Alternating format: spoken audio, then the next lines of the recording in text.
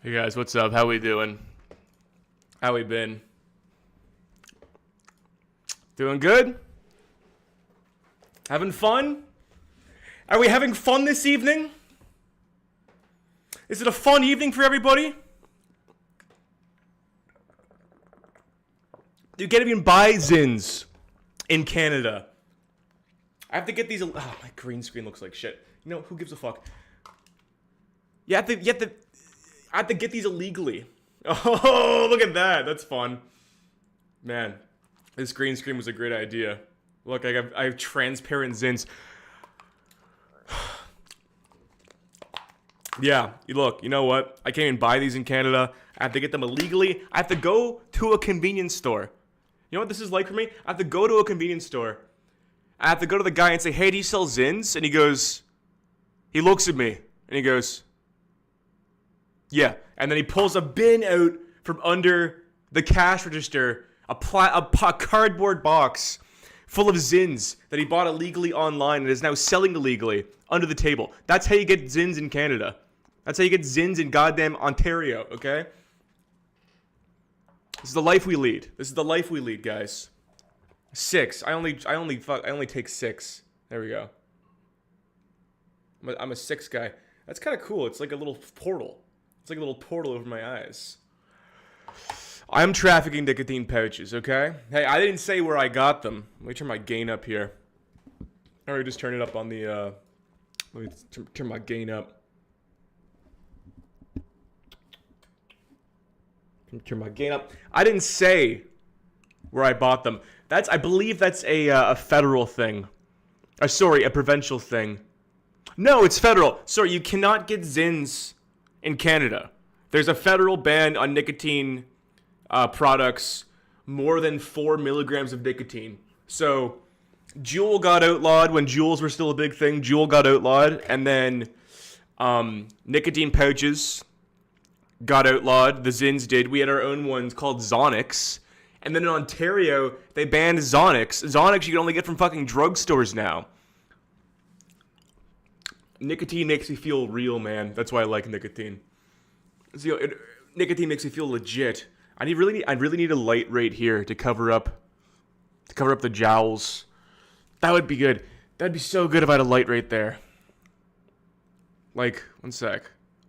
What if I had a third light?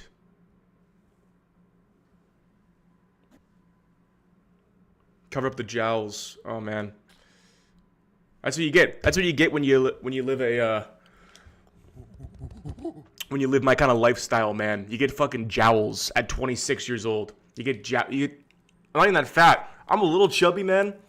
I'm a little chubby. I'm gonna be honest with you. I'm rocking a fat 22, 24% body fat. I don't deserve jowls though. Look at these. Look at my scold. I have scold lines. I have permanent scold lines. I remember my dad, my entire time I knew him, he had a wrinkle here, like this was just stuck, like this. Like he had nothing else there. I have permanent scold lines, I get jowls, come on, man.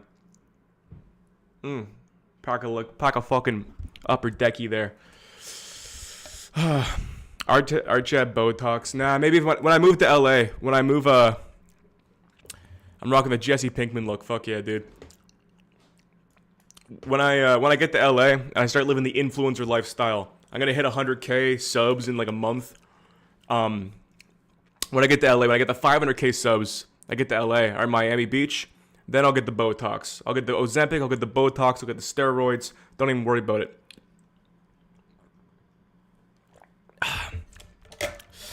So guys,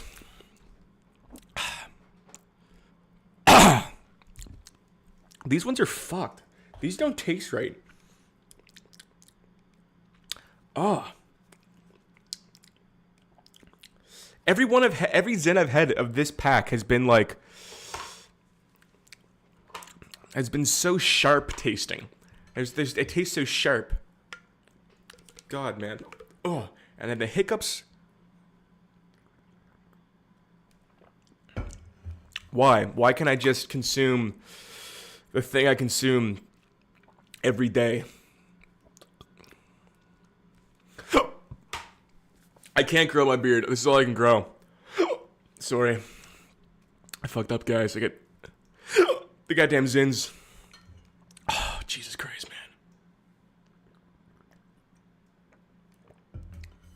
man. Why are they like this? Why are they so sharp? I also have to do this. I'm gonna do that, and I'm gonna do. Oh, that helps with the jowls. If I sink the chair down a little bit, yeah, I look a bit younger there. Oh, that's much better. Is it better? No, dude. I just look like shit. I've just accepted. I've twink deathed, man. I used to be a little bit twinkier, and it's pretty much over for me. It's pretty much over for me as far as that goes. I've twink deathed, which is fine, you know. Every man goes through a couple puberties in his life. Twink death is an important one. You stop looking like pretty boy, start looking like a man.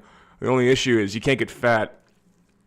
You can't get fat though, which I'm worried about because I was super fat, and the next one was when it really pays off. Yeah, I think, you know, being distinguished. I could do without this though. Like, I'm just catching myself, you know, I'm being a little insecure. I could do without like this kind of looseness. I wish this looseness would go away. If I like you know, a little facelift, something like that, get rid of the jowls. Anyway, that's my lot in life though, you know? What am I gonna do? What am I gonna do? Get angry about it? What am I gonna do? Fucking yell about it? It's my lot in life. Anyway, guys, if you just joined in, like the stream. We're gonna get the program. Oh God, why did that happen? Oh, okay. What can you do?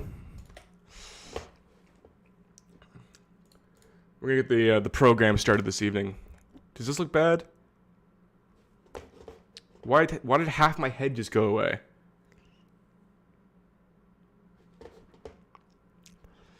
Why is my stream down?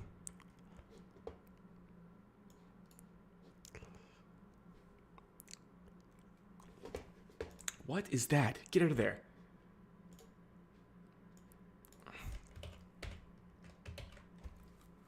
Guys, what is this?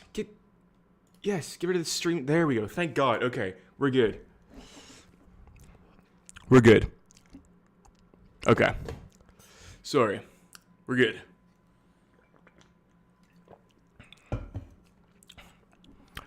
Okay, where are we at? So, some big news today. I'm sure you've all heard. This is It's not over that it has begun. It's so over that it has begun. Yes, you're exactly right. You know, I'm renaming the stream. I'm renaming the street. Crashing with Archad? No, it's now Tariff Charity Stream for my wallet. There we go. Tariff Charity Stream. I found your channel from the Paul Talk channel. There's no way.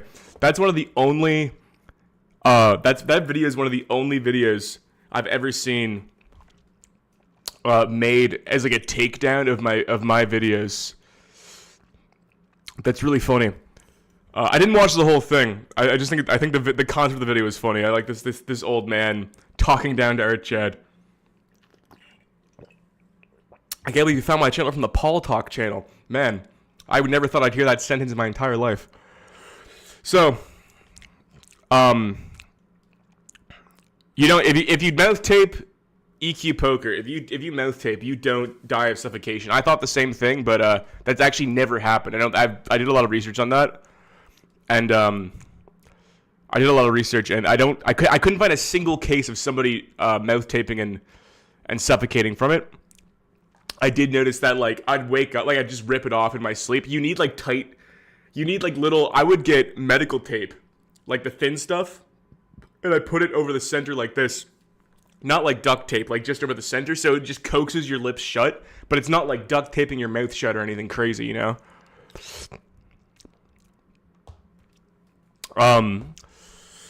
So as you know, tariffs. We got tariffed. We tariffed back, and then we're getting tariffed again. This is the gambit.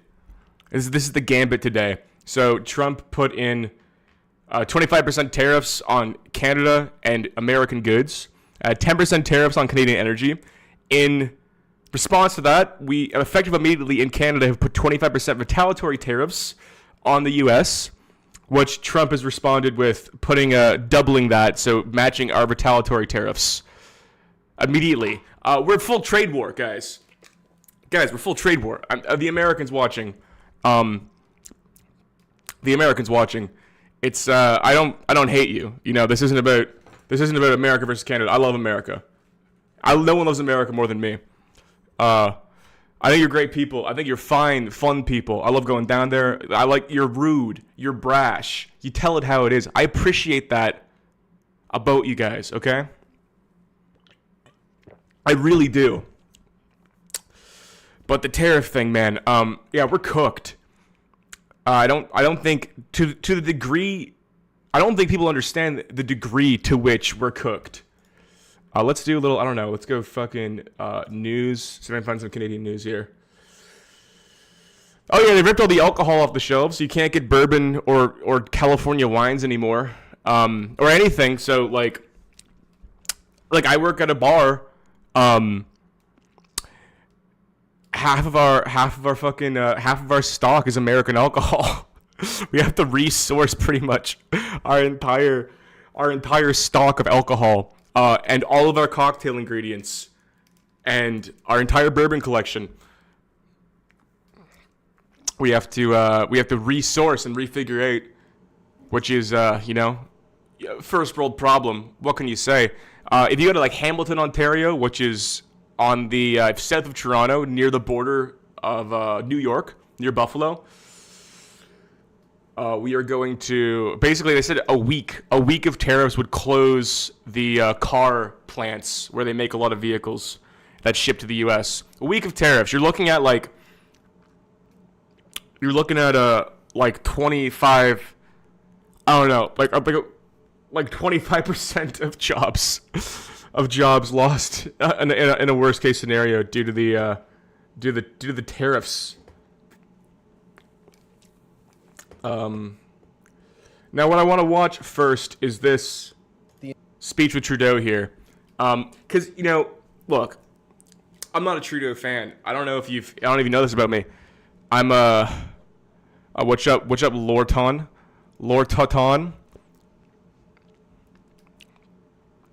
The leftist doomer accelerationists might have been right at this point because Trump is going to end the fucking country at this rate. Yeah. I'm the American that the people in the European countries make fun of for being anti-intellectual. AI should be assistant to humanity, not corporations. The West has fallen. Guys, the chuds, they thought it'd be porn. They thought it would be the birth rate. They thought it would be body count, okay? No, none of the chuds could have ever called that this is how the West would fall. There's so much going on right now, man. The reserve, the Bitcoin reserve, and the crypto portfolio. So what's crazy? Okay, I'm getting ahead of myself.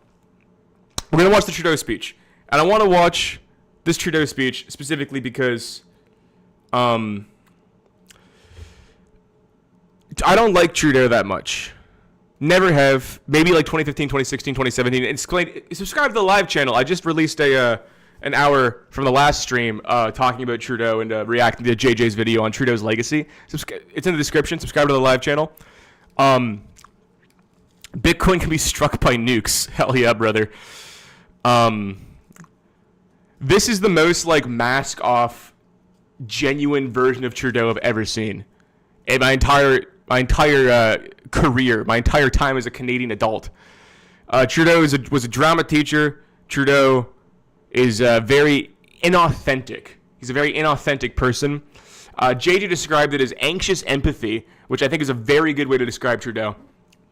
Anxious empathy is absolutely what you can call it. So he's real in this, and I gotta admit, he's real in a way that makes me empathetic towards him. I've never seen Trudeau be this real. So we're going to watch this little 14-minute outlining the response to the U.S. tariffs. The United States launched a trade war against Canada, their closest partner and ally, their closest friend. At the same time, they're talking about working positively with Russia, appeasing Vladimir Putin, a lying, murderous dictator. Make that make sense. Canadians are reasonable, and we are polite, but we will not back down from a fight. Not when our country and the well-being of everyone in it is at stake. At the moment, the U.S. tariffs came into effect in the early hours of this morning, and so did the Canadian response. Canada will be implementing 25% tariffs against $155 billion worth of American goods, starting with tariffs on $30 billion worth of goods immediately, and tariffs on the remaining $125 billion of American products in 21 days' time. Encore aujourd'hui, on se voit forcé d'imposer des droits de douane de 25% to introduce 25% tariffs on $155 billion of U.S. merchandise. Oh, God, I don't know enough about Canadian supply chains to fucking baguette language. I don't know enough about Canadian supply chains to call how much like this is going to like the active retaliatory tariffs are going to affect our ability to just buy shit in Canada. Canadian shit's kind of expensive. We buy a lot of foreign stuff.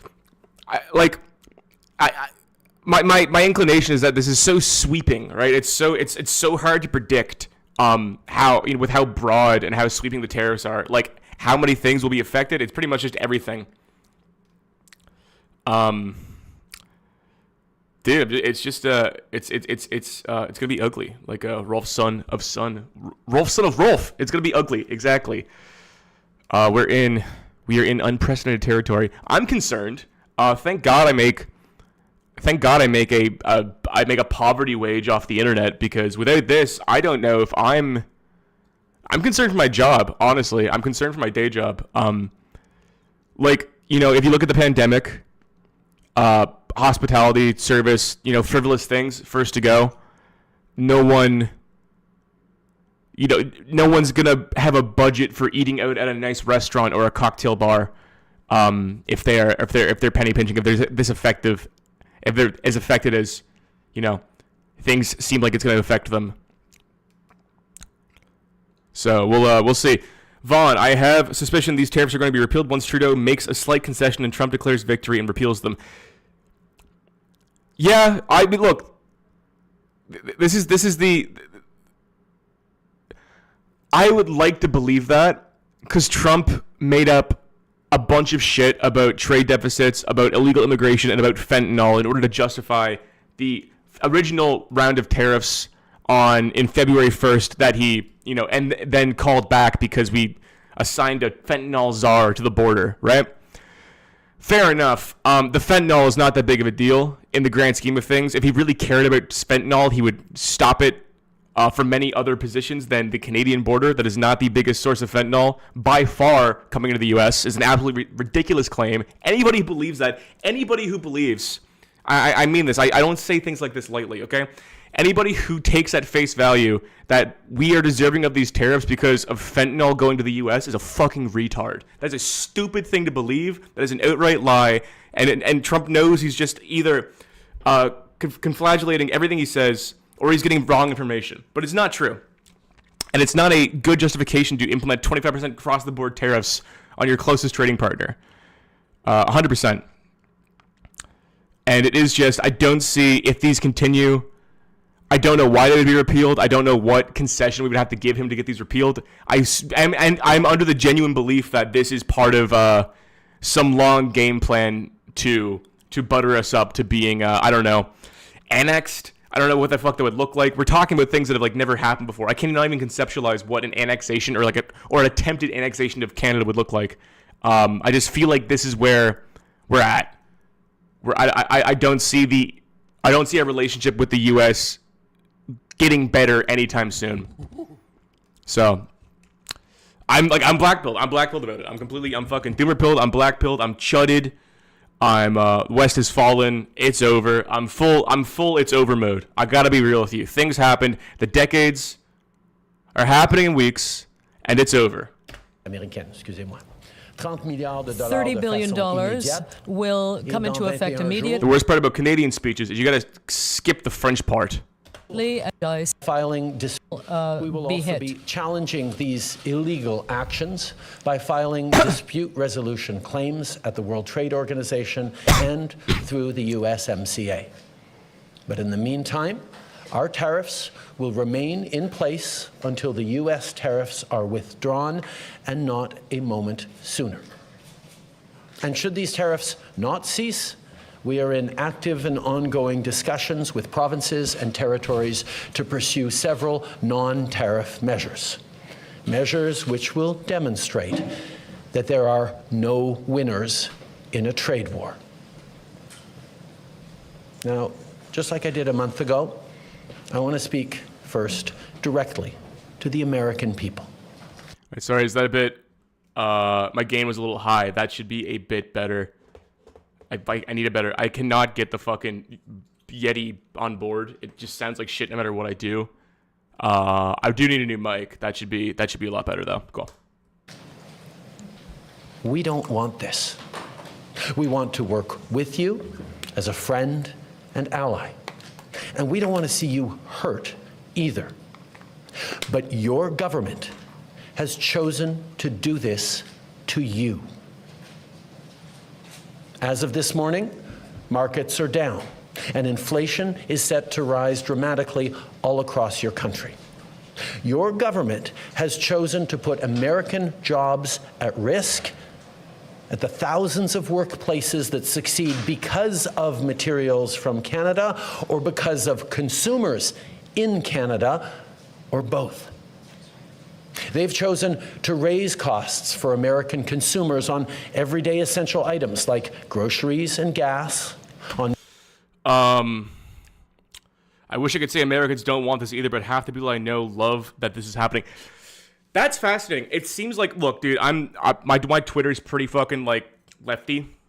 A lot of like Kyle Kalinske.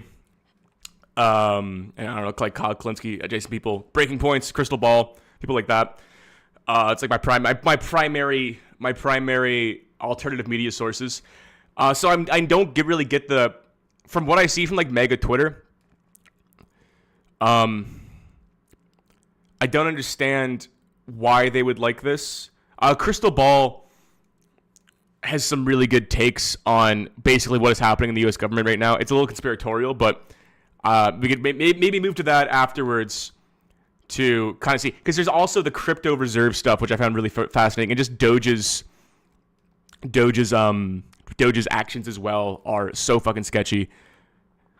I don't know.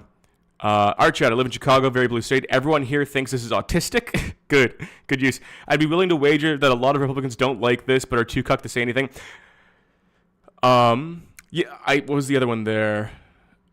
People still believe that exporter pays the tariffs. Yeah, I don't think people don't understand how supply chains work. For some reason, rent-seeking behavior, as my friend Net Loss would call it. That it's at the end of the consumer pays the cost on the tariff. Why would what is the exporter going to go be like? Oh well, I guess we'll lose 25% of our profits and just leave it at that. They're not going to up prices. It's insane. Trump and his bros getting rich from the stock market. Yeah. Seriously. How many Trump supporters like Elon Musk? I don't know. There's this interesting video from a town hall meeting. I forget what the town hall was, but it was like mega people who had gone like anti-Elon had showed up and were like protesting Doge. That was really fascinating too. Anyway, we'll get into all this. Major purchases like cars and homes and everything in between. They've chosen to harm American national security, impeding access to the abundant critical minerals, energy, building materials, and fertilizers that we have and that the United States needs to grow and prosper. They've chosen to launch a trade war that will, first and foremost, harm American families. They've chosen to sabotage their own agenda that was supposed to usher in a new golden age for the United States. And they've chosen to undermine the incredible work we've done together to tackle the scourge that is fentanyl, a drug that must be wiped from the face of the earth. So on that point, let me be crystal clear. There is absolutely no justification or need whatsoever for these tariffs.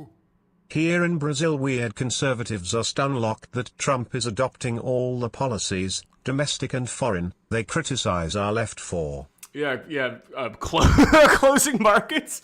Yeah, protectionism, closing the markets, closing the fucking economy, deglobalizing, anti-free market. Yeah, it's fucking baffling, dude. I don't understand.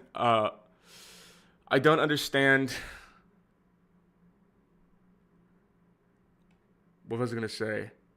Markets, closing markets. I don't know. I guess I'm taking a lot to gather my thoughts here. On exactly what I can say about this. I'm just kind of tonight's a night of witnessing. Tonight's a night of vibes, of jokes, of hanging out, and just going through this together. Today. Now, the legal pretext your government is using to bring in these tariffs is that Canada is apparently unwilling to help in the fight against illegal fentanyl. Well, that is totally false. Let's look at the facts. Our border is already safe and secure. Far less than 1% of fentanyl flows and less than 1% of illegal crossings into the United States comes from Canada. But we acted because we know we can always do better. We responded to concerns, including from the President, by implementing an ambitious $1.3 billion border plan. A border plan that includes generational investments in new AI and imaging tools to stop the flow of fentanyl in its tracks, stronger coordination and information sharing with American agencies, along with the deployment of drones, helicopters, and additional personnel to keep our border secure. Now, a month ago, as part of an agreement with the United States that paused the tariffs, we made further commitments. We appointed Kevin Brosseau as our fentanyl czar, a man who dedicated his multi-decade career in law enforcement to combating organized crime networks and drug trafficking. We designated 7 drug cartels, sick, evil groups who cynically profit off the pain and suffering of people on both sides of the border, as the terrorist organizations that they are. And just yesterday, we launched a new joint operations partnership supported by a $200 million investment between Canada's security and law enforcement agencies, a partnership that will enhance the coordination of information and intelligence in order to thwart criminal gangs involved in the illegal fentanyl trade. And critically, our actions are working. What terrifies me too is and maybe some Americans in the chat can speak to this, is how many Americans seem to, I cannot get the sense of, I don't want to be sensationalist here. I don't want to believe propaganda or believe, what I see on Twitter. But it seems like there is a growing number of Americans who now just hate Canada for some reason, based on bad conceptions or lies, and they have actual I don't know what the word is, not bigotry, but they just seem to not like Canada and Canadians. It's weird. It's weird to watch this happen. It's weird to just watch this happen in real time, right? To witness brainwashing happen to people that are completely the same as Canadians. There's no difference between American and Canadian. There's no big difference that that separates us at all. We're the same people. We're not two different countries, right? So I don't understand. Or we're barely two different countries. We have the same culture. So the fact you can just through lies and rhetoric and bolstering turn, no matter how small it is, but like let's say, I don't know, a not insignificant amount of people against a country that is no difference to you is, I don't know, man. It's really scary to. It's really frightening to see it happen. It's really frightening to like watch this happen in real time. It's AstroTurf. If you look at Republican discourse, a lot of them are against the tariffs, but they're too far in Trump's camp. Yeah, it seems like, I don't know if AstroTurf's the right word. It just seems like he's surrounded by yes men. He's a very good, JJ put this really well when I was talking to him the other day, JJ McCullough, saying that, Trump has a group of people around him that are all fighting for their seat to be closer to him, and that any folly of his administration will be blamed on the orbiters and not on Trump. Trump can do no wrong. And all these people want is to get closer and closer and closer to power. So, it's as an American girl, they're worse than Chudge. They're the same that have been saying people are leaving California for a decade now, and they're all dim-witted and typically racist. Yeah. I don't know. It's crazy. It's just, yeah. As the U.S. Customs and Border Protection just acknowledged, there was a 97% drop in fentanyl seizures from January compared to December, to a near zero low of less than half an ounce seized in January, even with all the further enforcements and actions we've taken at the borders. In sum, we stepped up. We engaged closely and constructively with the president and his administration. We did everything we promised. We stuck to our word. And we did it because we believe in working together to protect our citizens. Now I want to speak directly to one specific American, Donald. In the over 8 years you and I have worked together, we've done big things.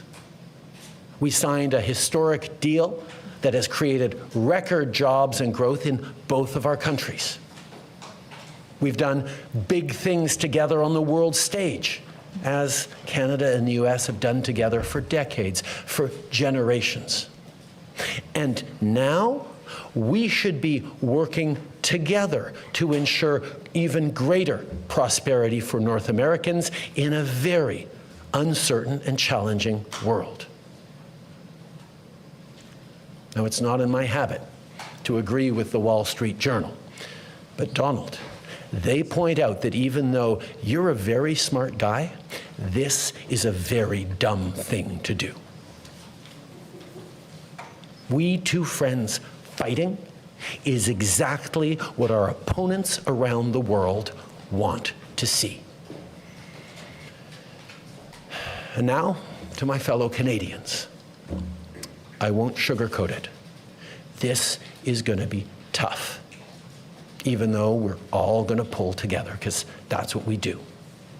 We will use every tool at our disposal so Canadian workers and businesses can weather this storm. From expanding EI benefits and making them more flexible to providing direct supports to businesses, we will be there as needed to help. But Canada, make no mistake, no matter how long this lasts, no matter what the cost, the federal government and other orders of government will be there for you. We will defend Canadian jobs. We will take measures to prevent predatory behavior that threatens Canadian companies because of the impacts of this trade war, leaving them open to takeovers. We will relentlessly fight to protect our economy. We will stand up for Canadians every single second of every single day because this country is worth fighting for. Les derniers mois ont été The stressants. recent Oh, you thought Trudeau? No, Trudeau didn't step down. Trudeau resigned, and he's not running for re-election. But the resignation doesn't take place immediately. I believe this Sunday. Is it this Sunday? Dude, I don't even fucking know. They're appointing a new leader of the Liberal Party. Trudeau resigned. They appoint a new leader. It's pretty much guaranteed. Guaranteed's a strong word. It's between Chrystia Freeland, the former finance minister, and Mark Carney. And I think the most people have their money on Mark Carney to win. After which, I believe there's a strong chance there'll be an immediate election where we will vote for either Mark Carney for the Liberals or Pierre Poilievre for the Conservatives. I don't see our third party and the NDP. I don't see them getting any significant gains. So it's pretty much between the Conservatives and the Liberals which are the names of the parties. That's not like a judgment call. It's like the name is the Conservative Party, the Progressive Conservative Party, and the Liberal Party of Canada. So yeah, I don't know. I think this is his. I don't know. This is one of the most real moments I've seen Trudeau in. Even his resignation speech. If anyone watched his resignation speech, he just seems so fake.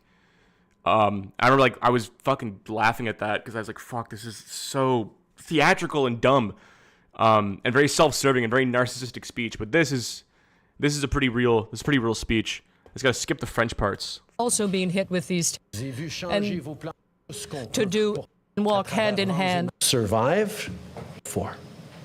But every time we've faced long odds and seemingly insurmountable obstacles, we've not only survived, we've emerged stronger than ever. Because when it comes to defending our great nation, there is no price we all aren't willing to pay. And today is no different. There we go. Pretty solid speech from Trudeau. I can't knock him on that. Those are strong words. And then this is Doug Ford from Ontario. Pretty much everyone weighing in on this today. And then reciprocal tariffs coming in from Trump. Yeah, man. Are Chad going to get drafted and die in the fields of northeastern Nebraska? Don't even say that, man. Jesus Christ.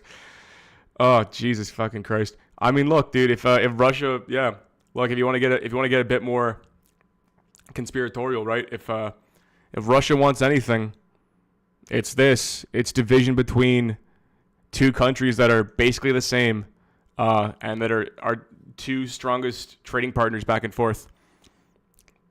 That's good for them. It's bad for us. It's good for them. This is one of those things that I think we're going to have to wait. I can speculate as much as I want. Xi Jinping, do nothing, win. Yeah, seriously. I can speculate as much as I want, and I'm not the person to do that about the specifics of what's going to be impacted. But look, we don't know until it happens, right? This is day one. Well, I'm sure we'll see a lot of stuff happening, for a lot of bad stuff happening over the next weeks or months or however the fuck long this goes on. I don't see this improving. Yeah, and then so Ontario, so the LCBO, the Liquor Control Board of Ontario, is basically the way Canada works. The way most provinces work is there's provincial liquor boards. I believe some states have this as well, so anyone in those states can kind of understand what I'm talking about. It's just like there's no independent liquor stores. It's all state controlled. LCBO is what it's called. It's where we get all of our hard alcohol, and the LCBO is the single largest purchaser of alcohol in the world. The province of Ontario is the single largest purchaser of alcohol in the world. So they have pulled, as of today. So what's his name? Fucking Rob Ford, the Premier of Ontario, just got reelected after a snap election.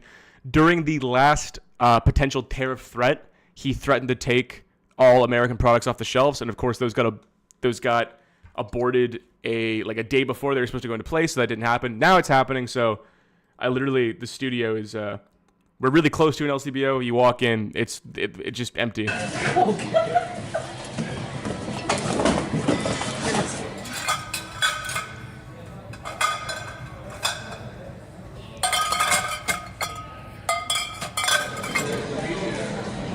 Look, I hate the I hate the fact that it's I really hate the fact that it's a provincial board, but it's not a good thing. I fucking hate the LCBO.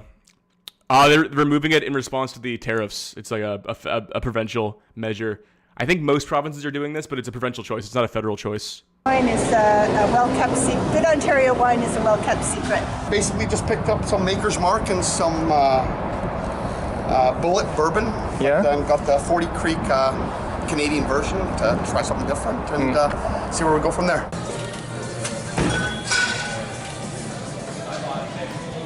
There we go. For the good of Ontario, for the good of Canada, in response to the U.S. tariffs on Canadian goods, products produced in the U.S. are no longer available until further notice. Looking for an alternative? Ask our team about extensive range of Ontario and Canada-made products.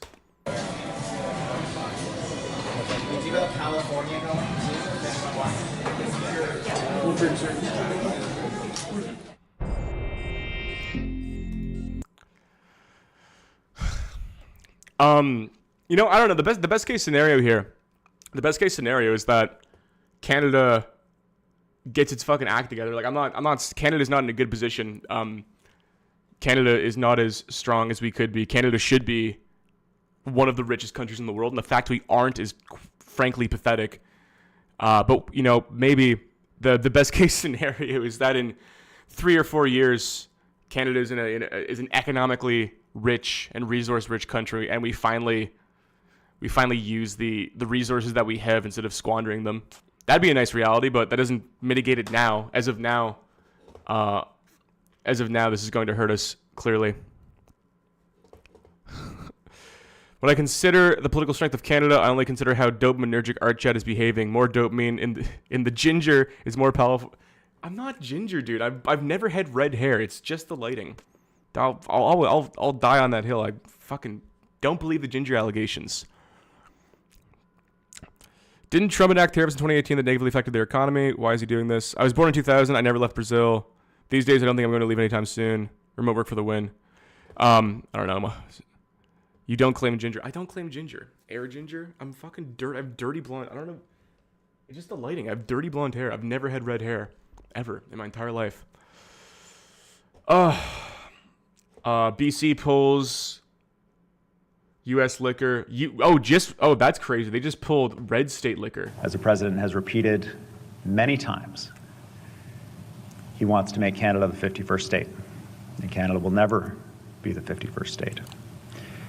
We didn't ask for this fight that the president has brought to Canada and to British Columbia, but I'll tell you this, we're not going to shrink from it. Effective immediately, our liquor stores will be pulling all red state liquor products off of the shelf. This is a deliberate decision to target red state liquor products. That's crazy, dude. That's crazy they went that far to just fuck with red states. It's baffling. There's a bit of a message in it. We understand who's attacking us. We understand where this is coming from. And we want to send a message particularly to those governors, to those Congress people, when they hear from their constituents about this, that they have a chance to stand up to the president and to point out that jobs in their communities are dependent on a good relationship with Canada. Yeah, I mean, look, like, I think Canada's worst. The worst behavior I see from Canadians in retaliation to this is like the booing of the national anthem, stuff like that. Is that's foolish. That's so stupid. It's completely a pathetic thing to do. I don't know, like, no one likes that. I believe the Premier of Ontario made a statement today saying, like, don't do that. Basically, don't boo the national anthem when at the Rogers Centre, at the Scotiabank Centre, when American teams play the Toronto Maple Leafs and they play the national anthem. Like, it's foolish about those things. It's like, obviously this isn't about like the will of the American people against the will of the Canadian people. It's a political issue. It's specifically about the government. So it's so pathetic too. I don't know. I'm not gonna fight fire with fire on this, right? I'm not gonna say just because there's people that seem to hate Canada now all of a sudden, I'm not gonna start fucking hating Americans. That's a pathetic place to be. I believe politician, Thomas Crooks should have missed in Butler, Pennsylvania. What else we got here? Speaking directly to Trump. It's from CNN.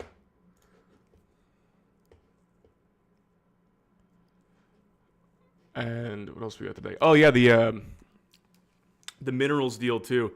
So the Trump speech. I don't know. It's not the State of the Union. Trump's addressing Congress at 9 p.m. tonight. We're gonna watch that. Something about I believe Zelensky said he's ready to sign a minerals deal with the U.S., which would basically, I believe the intention behind that is to create a U.S. presence in Ukraine to give an incentive for Americans to support Ukraine and then deter Russia from, basically fucking with U.S. assets.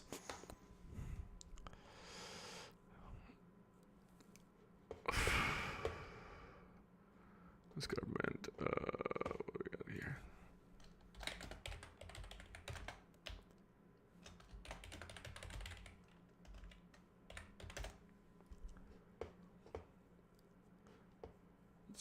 County, Global News, BBC. Ontario responds to tariffs by removing U.S. alcohols, canceling Starlink deal. Oh yeah, they've tried to do that last time. Canada.ca. So these are the response tariffs here these are the retaliatory tariffs from Canada to the U.S. Let's give this a quick read here. This is from the Government of Canada website. The Department of Finance. Canada will not stand by as the U.S. imposes unwarranted and unreasonable tariffs on Canadian goods. Today, the Honourable Dominic LeBlanc, Minister of Finance and Intergovernmental Affairs, and the Honourable Mylene Joly, Minister of Foreign Affairs, announced that in response to unjustified U.S. tariffs, the Canadian government is moving forward with 25% tariffs on $155 billion worth of imported goods, beginning immediately with a list of goods worth $30 billion. So here's the list of products. This is going to be unreasonably long. But live poultry, meat, pig fat, milk, yogurt, whey, butter, cheese curd, birds, eggs, tomatoes, citrus fruit, apricots, bunch of food. Vanilla, cinnamon, seeds, wheat, barley, oat, rice, palm oil, canola oil, margarine, other sucralose, sugar, molasses. You can see an extent of how long this list is of things we're tariffing. Toilet paper, women's or girls' suits, ensembles, jackets and blazers, dresses, skirts and divided skirts, trousers, bib and brace overalls, breeches and shorts other than swimwear, knitted or crocheted.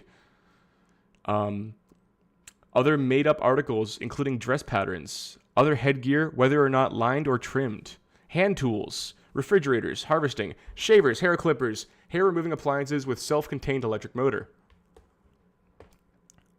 Motorcycles, unmanned aircraft, revolvers and pistols, fire, fuck it, you get the idea.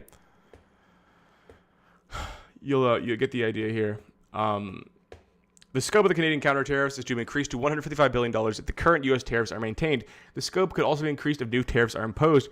Yeah, this is the fucking worst case. The worst case scenario here is that we're just in a full retaliatory trade war, and I'm sure that there's no reason not to. If he said he's going to do it, I'm sure there's going to be retaliatory tariffs against the retaliatory tariffs, which will ignite a back and forth, which was fucking horrible, dude. That's just awful. That's just completely unfortunate. The first phase of Canada's response includes $30 billion in goods imported to the U.S. effective as of 12:01 a.m. March 4th. That was this morning, so the tariffs are in place. Minister LeBlanc also announced the U.S. should continue to apply unjustified tariffs. The government intends to impose additional countermeasures of $125 billion on U.S. imports from the U.S., drawing a list of goods open for a 21-day comment period. So, 21 days, we're going to put on the rest of the tariffs on all U.S. goods, totaling $155 billion worth of products, including electric vehicles, trucks, buses. The government also taking steps to mitigate the impact of these countermeasures on Canadian workers and businesses by establishing a remission process to consider requests for exceptional relief from the tariffs imposed as part of a response to the U.S. applying unjustified tariffs on Canada. All options remain on the table as governments consider additional measures, including non-tariff options, to the U.S. continue to apply unjustified tariffs on Canada. Less than 1% of fentanyl and illegal crossings into the United States come from Canada, yet the government has launched a $1.3 billion border plan with new choppers, boots on the ground, more coordination, and increased resources to stop the flow of fentanyl. This includes the New fentanyl czar, Canada-United States Joint Strike Force and Intelligence Directive on Organized Crime, and fentanyl backed by $200 million to increase law enforcement's information sharing capacity. The list of 7 traditional transnational criminal organizations largely responsible for fentanyl pouring in our communities, and the launch of a new intelligence partnership made up of key players from Canada's big banks and law enforcement. Yeah, so we're doing our part, man. I don't know, like even giving into the fucking nonsense on the fentanyl and the illegal crossings, which don't make sense. What was this 1 hour ago? Trump may meet Canada and Mexico in the middle on tariffs. What was this 1 hour ago? U.S. President Donald Trump may announce a deal with Canada and Mexico on Wednesday that sees the countries meet in the middle on tariffs, his Commerce Secretary said after the president launched a trade war Tuesday. U.S. Commerce Secretary Howard Lutnick told Fox News Trump will work something out for them after imposing 25% tariffs on Canadian and Mexican goods and 10% levies on Canadian energy. Canada launched retaliatory tariffs shortly afterwards, and Mexico promising to do the same. It's not going to be a pause. None of that stuff. None of that. Dude, these people, the people in this government have such a way with words. Such a beautiful way. Such a beautiful way of orating and speaking to the public. It's not going to be a pause. None of that pause stuff. But I think he's going to figure it out. You do more, I'll meet you in the middle some way. And we're going to probably be announcing that tomorrow. So somewhere in the middle will probably be the outcome. The president moving with Canadians and Mexicans, but not all the way. Whatever that means. If anyone is hung up on the fentanyl issue, you're reading this completely wrong. Fentanyl was the lie to justify all of this. There's an ulterior motive. Yes, exactly. The fentanyl thing was a complete fucking lie. 100%. So, live updates. PM calls Trump's a dumb thing to do. The latest. Canada levies counter tariffs, $30 billion worth of goods. Conservative leader Pierre Poilievre calls for tax cut amid economic crisis. NDP leader Jagmeet Singh wants EI program bolstered. Provinces pull American booze from shelves, but don't stop energy exports. Yeah. Anyway, basically, I don't know. I feel like we're all caught up on this. There's not much more to go into or much more to talk about with in regards to the tariffs. It's just, all right, Chad, what do you think the motives are? Destabilize and then, I don't know, coax us. 1 second, it's getting fucking hot in here. I gotta open my window.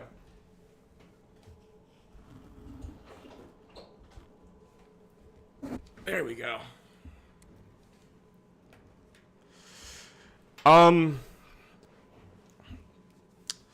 I don't know. I do think the motive is to just destabilize and denature us, get us beaten down. You know, finger us before he fucks us. Right? That seems to be the ulterior motive here. Don't know why. Whether it's annexation or something else. We're gonna touch the Canadians. Yeah. Yeah. Seriously, brother. Anyway. Look, we'll learn more, I guess, at 9 p.m. when Trump comes on to address Congress. I do want to hear Kyle Kulinski talk about the tariffs, not the tariff stuff. The crypto stuff I found really fascinating. Fuck, I gotta get on this grind, dude. I gotta get on the posting every half an hour grind. This guy's just raking in money. Tank stock market. Let's see this. Let's see. I want to see Kyle. I want to see Kyle talk about the tariffs. All right, guys, I got some big breaking news here for you. So the markets absolutely tanked because Trump came out during a press conference, was asked about the tariffs on Canada and Mexico. Remember about a month ago, he said, we're going to put the tariffs on them. And then he had a meeting at the last minute with the president of Mexico, Claudia Sheinbaum, and Trudeau from Canada. And basically, he found a way to sort of weasel out of doing the tariffs by saying, oh, we made a beautiful agreement. Mexico is going to send 10,000 troops to the border to make sure the fentanyl stops coming in. And he used that to be able to get out of doing the tariffs because, as every economic expert will tell you, this would be cataclysmic for the U.S. economy. I mean, it'd be cataclysmic for the Mexican and the Canadian economy as well. Maybe, okay, I don't want to watch Kyle sit on his fucking couch and talk to his phone. Where's the thing on the... Where is the... Did he talk about... He didn't talk about the... Or no, sorry. No, that was yesterday. The crypto... Yeah, the crypto stuff. All right, y'all, welcome to the show. This administration has gone absolutely mental, and I'm going to walk you through it here. So in just a second, bombshell story, Trump and his crypto oligarchs just robbed America blind. Wait until you hear this story. I've never seen corruption so brazenly and preposterously out in the open. So I'll walk you through that. Then we'll get to more videos coming out of these Republican town halls where the crowd... You want a double hand job, Kyle Kulinski. Bro, it looks like a face has been superimposed on top of his own. He's looking... I like this look. It's a very interesting look for a man in his late 30s to adopt. Feeling himself. Are exploding with anti-MAGA rage. There's a lot to say about that. We have Israel is now officially putting in action their final solution for Gaza. We have Elon slashing thousands and thousands of Social Security jobs, which is absolutely going to be catastrophic for the American people. Then later on, Rogan gargles Elon's balls again. We have Bill Burr versus Ben Shapiro. And I'm going to walk you through a story here where we got a leak from so-called moderate Democrats had a retreat, and they have some talking points as to what their strategy is going to be in the next election to try to beat Trump and MAGA and the right. And look, let's just call it what it is. These are MAGA sellouts, and the story got worse and worse as the day went on. Okay, so look at this. Trump comes out the other day, and he says this. A U.S. crypto reserve will elevate this critical industry. By the way, critical industry? That's how you're going to describe crypto? Critical industry. It will elevate this critical industry after years of corrupt... I feel like, look, I'm gonna go... Trump's kind of gay. He sits weird, he talks weird, and it's not a homophobic thing.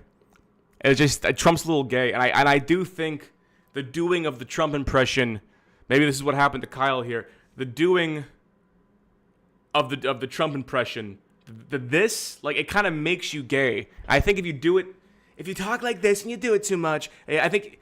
it makes you a little bit, a little,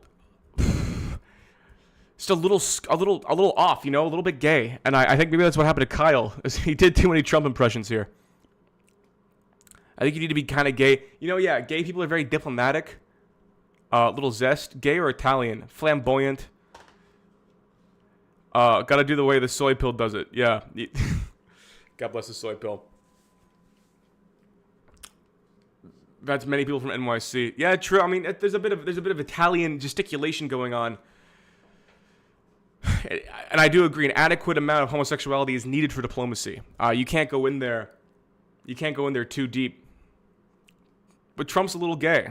Up to attacks by the Biden administration, which is why my executive order on digital assets directed the presidential working group to move forward on a crypto strategic reserve that includes XRP, Solana, however you say it, and ADA. Not sure which one that is. I will make sure the U.S. is the crypto capital of the world. We are making America great again. So this is incredible. Just the projection oozing from this statement, calling the Biden administration corrupt as he's launching the most corrupt action of his administration yet. Let me walk you through this. Ben Norton lays this out for us here. Jaw-dropping corruption in the U.S. Trump's billionaire crypto czar, that's, by the way, David Balsacks, is heavily invested in a fund whose top 5 holdings are the 5 in the U.S. government crypto strategic reserve. Mere hours before Trump announced it, someone bought $200 million in Ethereum and Bitcoin on 50 times leverage. Do you understand what he's describing here? So there is no debate. There is no discussion. Somebody was acting on insider information and cashed in on Trump's announcement. But beyond that, it appears like Donald Trump just asked David Balsacks, hey, Mr. Balsacks, what should I put in this strategic Bitcoin reserve? And Balsacks went, well, how about all the ones that I'm heavily invested in so I can get mega wealthy? That's pretty fucking crazy. That's a pretty, if true, big if true. This is a big if true moment. Mr. Balsacks, I don't know his actual name. I just hear Kulinski call him Mr. Balsacks.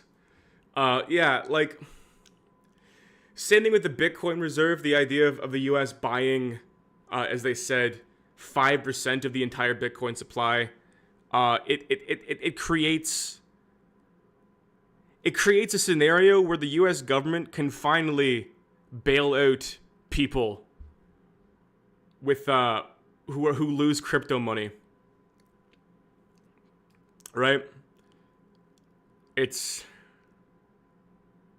don't trust any of it, man. I don't trust any of it. Maybe in a different world I would. But right now with the state of, I don't know, with fucking Elon Musk is like the shadow president, man. Oh, Jesus Christ. It doesn't get any grosser than this, y'all. It really doesn't. It really doesn't. All right, so here we go. Somebody broke this down in some more specificity here. Right now, Bitwise Invest is celebrating because the main crypto coins going into the Crypto Strategic Reserve Fund just so happen to match Bitwise's top 5 crypto holdings. These coins are all pumping like crazy on this strategic reserve announcement, which means Bitwise Invest and its investors, like David Balsax, are making a ton of money right now. So it begs the question, how much input did David Balsax have on which tokens are going into the strategic reserve? Gee, I wonder. He's Trump's like cryptos are guy. Gee, I wonder how much input he had. Did Sachs let his portfolio company, Bitwise Invest, know this announcement is coming? Oh, geez, I'm not sure. That's a tough one to figure out. These people are disgusting. They're grotesque. They are pillaging this country. That's what they're doing. Jesus Christ. It's a smash and grab. They're doing a smash and grab with our government. All right, more. 24 hours ago, someone took $200 million worth of Ethereum and Bitcoin longs on 50 times leverage. This meant even a 2% drop in Bitcoin would liquidate $200 million. Today, President Trump announced the U.S. crypto reserve, including Bitcoin and Ethereum. Did someone know? So apparently what Trump did, so he came out and he announced this, right? He announced these cryptocurrencies. Yeah, it's like,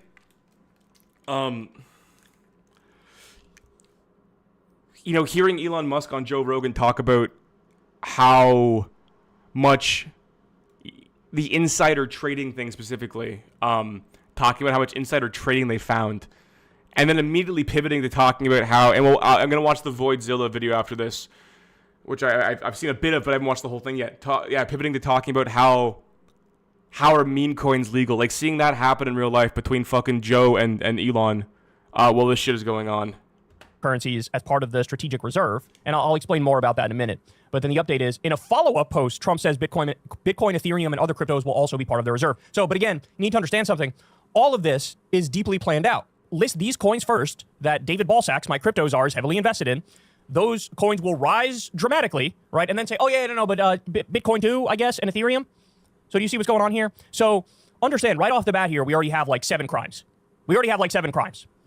This is immensely corrupt. But understand something. Even if you didn't have the David Balsax connection, even if you didn't have the insider trading, just the idea of a Bitcoin reserve, I need you to understand how fraudulent that is and why they're doing this. Right? So let me show you this piece here. This is from Chris Hayes, who did a segment on the idea of a strategic crypto reserve, did a segment on this months back.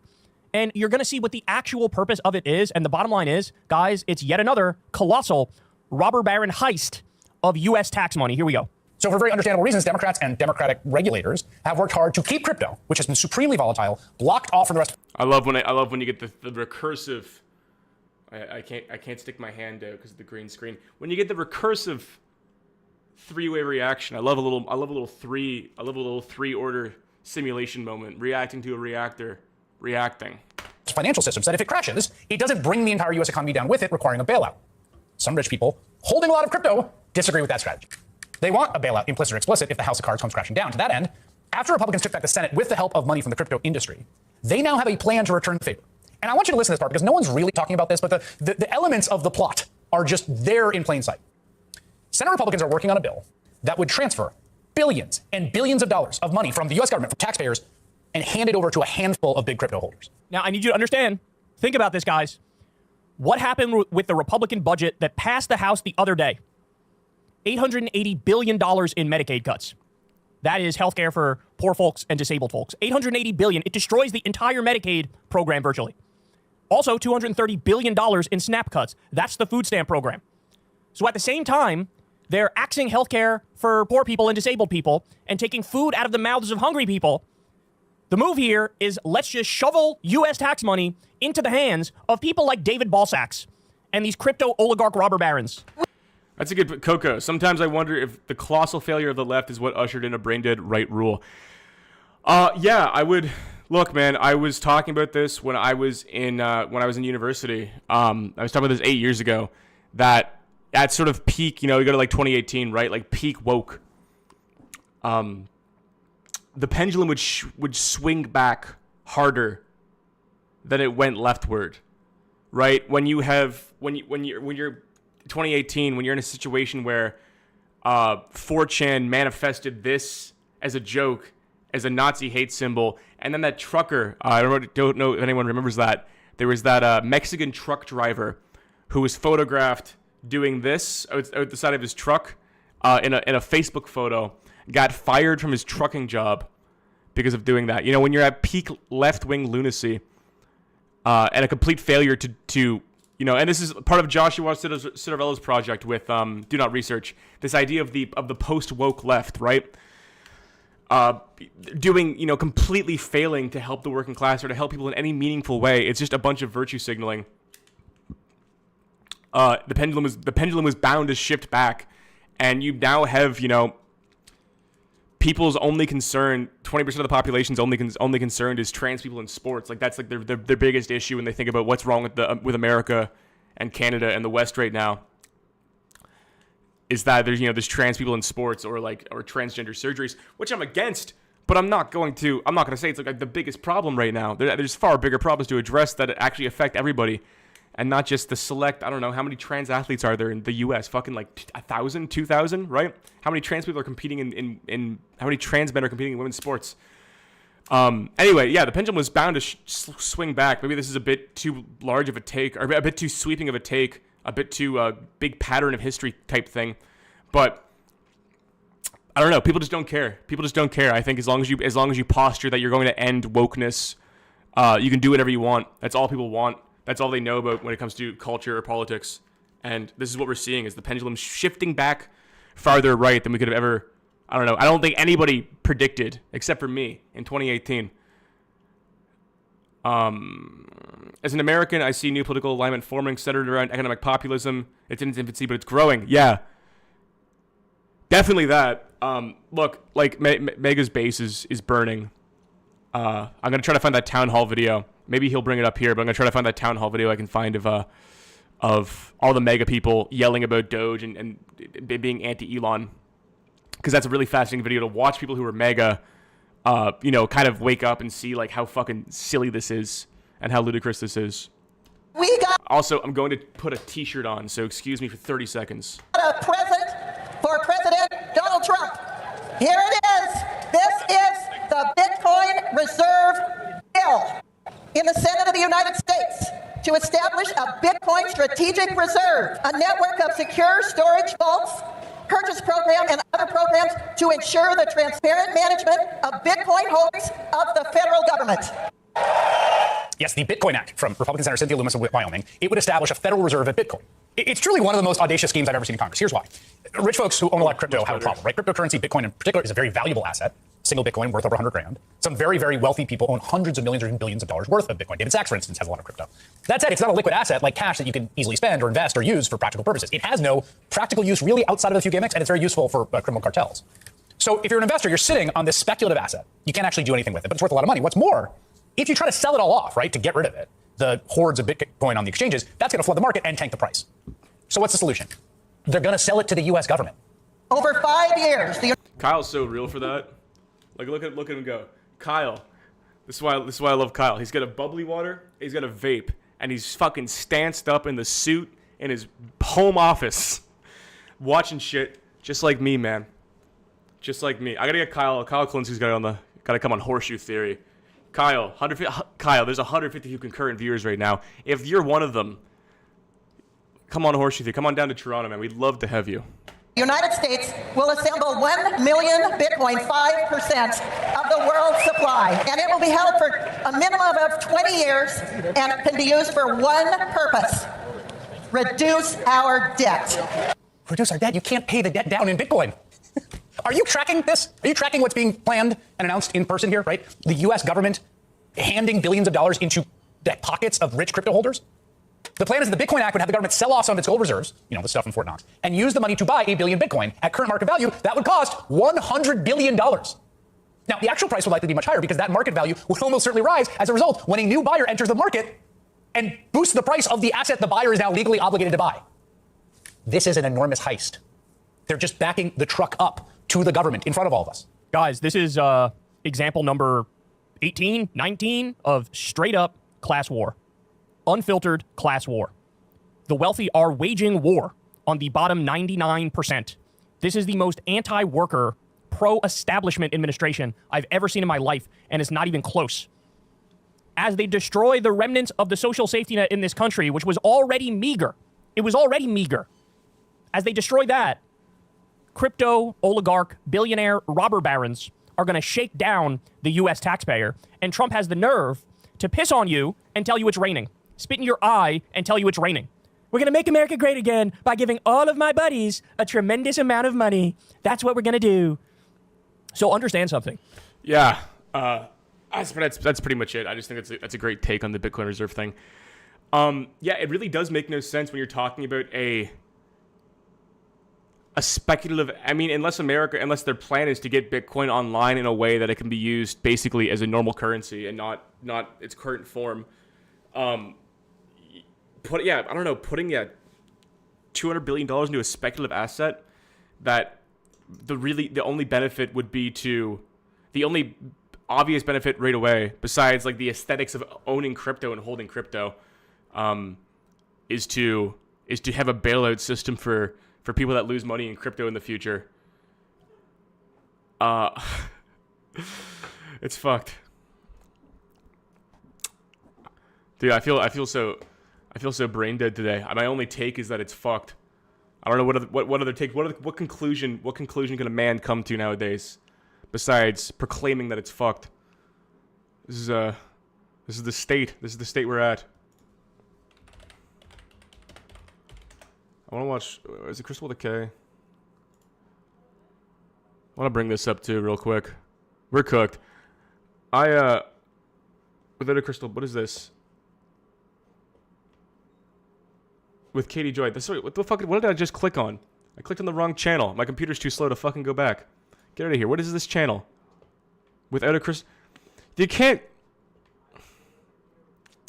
What if there's a celebrity news site called Crystal? It was with a K. You can't have crystal. You can't have two crystal balls. Come on.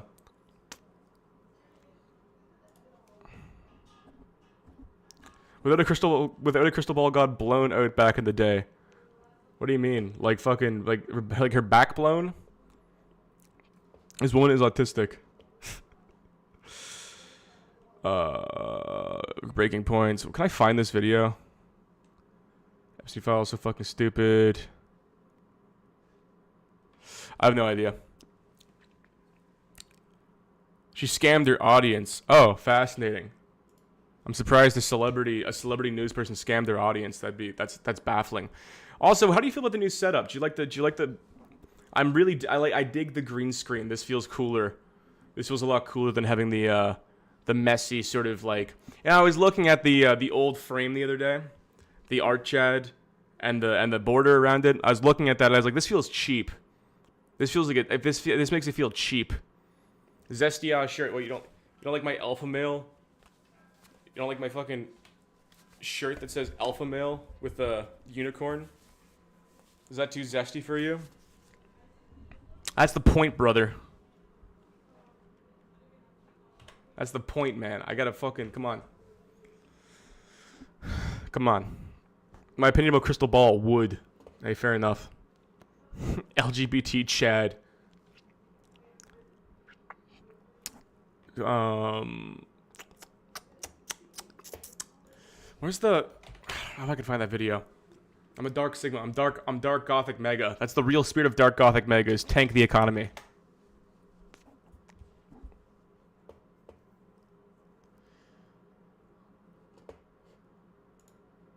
Oh, that's a nice haircut, Elon. Jesus Christ, man.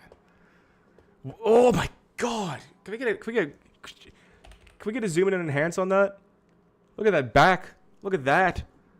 Who did that to him? Who told him that was a good idea? Brother, my brother in Christ.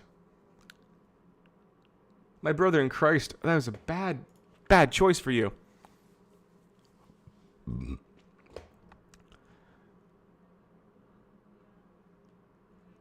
This is somehow sadder than just being an alcoholic. 2 bottles of Fireball, Benedictine, and Captain Morgan. Yeah, that's rough. I love these fucking... Dude. I love these JD... What does this mean, man? I love these JD Vance memes. Oh, jeez. I gotta pull up... I had this one from yesterday. This is fucking great. Look at all these. Take a good long look at all these JD Vance memes, man. This one's great. I love this one. I love this one. I love that one. That one's great. Fuck, these are good.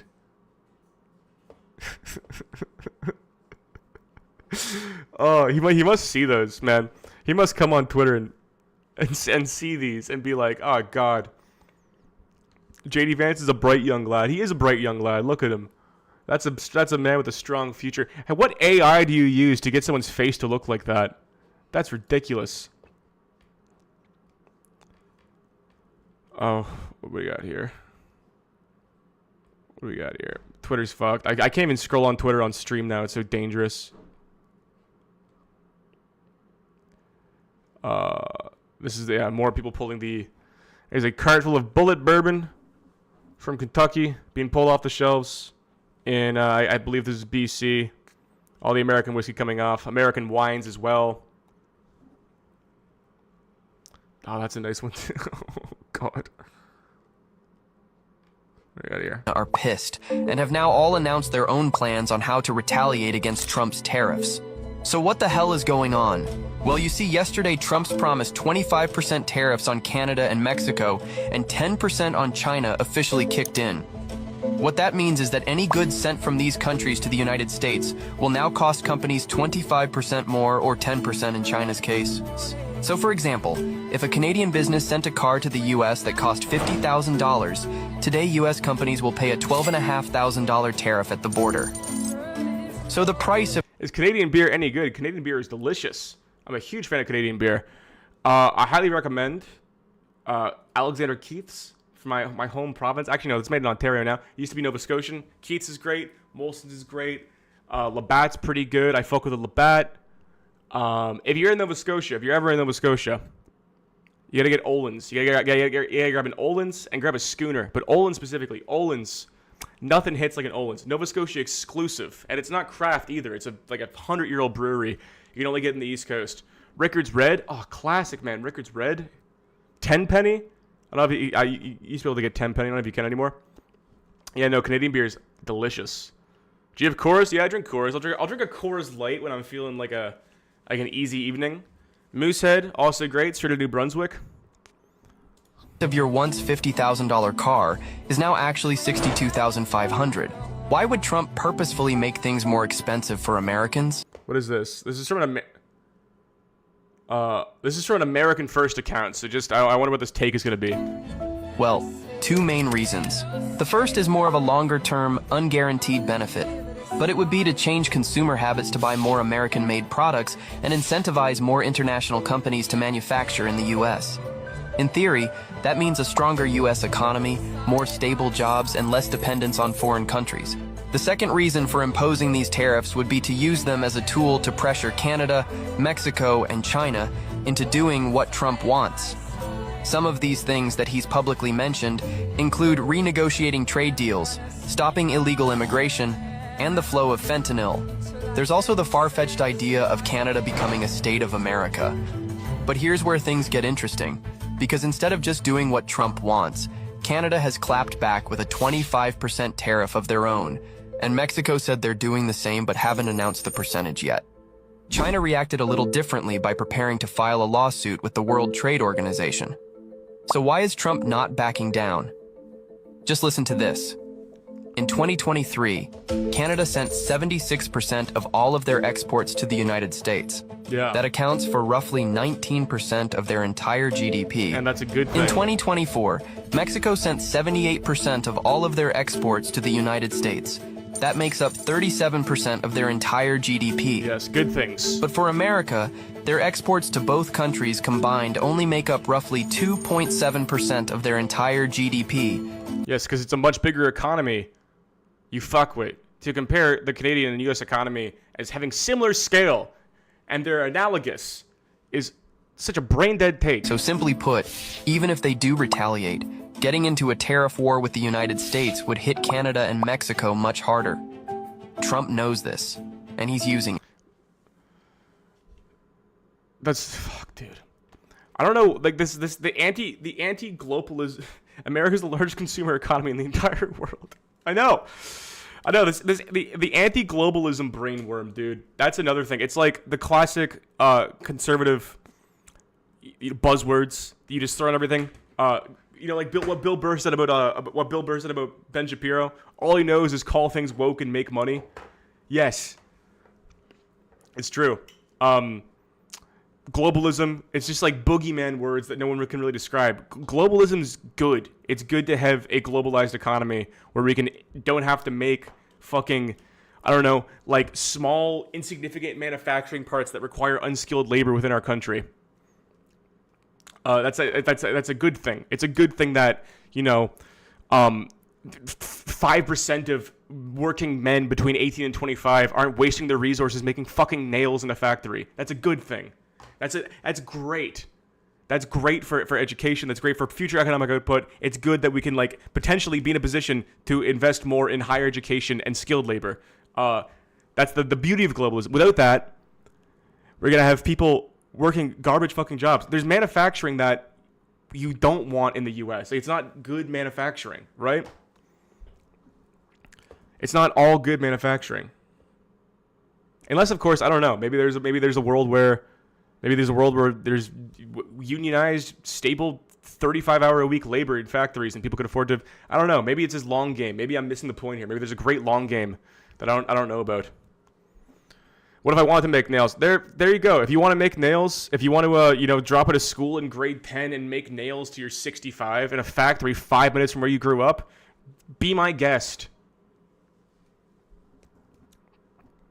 Please be my guest. Yeah, what is this? That's from fucking Ben Shapiro, Nick Fuente. I cannot get this shit off my Twitter. It's coming from because I engage with it so much. Probably because I engage with so much. Oh, that's a good Vance. That's a good Vance. That is a great Vance. Oh my god. That's another great Vance. These are great These are great Vances, dude. Dude, Vances are like rare Pepes now. Vances are taking over the rare Pepe market. We needed something. That's a powerful Vance. I want rare Vances. I want powerful Vances. I want secret Vances. I want polychrome Vances. I want holographic Vances. Give it to me all, please. Please give it to me all. That's a good Cash Patel. That's a great man. Nothing is going to defeat idiocracy more than making the fucking people in power look stupid. That's a pretty good Trudeau, I gotta admit. AI is powerful. AI is a powerful tool to the butter chicken stare. AI is a powerful tool to make people look foolish. Oh my god, dude.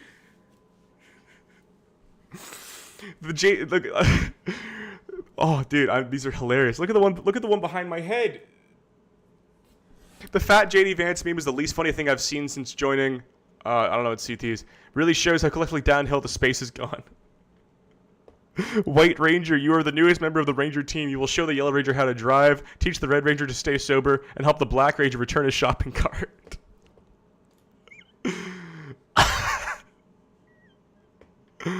These are awesome, dude. I gotta see more Vances. I gotta see more fucking Vances. Pull up. That's a fat fit from Hulk Hogan. That's a good fit from Hulk Hogan. Make him black or Chinese. What happened to Pilgrim? Oh, they made his head bigger? I love, dude.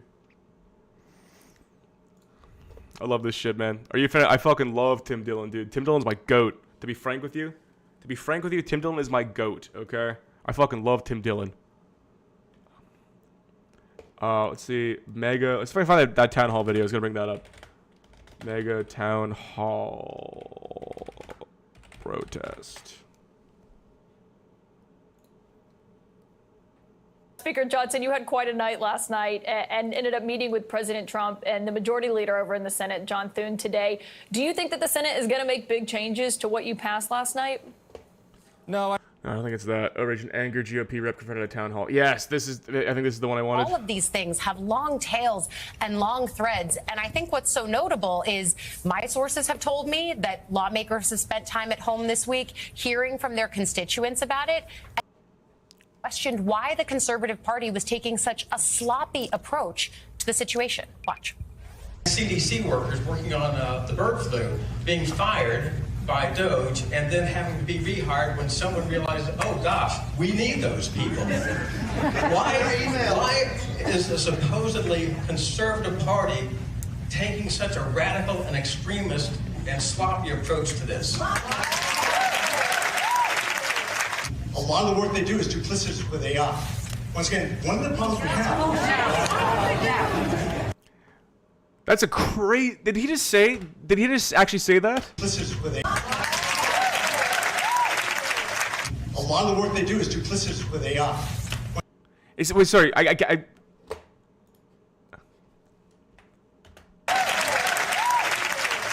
lot of the work they do is duplicitous with AI. Once again, one of the problems we have.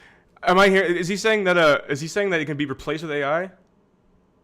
He's saying a lot of the work they do is replaceable with AI. Is that what you fucking think American people want to hear? Is that what you think fucking people with jobs want to hear? That's your response?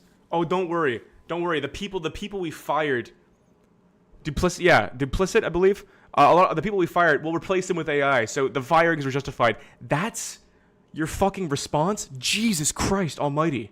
A lot of the work they do is duplicitous with AI. Once again, one of the problems we have.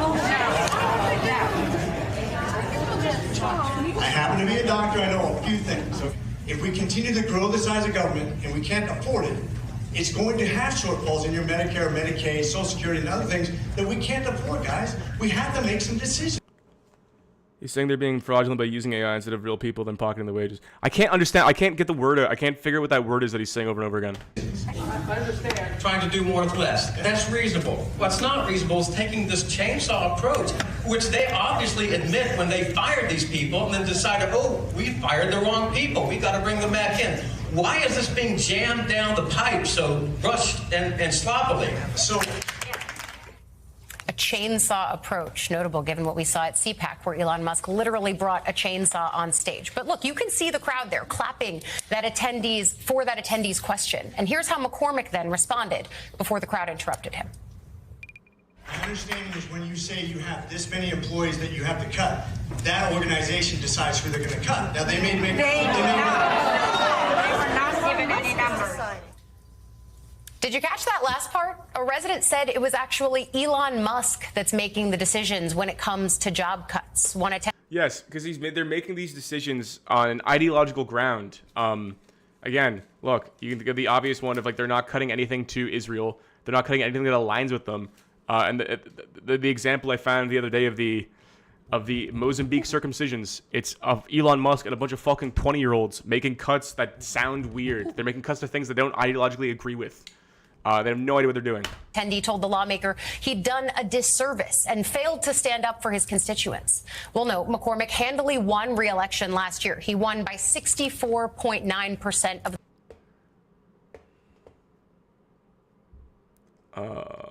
Let's find this one here. This one was crazy as well. As you have seen through this, and we've seen the blowback that some Republicans in your caucus that are getting when they go back home to their districts, worried about these cuts or worried about what DOJ is doing, do you have concerns that that's anything that Democrats will be able to use to run against those Republicans?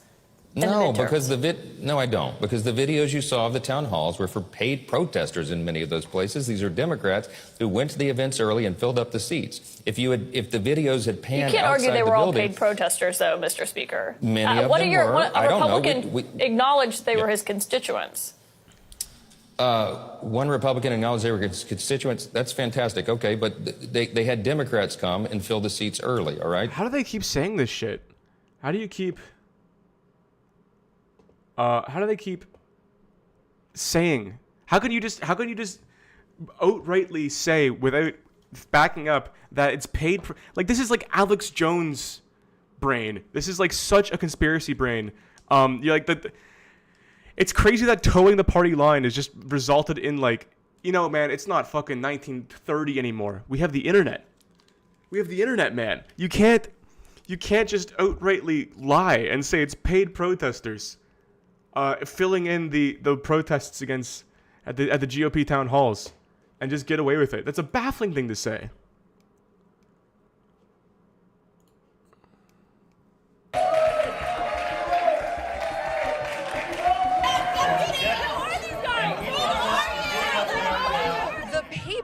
Would like to know what you, congressmen, and your fellow congressmen are going to do to rein in the megalomaniac in the White House.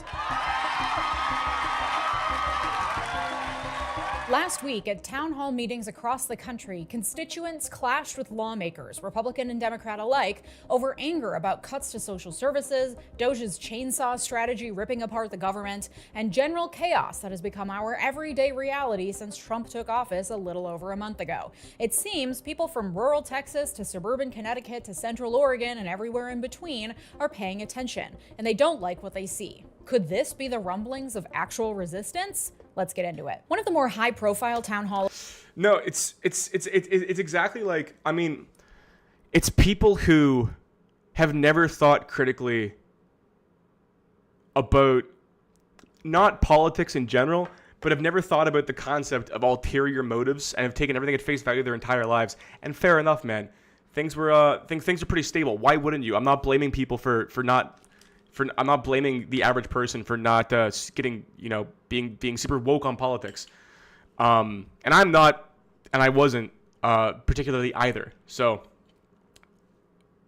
it's the fact that they think they have these like grand sweeping narratives about how things are run. You saw this with COVID when you asked people, what is this all? People who were skeptical, people who are really skeptical of the measures, and rightly so. You should be skeptical of everything the government does, especially when it seems like a power grab.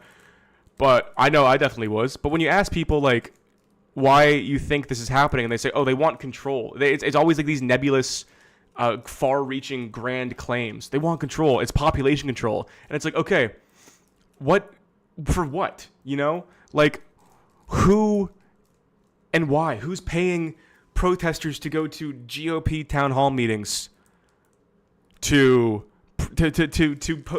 protest Doge or to like bring up questions with Doge? Yeah, is there an incentive to do that? I guess so. Like the incentive, I guess the incentive structure makes sense, but it's like there's so many sweeping conclusions, right? Because you can imagine the line of thinking and the logic, and logically it makes sense, okay? But you're leaving out B, C, D, E, F, G, and you're just jumping to the conclusion. It's like, okay, obviously like Democrats are anti-Doge, therefore they have paid people to protest Doge at GOP town hall meetings without having like any of the in-between facts to back that up. I'm so sick of lunacy. We have witnessed a raft of Republicans facing increasingly hostile crowds composed of their own constituents. There's so many political commentators, man. Who the fuck? I've never heard of that. I always find so many people with giant fucking followings I've never heard of. At town halls across should I know who this guy is? Country, but this one really stands out, and I think you're going to see why. So the other one is the Doge program.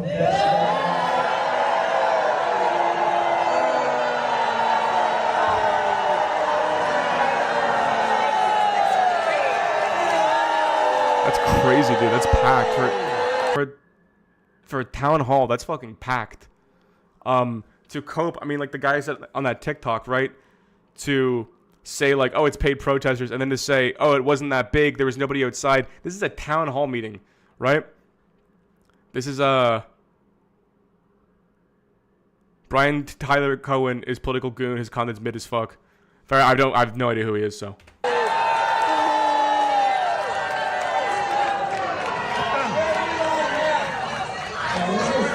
This is very closely akin to what Bill Clinton did between 94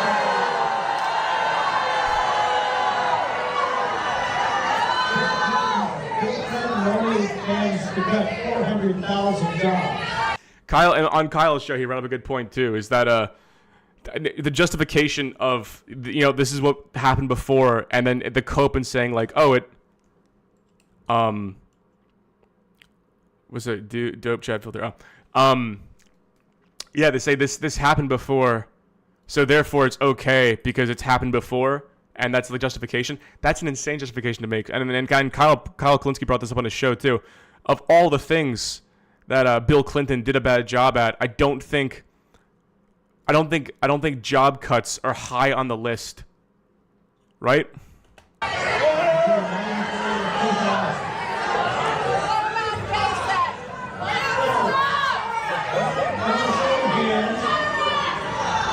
Oh, this part's crazy. This part's crazy.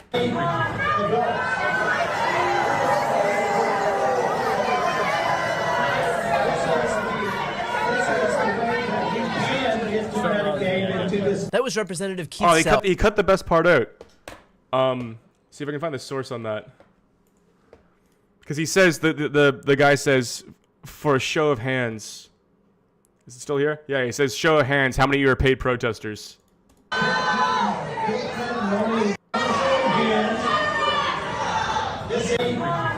Oh, they cut it out. God damn it. Keith Self Town Hall. See if I can find the original there.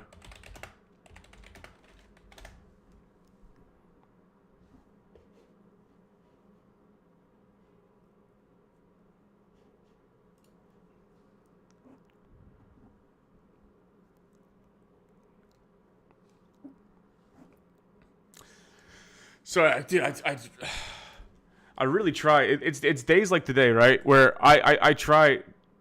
This is a comedy program, dude. This is an entertainment program. I'm not a political commentator, but it's just like I'm just trying to understand what's going on, and I get sucked into like I don't want to be serious right now. I don't like being serious. I'm not good at being serious.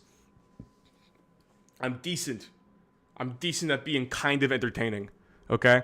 But I don't know. It's hard. It's hard to lock in and be entertaining when I'm just trying to like. There's just I feel like every time I pick up my phone, it says breaking news. Look, trade. Yeah, I'm just still getting like news updates on my phone. This is from CP24. Okay, this is from CP24, which is like a provincial news service in Ontario. U.S. Commerce Secretary calls Premier Ford as Ontario plans to put export tax on electricity.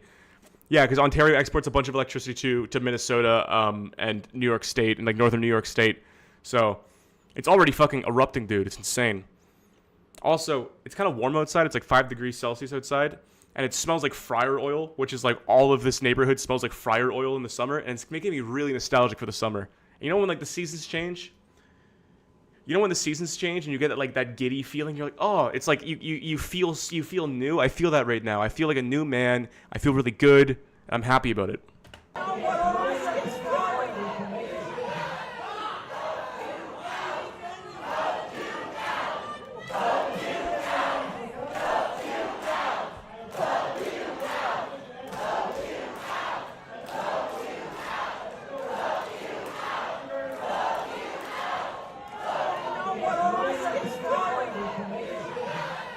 Toronto is oily. I'm fucking oily right now, dude.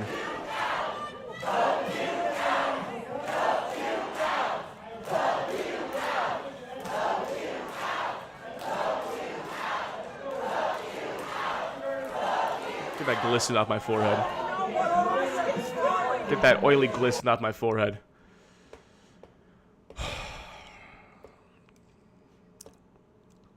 That's from the Young Turks. I can't find the clip. Anyway, there's a clip where... Oh, thank you. Will ultimately nothing happen, as it always does? Look, dude, we'll see. Thank you for the 5, Benjamin Applegate. We'll see. We'll see if nothing happens. Things have happened. Like, there are currently import tariffs from the U.S. to Canada, and then retaliatory tariffs from Canada to the U.S. as we speak. Like, those exist. It's happened. Whether that gets recalled immediately or not, Has yet to be seen. I'm gonna pull this CP24 article right now. Fuck you, pal. Anyway, no, he's like, how many of you guys, this is an insane thing. Dude, I don't understand if these people are genuinely brainwashed or if they're so dedicated to like sucking Trump's cock and sucking the cock of of Elon Musk and the Republican Party. Anyway, I can't find the clip. He asks, how many of you guys are paid protesters? Like, he asks that to the crowd. Like, imagine at your town hall. You're the representative at your town hall, right? And there's 400 or 500 people who have filled the town hall to deliberate with you on the wrongdoings of the U.S. government. And your response to your constituents, to your citizens, is to say, how many of you, like, you have that level of a distrust. You look at them and say, how many of you are paid protesters? Imagine, like, the level of disrespect you have to have for the people for your fucking constituents, for the people at your town hall, for the citizens of the town you live in and represent, is just absolutely fucking baffling. Absolutely fucking baffling. I gotta pull this CP24 thing. Let's see if I can find. CP24, unfortunate name for a news service. Very unfortunate name to put. They should change the CP. They take the CP out of there. Here we go. This is what it is. Well, good afternoon. That's from the earlier thing, but no one really gives a fuck about. I don't know. Doug Ford. Who cares about provincial Canadian politics? Chat. Come on. I'm sure you do, Vaughn.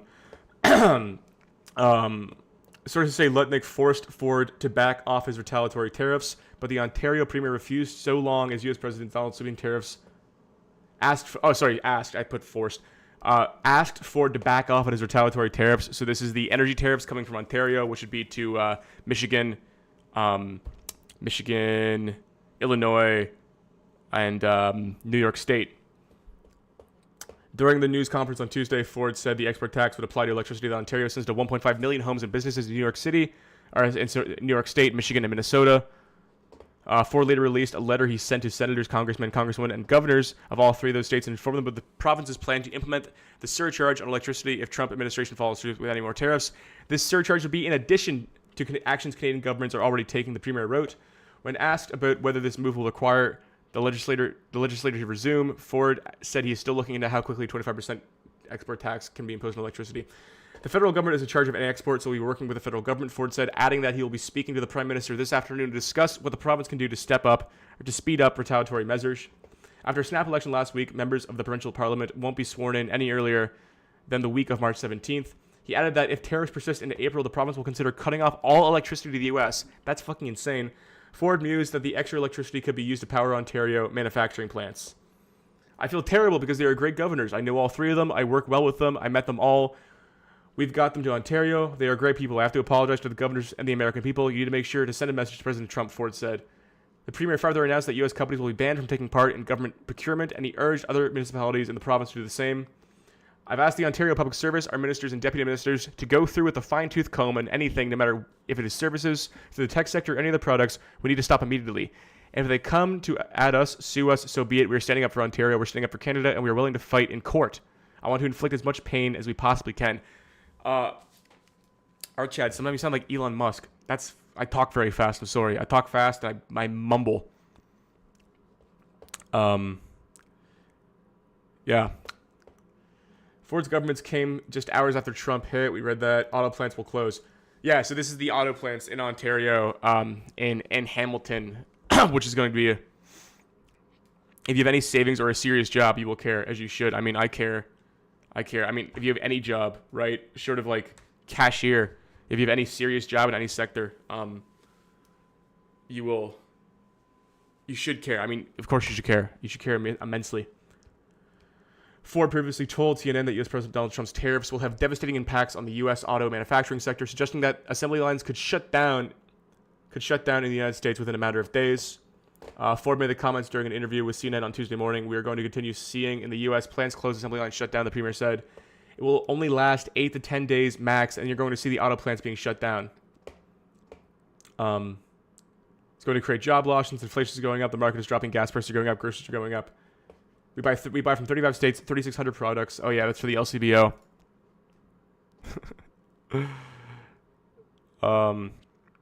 Good thing I have no savings and a very unserious job. Yeah, man. As long as I still get my AdSense revenue from YouTube.com, I don't give a fuck. I don't give a goddamn. As long as I keep getting my measly little AdSense payments from YouTube.com, from Alphabet Inc. My AdSense from Alphabet Inc. From 2 hours ago, U.S. Commerce. Sorry, I think that's what we just read. The meeting in the middle thing, whatever the fuck that means.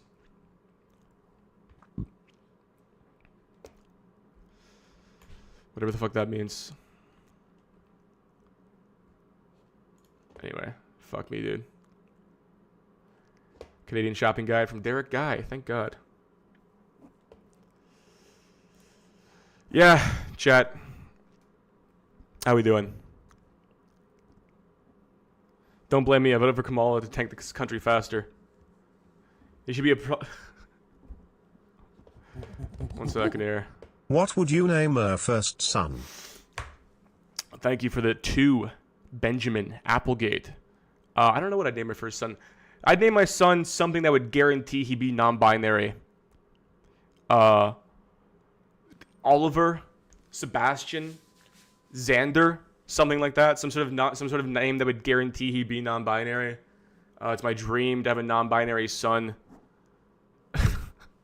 What are some other good ones? Sebastian, Alex.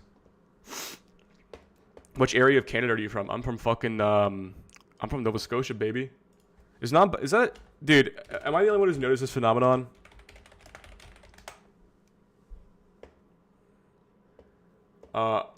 Like Taylor? No, sorry. I don't mean, look, I don't mean co-ed names. I mean names that like non-binary people pick.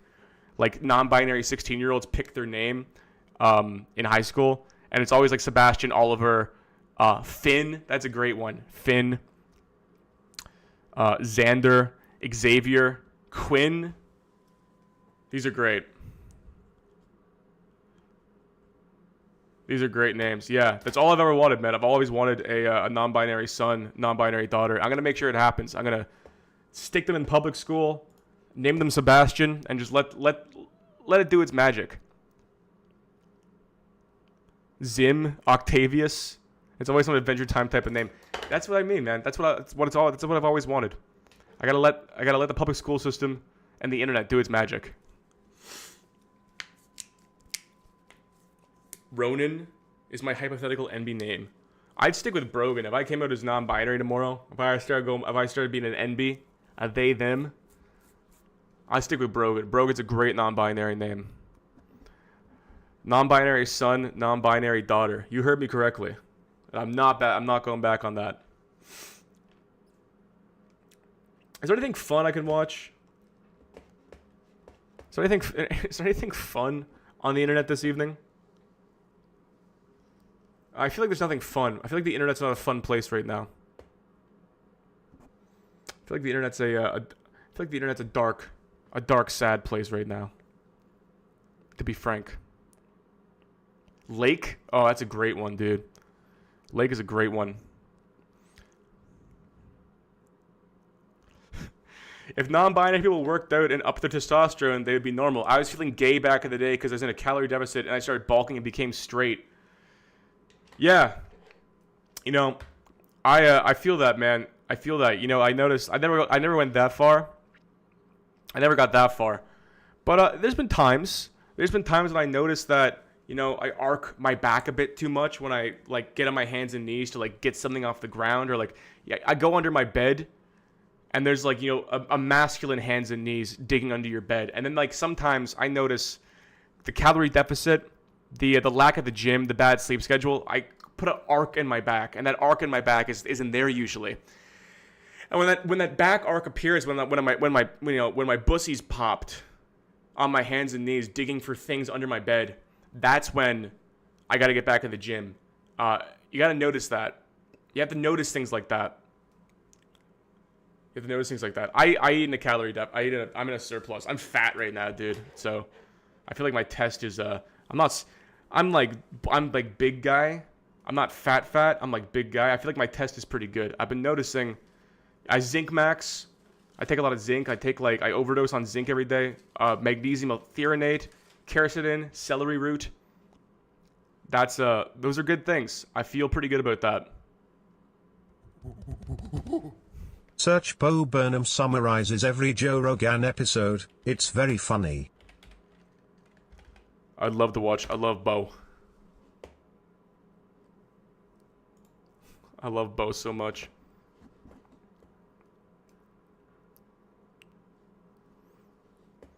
PC culture, man, it's fucking exhausting, right? bro. It's fucking out of control. Exhausting. It's just our culture has been taken over by a radical group of SJW feminist freaks who hate comedians, They hate us. who are They anti-comedy fear us. and anti-joke. Totally. And it's gotten to the point where you can't say anything. No, literally, 100% say anything. Literally. I mean, I will try to say something right now. Yeah. Watch.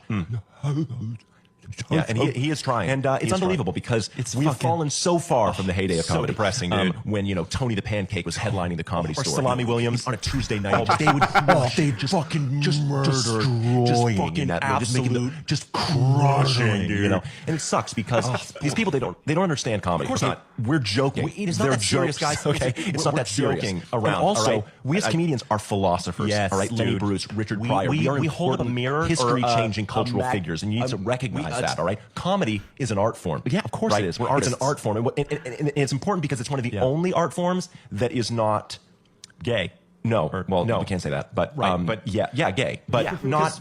Now they're going to come after us, right? We're going to get canceled for saying this. You We're not being homophobes. homophobic. No, it's when we say that. It's gay. If there was another word gay that meant gay that wasn't gay, we'd use that. But there isn't one. So it's gay. But yeah, so it's really just a war on comedy. There's something so funny about taking look, like cancel culture. I'm anti-cancel culture. There's something so funny about looking at Joe Rogan, right? Looking at Joe Rogan, who what are Joe's average episode numbers?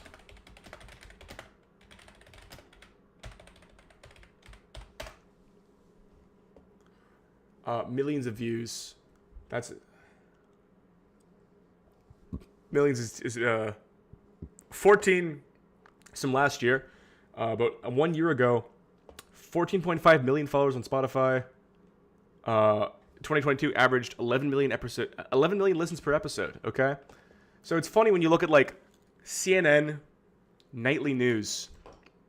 Okay, CNN nightly news gets like 500,000 views, and you compare that to Joe Rogan, and you look at CNN being like Joe Rogan's bad, and the conclusion is that mainstream media is trying to, and fair enough. Man, maybe it's kind of true. Mainstream media is trying to take down our beloved Joe Rogan.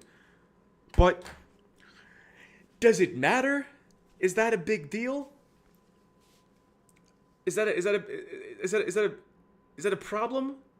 If this insignificant group of aging Gen Xers who watch CNN nightly news think Joe Rogan is a bad person, is that affecting the numbers? It's the same thing with. Look, there was an episode of Fresh and Fit with Andrew Tate on it, and they were going back and forth saying how you can't say anything. Same thing. It's all they talk about. How you can't say anything. And I feel like we're out of that, but I feel like we're not out of that at the same time. It's all they talk about. And I was like, what can't you say, man? You're in America. You're in Miami. You're on a podcast, fucking, I don't know, making fun of OnlyFans models TV show that's getting 1 million views, 500,000 views, it's on a platform, it's monetized. All three of you are multi-millionaires, and you're complaining about how you can't say anything. What can't you say? What are they gonna do? They're gonna put you in the fucking gulag? They're gonna kill you? They're gonna cancel you? Who gives a fuck? Cancel culture was so profitable that now it is like every grifter, all these people who are now only for the first time getting on the right-wing arc, these streamers, these podcasters, who they finally, after 10 years of knowing that like woke cancel culture has existed and watching it happen, right? Finally now they think, now it's my time to throw in the hat. I'm gonna make fun of trans people on my podcast. Dude, sorry, you missed the boat by about a decade. First of all, you fucking idiot. 2, It is their wet dream to be canceled. It is their wet dream to be in a position where they say something, become victimized, and then use that victim mentality to gain more attention.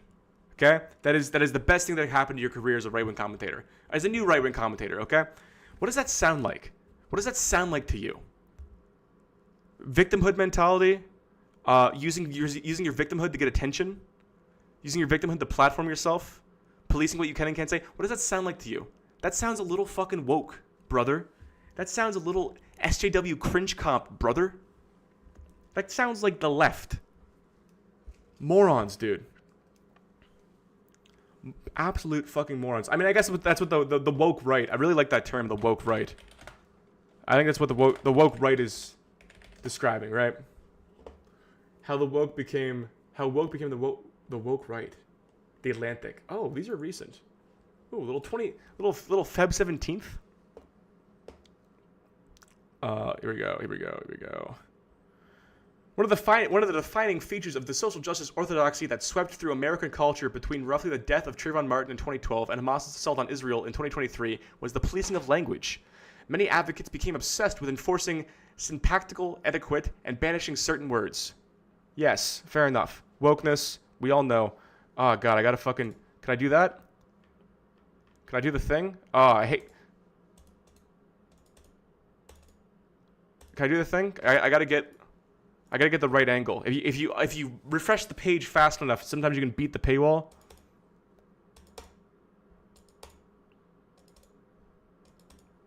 Sometimes they block it though. Some sites it works. That one doesn't work. In another life, I would have really liked just buying imported Canadian and Mexican goods with you. Hey man, in the future I'll get you some good cheese curds. We'll get cheese curds. We'll get Alexander Keith's. We'll get some maple syrup. We'll get it all. Don't worry, it's gonna come back. New York Magazine. Here we go. Can I get here? Can I read the whole thing? Cool. We're good. We're locked in. Explains the same thing. Explains what woke is. Who is this written for? I don't understand. Who doesn't understand what... This is March 3rd, 2025. This came out yesterday. This is from yesterday. Who doesn't understand what this shit is anymore? The sentiment might have been... Here we go. Certain kind of social justice took harm, blah, blah. Independent reporters appearing at public events to gather facts, speak to individuals, and take photographs was somehow a threat to these activists' well-being. Rather, it spoke to a growing consensus among a certain segment of the activist class that media coverage itself could be harmful or even destructive. First Amendment concerns and the concept of the public domain had to be suddenly subordinate to the feelings of individual activists. The left's growing skepticism of free speech is an inherent value. At the ACLU, even the ACLU had evolved from an organization that defended the right of the Ku Klux Klan to march in public to one that during Donald Trump's first term began to reject the argument that the right wing needed civil liberty protections. Paved the way for conservatives to reinvent themselves as First Amendment warriors, or at least those more committed to free expression. Now with Trump ascended and Elon Musk dominating both the website, formerly known as Twitter, and the federal bureaucracy itself, conservatives have begun to adopt many of the same pathologies as the old social justice class. Conventional journalism that identifies the members of the Department of Government Efficiency or exposed who might be... Sorry, this is really written. Conventional journalism that identifies the members of the Doge or exposed who might be the mother of Elon Musk's latest child is reimagined as a grievous attack on a weaker, more vulnerable party that needs special protection. Or what might have been called, not so long ago, a safe space. Reporting on Doge, for example, has been recast as doxing, even though the young engineers and activists recruited to aid Musk's efforts are performing extraordinarily public work, implementing cuts and staffing changes that impact tens of thousands of federal employees and alter how most Americans interact with the government funded with their tax dollars. The so-called New York Times outs 45 people working for Doge, The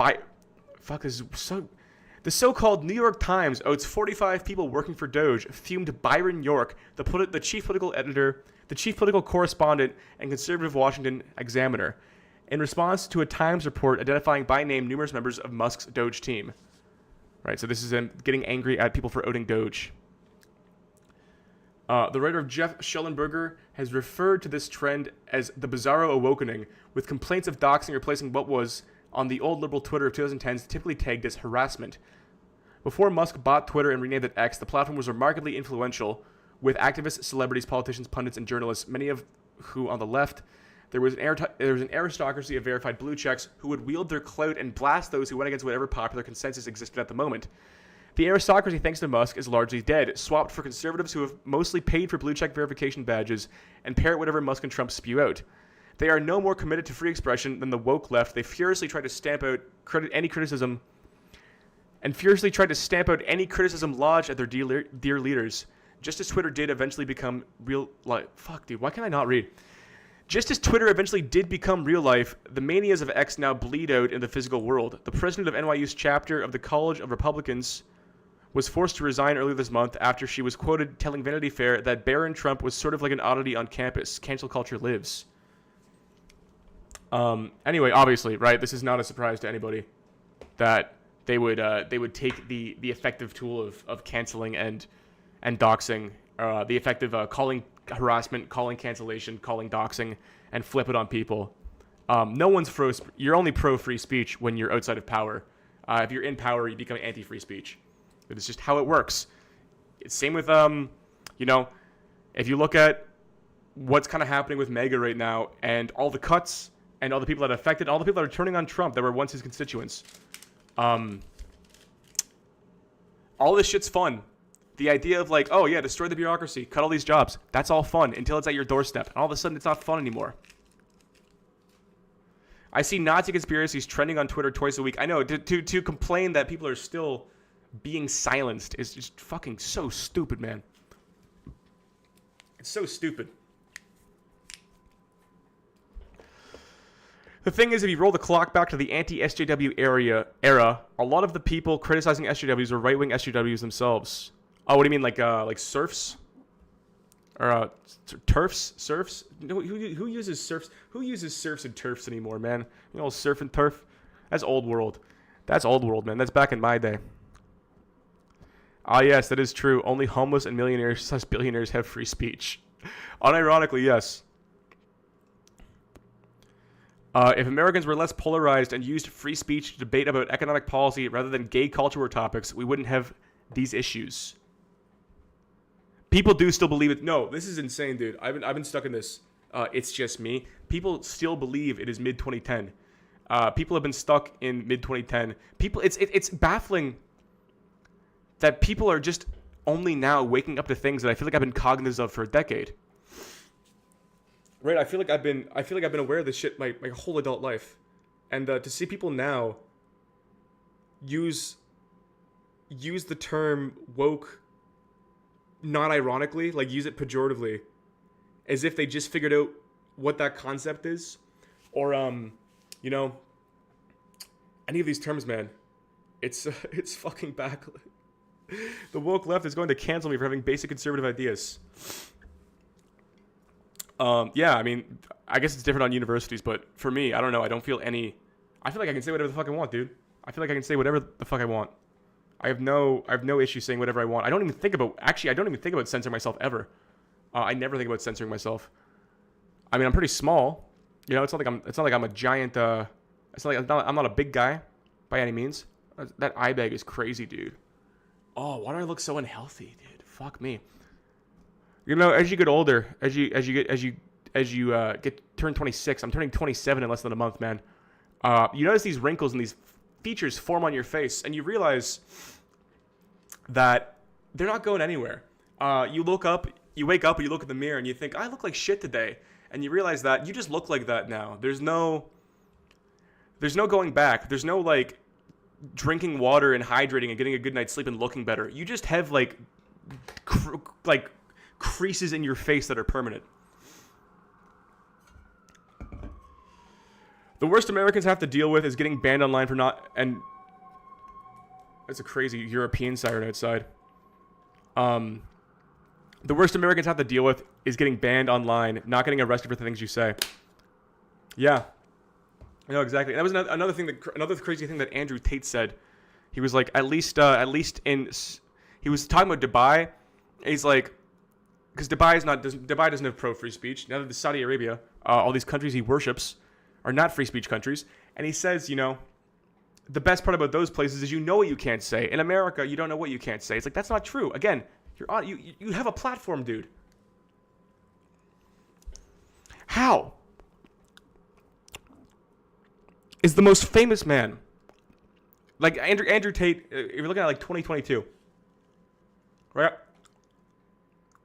These Zins are broken, man. These Zins are broken. Something wrong with these Zins. I don't fucking... Oh, God. This is unregulated garbage.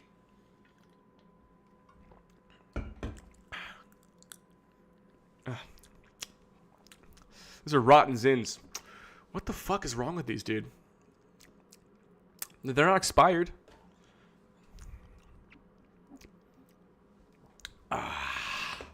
Jeez. Oh, yeah, that's a good thing I want to look up. Trump cutting funding to universities that allow illegal protests on their campus. Yeah, you want to talk about free speech? Guys, you want to talk about free speech? You want to do a little free speech conversation? A little pro anti-free speech conversation? Donald J. Trump. Here we go. What do we got? These are old. February 24th.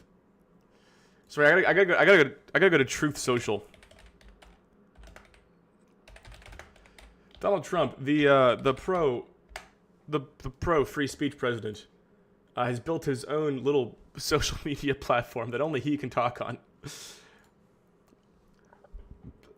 Did he leave it up? Here it is. This right here. This is a thing he tweeted today. Or sorry, I don't know what you call it. Truthed? What do you call it when you make a post on Truth Social? Is it truthing? Do you call it truthing? All federal funding will stop for any college, school, or university that allows illegal protests. Agitators will be imprisoned or permanently sent back to the country from which they came. American students will be permanently expelled or, depending on the crime, arrested. No masks! Thank you for your attention to this matter. That's fuck. That's an insane thing to say. What's an illegal protest? Again, these are ideological bounds, man. There is no free speech. It's just ideology. There is no free speech. It's just ideology. It's just free speech is what I like, and hate speech is what I don't like. Free speech is what I like, and everything else is canceling, doxing, and harassment. This is all. This is all it is, man. That was 7:30 a.m. this morning. Up bright and early to make that tweet. Good for you, buddy. I never go on here. Jesus Christ. 7 years. Please explain to Governor Trudeau of Canada that when he puts on retaliatory tariffs, why did he capitalize retaliatory? That when he puts on a retaliatory tariff on the U.S., our reciprocal tariff will immediately increase by a like amount. Cool, brother.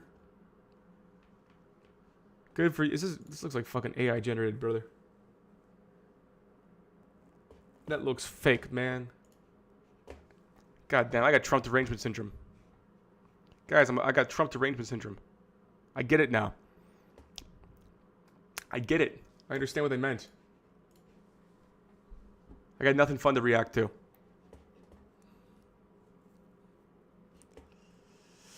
We're an hour away. We're an hour away from the State of the Union coverage. Woke gay liberal coping on stream. Hey man, fair enough. I'm TDS. I'm woke. I'm liberal. I'm not gay. I can't even lie about that. I'm not gay. I would be. It'd be fun. You know, I've had gay men describe to me what it's like to be gay sometimes, and it sounds pretty easy. It sounds pretty easy, man. You're gay and you go to a gay bar and you go, hey, hello, fellow gay man. We're both horny men. Do you want to have sex with me? And he goes, yes. Or he goes, no. And you're like, okay. And you go, hello. Do you want to have sex? Like Grindr? Grindr, do you want to have sex? Yes. It's so much easier. It's so much easier, guys. I just deleted Bellatra off my computer today. It was a scourge on my. Oh, here we go. I'll bring this up. So that's live in 60 minutes. Sounds good, brother. Sounds good, guys. Fuck yeah, brother. That's what it's all about, man. Look at Net Loss. Look at my friend Net Loss here look at him. Get in early. Get in early before it's too late. 9 videos, 1.2k subs. He just hit 1,000 subs yesterday. Look at this growth. Look at this growth on his videos, man. Look at this guy killing it, man. 15K views on the capitalist case against landlords. Fuck, man. Annihilating it. Killing it, man. No male loneliness crisis of pounding power bottoms. True, brother. Unironically, if I was a scientist, I'd develop a serum that makes people homosexual and put it in the water. We'd literally have flying cars by now. It sounds easy. It sounds like a good world. They're trying to outlaw gay marriage here now, and hostility towards gay people is getting worse. Me and my BF are wondering how bad it needs to get before we flee. Oh, wait. Can you send me if you can find me a link on that? I'd be really interested to read the stance on what's happening with gay marriage. If there's anything, if there's anything happening that's like on a policy front, I'd be really interested to read that. Also, Josh got Adam Friedland. Josh Citarello, good friend Josh Citarello, got Adam Friedland on door. This is one of the best podcast launches I've ever seen, man. I gotta be real with you. Doom Scroll? Josh is fucking killing it, man. Look at that. How old is this podcast? 5 months. He releases an episode. He's got 17 episodes out. He's at 50,000 views. He's got Adam Friedland, Will Menaker, Dasha, fucking Young Chomsky, Maddie Healy of the 1975, Josh, Greg, Catherine Liu, Brace Belden. He's killing it, man. Adam Friedland, yeah, from Cumtown. From Cumtown fame. Guy's killing it, man. Josh is an animal. I love Josh. Josh is a great guy. I want to see Josh do more. I want to see Josh do more take stuff. I feel like Josh would be a great streamer. I feel like Josh would be a great the Doom Scroll is amazing because it's such a well produced program. He's so well prepared. The questions are great. It's so intellectually stimulating. It's like what Lex Friedman should be.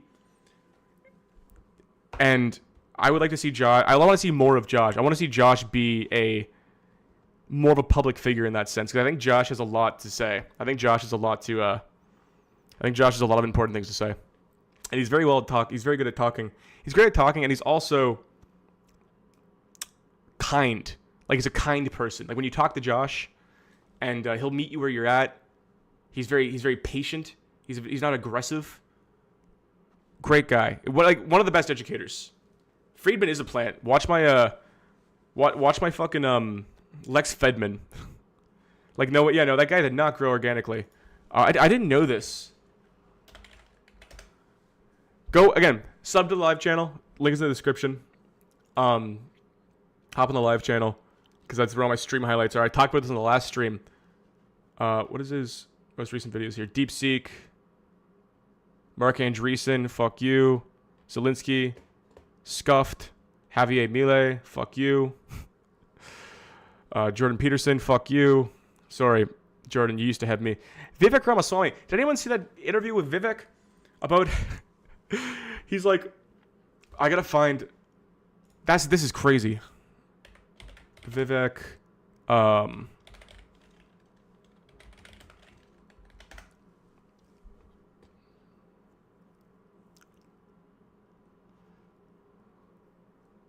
Here we go. Give this a little gander.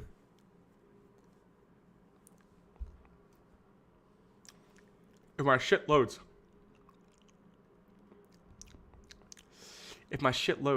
Are you gonna load? Are we locked in? Are you gonna fuck me? You've talked about your mother's experience with the citizenship test. You've also talked about having something similar for folks who graduate high school in order to vote, having a civics test similar to what your mother took. You've lately been talking on the campaign trail more about your mother than your father, and some folks have been asking questions, and I just want to be super clear. Did your father also take the citizenship test, and is your father a citizen? He did not, and that's a choice that he has made for familial reasons, but my mother did, and I think that every immigrant who comes to this country in order to become a full voting citizen has to do the same. And I believe in being consistent about my policies where... So your father is not a citizen of the United States? He's not. Okay. What's up, Tum? 1, 2, father, not a citizen of the United States. It gets crazier, right? These are the people who want to end birthright citizenship. And your mother, when did your mom take the citizenship test? Was it before or after you were born? After I was born. after All right, so there you go. you were born. Okay. After years of being in this, following the legal process of becoming a naturalized citizen, she followed it through the legal process. And So you gained citizenship through birthright then? Well, is that... but you gain citizenship through birthright citizenship in that sense too, right? I mean, every American. So what I want to do is revive. Dude, this is, he kind of sounds like Indian. He's kind of like a brown Quentin Tarantino. I feel like just the way he presents himself, the way he talks. I have a vision of citizenship where every kid who Wait, enjoys. I'm sorry, just to backtrack. So you're Like imagine Vivek doing like the dead N-word storage line from Pulp Fiction. Like imagine Vivek delivering that line. I feel like he could do that. I feel like I want to hear that. It sounds like something that should exist. You see it? I feel like there's something there with that. Your father is not a citizen. Your They mother... came to this country legally. They were in this country legally. So my view is any kid who's born in this country of parents who are here legally, that's the scope of where birthright citizenship applies. And I think it's a very simple principle. The 14th Amendment says, subject to the laws and jurisdiction thereof. So anybody who is in this country legally, under the auspices of federal law and under the auspices of U.S. law, here legally, the kid of that person, whether they've been here for 5 generations, I don't know if that's your case or not, whether they've been here for 3, 4, 5 generations. Too, actually, by the way. Okay, I didn't know that. But anyone who is in this country legally. Legally. Yep. Legally immigrated to the United States. So the kid of anyone who's in this country legally, whether or not they're an immigrant, that's the scope of to whom birthright citizenship applies. Now, I favor going one step further with this, though. The step I favor going further with is, I think even the kids who are here, whether they're first generation or sixth generation, should have to earn all of their civic privileges by knowing the same thing about a country that we require of legal immigrants as well. I think every 18-year-old who graduates from high school should have to pass the same civics test that every immigrant has to pass in order. So if you fail there's so many things going on here. There's so many things to talk about. One, they want to end birthright citizenship, but he's the child of 2 non-U.S. citizens who had him on U.S. soil. Therefore, he's got birthright citizenship, right? 2, I don't understand if people fail. Okay, look, I'm not like a diehard immigration fan here. I like immigration when it's done correctly.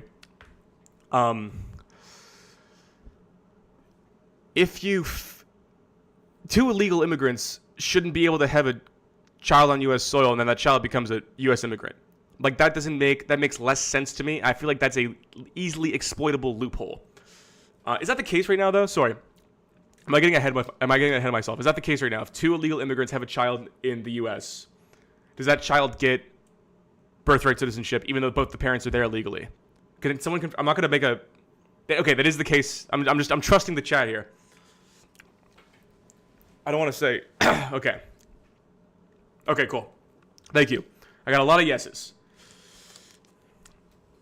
So, that's a little crazy, and only because it has nothing to do with the quality of it has nothing to do with the immigrants themselves. It's just an easily exploitable loophole to get, come here, have a kid, bring your parents in. Yeah, there's many ways that can go wrong. Okay, fair enough.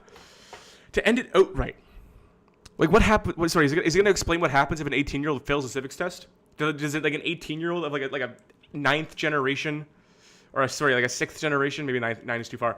Like a 6th generation American family get deported? In order to become a legal voting citizen. I would also, in our legal immigration system, even bring that citizenship test to the front end, not just on the back end of being a citizen, but even to get a visa to come into this country. I favor making English the national language of the United States. That's important because if we're a nation founded on ideals, we have to be a country that is able to converse in those ideals as well. So that's, I think, important elements of reviving our national identity and our national civic spirit. That's something we're missing. I look to even allies in other parts of the world, places like Israel, a good friend of the United States. I would love to learn from Israel in so many respects, not just the... I'd love to learn from Israel. Yeah, you would. Yeah, you would, brother. Wouldn't you all? Their border defenses and their missile defense capabilities, but a strong national identity that even our allies enjoy that we're now lacking in this country. Anyway, I just like... It's a rough one, dude. That's a rough old go. I don't understand. There's what's this thing with Elon Musk's brother saying he's an illegal immigrant?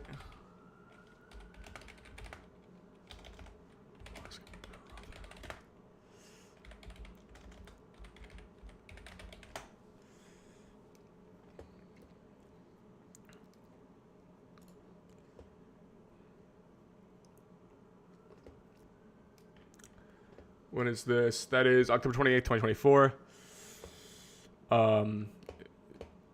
Company informing associates, including a past CEO of the company, said investors had worried that Musk could be deported. In a post on X where video circulated, President Biden referencing the Washington Post report claims Musk denied that he'd worked without authorization. The newspaper report on Biden's remarks circulated widely among critics of Musk, some whom accuse the world's richest man of having double standard given how much he's devoted to slamming illegal immigration. I was on a J-1 visa that transitioned to an H-1B visa, Musk wrote. They know this, as they have all my records. Losing the election is making them desperate. But experts told CNN those details raise additional questions but Musk hasn't answered. A J-1 visa is for exchange visitors and can be used for foreign students to pursue academic training and research. It requires a sponsoring program, such as a university. An H-1 visa is a temporary employment visa for security occupations. Canadian citizenship through his mother, came to the U.S. to study abroad, University of Pennsylvania in 1992, became a U.S. citizen a decade later, according to biography of the billionaire. He has said in the past that after leaving Penn, he had planned to pursue graduate studies in Stanford, but dropped out to work on founding his first company. That's significant, experts say, because there are strict rules about the kind of work allowed when someone is in the U.S. on a student visa, and work authorizations tied to student visas generally require someone to be actively studying or for the sponsoring institution to allow the student to get academic or practical training after graduation. Immigration attorney Greg Siskind, who's co-authored multiple editions of a guide to J-1 visas, says transitioning from a J-1 to an HB-1 visa is a possible path, but he says a J-1 visa wouldn't provide work authorization to someone who dropped out of a degree program. The moment Musk dropped out, he would have lost his status and been unauthorized to work. Musk would have needed to be engaged in a full course of study, at least 12 academic hours a semester, in order to qualify for work while being a J-1 student. The Stanford spokeswoman told CNN last month that the university had no record of Musk ever enrolled there, but that he had been accepted into the school's materials science and engineering graduate program. Asked if Musk ever had a student visa connected with the university, the spokeswoman said he did not know because further documentation was unavailable. Interesting. Fascinating. Look, I don't know. I feel like the Elon Musk is an immigrant argument's a bit of a cope. I've made it before. It's funny to just kind of like lay out, oh, Elon Musk is an immigrant and then he's anti-immigration. Bit of a cope. It's a different case. It shouldn't be a different case, but it is.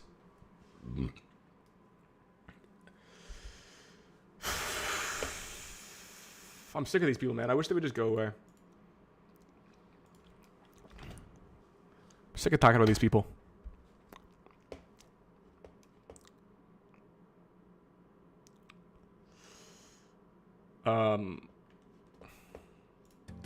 Inflation born out of the greed of corporate consolidated autocrats that run the government.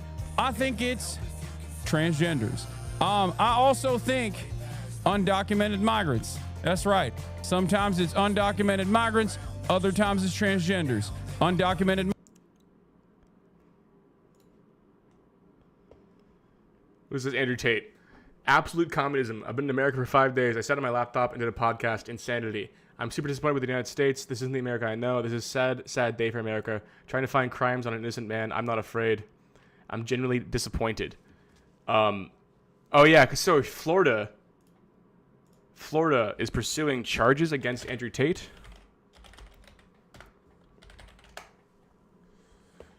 Here we go. This is from the day. This is hot off the press. Hot off the press, guys. Florida Attorney General opens criminal investigation into Andrew Tate and brother, as he should. As somebody who is being charged for sex trafficking and rape in another country, who's then just showed up in your state. I think it's fair, dude. I think that's a fair thing to do. Rare DeSantis W, indeed. Rare DeSantis W. Yeah, that's not that crazy. Absolute communism. I mean, I guess it's him saying it, so I can't fucking expect too much of him.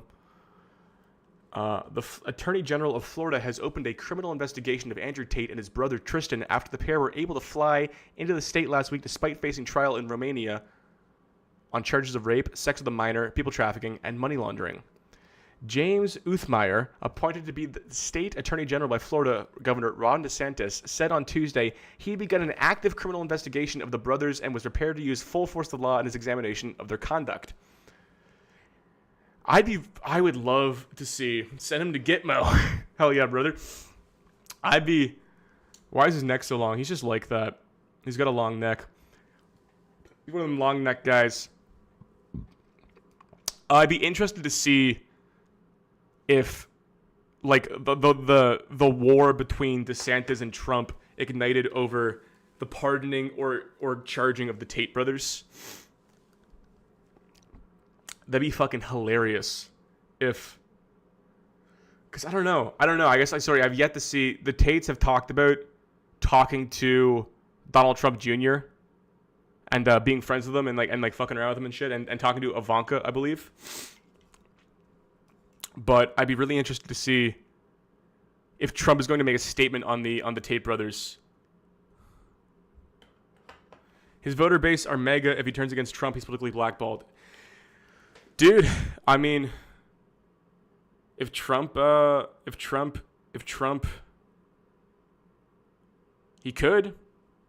could pardon the Tate brothers. He could give the Tate brothers amnesty in the States. People would like it. I feel like some of his base would like it. I mean, he thinks they would like it. He thinks that they would like it. He thinks that his voter base is memers who are obsessed with owning the libs. He has no concept of what he's doing. These guys have themselves publicly admitted to participating in what very much appears to be soliciting, trafficking, preying upon women around the world. Uthmeier said, he added, many of these victims are coming forward. Some of them minors. People can spin or defend however they want, but in Florida, this type of behavior is viewed as atrocious. We are not going to accept it. Andrew Tate and his brother arrived in Fort Lauderdale last week after flying from Bucharest to the U.S. in a private jet as prosecutors suspended the travel ban and a court lifted a precautionary seizure on some of their assets. The pair, who are dual U.S.-UK citizens, were arrested in Romania in 2022, blah, blah, blah, blah. On Tuesday, Uthmeier said they had chosen to come to Florida, and that he would pursue every tool we have within our legal authority to hold them accountable, and had that day secured and executed subpoenas and warrants of an active criminal investigation. DeSantis last week criticized the brothers, but the Tate brothers are outspoken supporters of Donald Trump, and several members of the U.S. president's inner circle have spoken publicly against the treatment in Europe, including Donald Trump Jr., who described their detention as absolute insanity. Trump aide Elon Musk responded to a suggestion from Andrew Tate that he would run for Prime Minister of the UK by saying, he's not wrong. Paul Ingrassia, the lawyer of the Tates, is the White House liaison official for the U.S. Department of... Paul Ingrassia, a lawyer for the Tates, is the White House liaison official for the U.S. Department of Justice. Last week, Andrew Tate said, we have no criminal record anywhere on the planet. What do you think about that? Communism when the government does stuff. Who's still a Tate fan? Who's still standing the Tates? I've never seen a Ron Dub in my life, and I'm from Florida. Communism being federally indicted by the state. Andrew Tate is a 10 years idea of what a man is. Andrew Tate's a 10-year-old's idea of what a man is. Indian Hawk Tool respect button. That's a fascinating little. That's a fascinating little development there. Yeah, I don't know who still loves the Tates. I'll bring it up to some people I know personally, and they'll still defend them. So, all right, a small period of great enjoyment of Peterson. One thing I really loved he said was in which he doesn't. One thing I really loved he said was he doesn't put much stock in pimps. Yeah, I don't think that most mega people are into the concept of a Muslim sex trafficker from Romania seeking sanction in the United States on ideological grounds that Trump just happens to like the guy. That seems pretty corrupt to me. Pretty corrupt. What is Hamza up to? Does Hamza still do stuff? Oh no, Hamza. Oh no.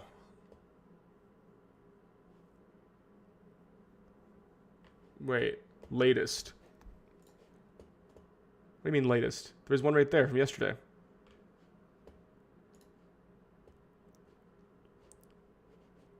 Sorry, was there not just a Hamza video there? From like yesterday with 10K views, said one day. Why is it not coming up now?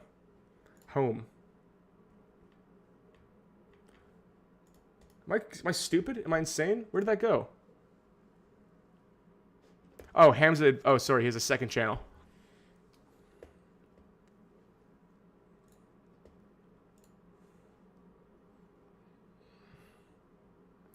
A million, 20s. There's only 2 things from stopping you from 10K months. 0 to 10K is the biggest life quality improvement you'll get. What is this from his course? What is he telling you how to sell courses? How to attract followers who actually buy your stuff online. Oh, he has a course on how to sell courses.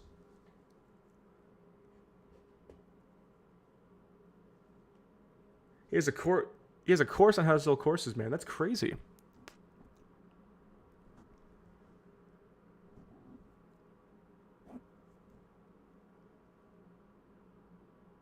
Fit X Fearless funny moments.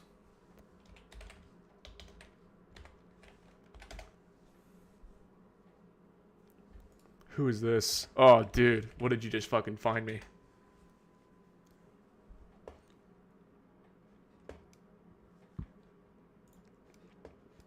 Oh my Jesus Christ, my computer. Dude, this shit's chugging, man. What is open? Big fan, man. I appreciate that, but what's going on with your hair? Been a while since the cut, you know? I've been a while since the cut. Since when? Maybe like a year and a half, 2 years. I don't know. My Lord. What's going on, bro? Why is your hair looking like that? It looked like you got electrocuted. Like it looks better when I condition it, you know? Like the curls. Do something with it right now. Do something. Do something. It's better? Not really, but it has potential. So your hair. Dude, I feel like the manosphere is just dead, man. Is the manosphere dead? Like, where's Fresh and Fit at? Where do they show? Are they still on YouTube? I thought their YouTube channel got taken down. Are they banned from uploading? Oh my God, Jesus Christ. They still stream on YouTube? What? How are they still on YouTube? 69, 14K, 7.3K, 82K, 39K, 26K, 22K, 30K. Oh, wow. They really fell off on YouTube. What do they stream on Kick now? Rumble. Sorry, Rumble. 359,000 followers, 24,000 views, 64, 31, 224. So their full episodes are getting 200,000 views. That seems like it's a far cry. Oh, wait, no. 3 nights a week. Fresh and Fit After Hours. Money Monday, RP Call Wednesday, Fitness/Call-In Friday. That seems like, I don't know. No, Fresh and Fit got demonetized. I don't think they were kicked off. What about Pearl Davis? She's still around? 300. Oh, she's live right now. 300. Dude. I have half the viewers of Pearl Davis. Pearl Davis is live right now. AI generated thumbnail. It's crazy these people are still at this, man.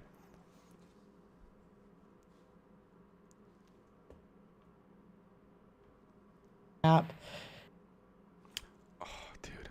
Fuck my computer. Security at the company.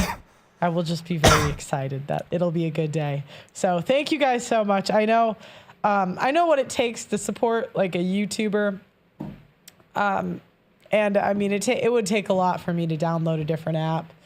And but I really see a future with this app, to be honest. I really do. I want to take all of the writers that have been like driven out of Hollywood and all this Me Too stuff. I really want to bring back 90s humor and oh my God. Yeah, thank you guys for helping me. I couldn't do it. I seriously couldn't do it without you guys. 6 is that you What? How are we still here? You want to bring back 90s humor? Modern mothers ruin their children call-in show. 300 viewers. Damn, she fell off.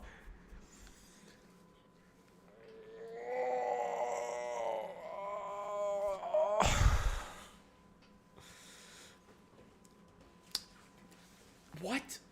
Fuck, I gotta stretch, dude. I gotta stretch out. I gotta stretch my legs. I gotta stretch my legs, dude. Oh, 90s humor.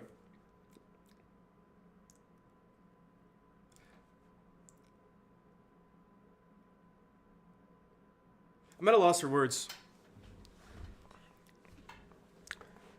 I'm at a loss for words, man. I'm at a loss for words. I don't know what to say. I ruined it, guys. That comment broke me. And things like that, for the most part, unless they're on the extreme end, it's not all bad all of the time, though I know that it can be. You can have good vacation.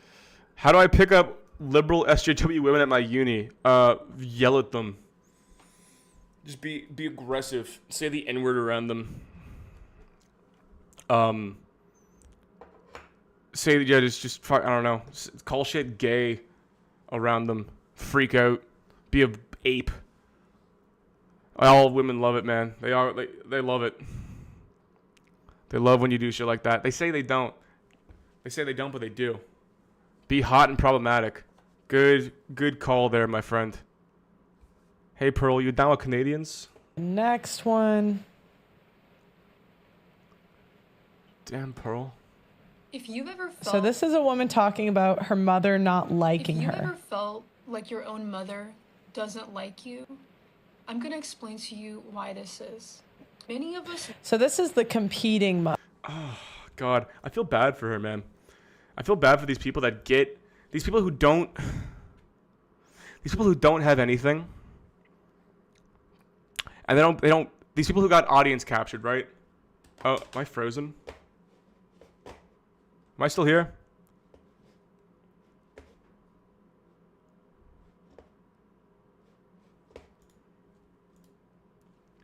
Sorry. Fuck. Can you still hear me? Is it just frozen?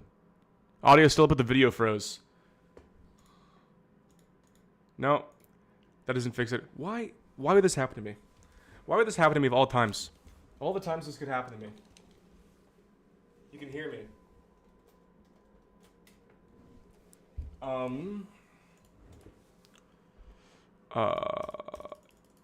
Nope, that doesn't do anything. Okay, I'm fucked. My life's over. My life's over, guys. Ruined it. I'm just stuck like this now. Thinker avatar stream. Yeah, guys, I'm the thinker. Don't worry about it. Don't ask questions. I'm deep in thought. Okay? I don't know how to fix this. Because my Wi-Fi, like the stream's fine. Okay, I think I have to like unplug. If I unplug my camera and plug it back in, that's so weird. Is this live? Why is it just the camera that's down? But everything else is live. If I unplug the camera and plug it back in, I don't think it works. I think it's gonna shut down my my thing.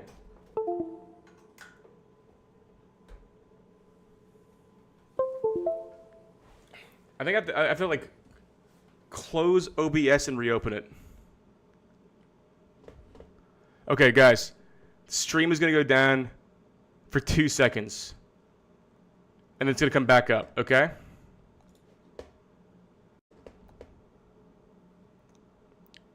I think, wait. We're back? I think we're back. Okay. Thank God. Thank God, guys. We're so back. Man, Pearl Davis. Pearl Davis with her 2 million subs, but her 300 view stream crashed me out. That's so sad. Fuck, dude.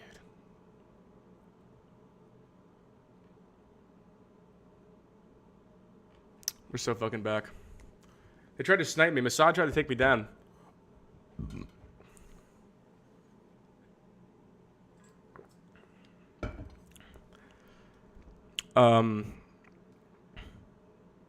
She used white woman magic on me. She did use her white woman. Her tall Amazonian.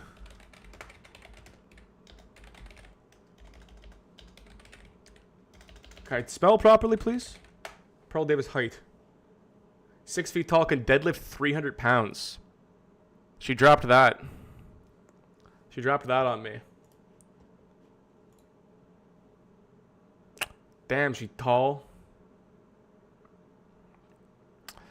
Damn. Damn, she tall. She thick. She got that like a refrigerator.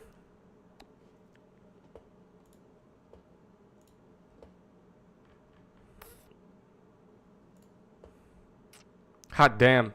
That's crazy, girl. Anglo goddess. A Jamaican man. A Jamaican man would. She would indeed.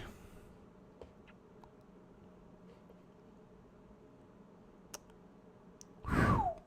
God damn.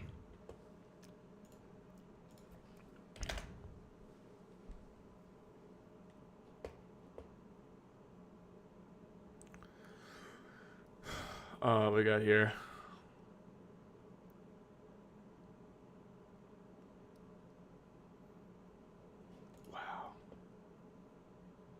Wow, man, that's art.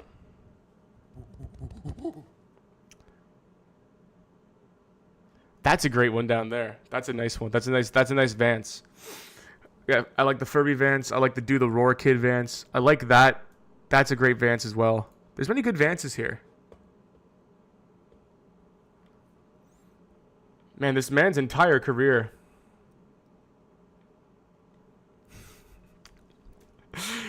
This man's entire career is just crumbling. His entire public image is crumbling down around him with these. Holy fuck, dude.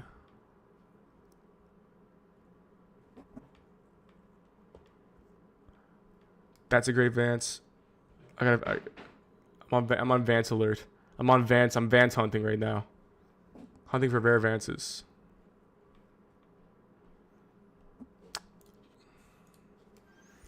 Dude, we gotta wait till the 9:10 p.m. I believe J.D. Vance is a false prophet of revelation. He absolutely looks like artistic depictions of Muhammad. If he was white and chubby, even the black eyeliner he has, it's Vance. Probably a false prophet. I'm sure they're all. I'm sure this is all. I want to be the.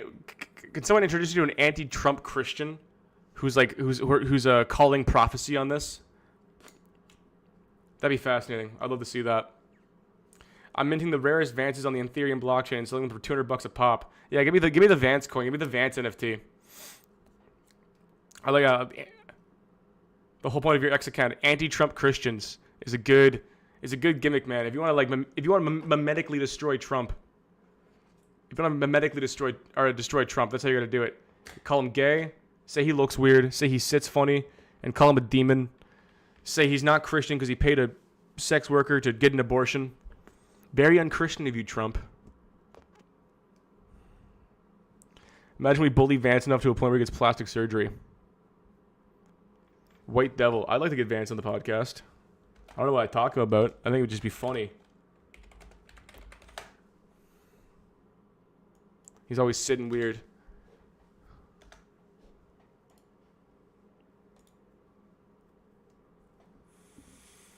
He doesn't even look that bad, you know? Like, me and him have similar physiognomy. We're a similar type of guy, you know? I'm not gonna make fun of how he looks naturally too much. That's a normal dude. That's a normal looking man. These are normal looking men.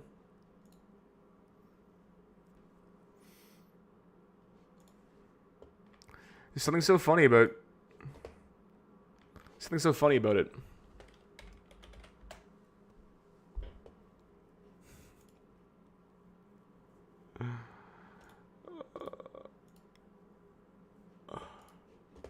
I like these two. I like what he could be if he's like lost a bit of weight.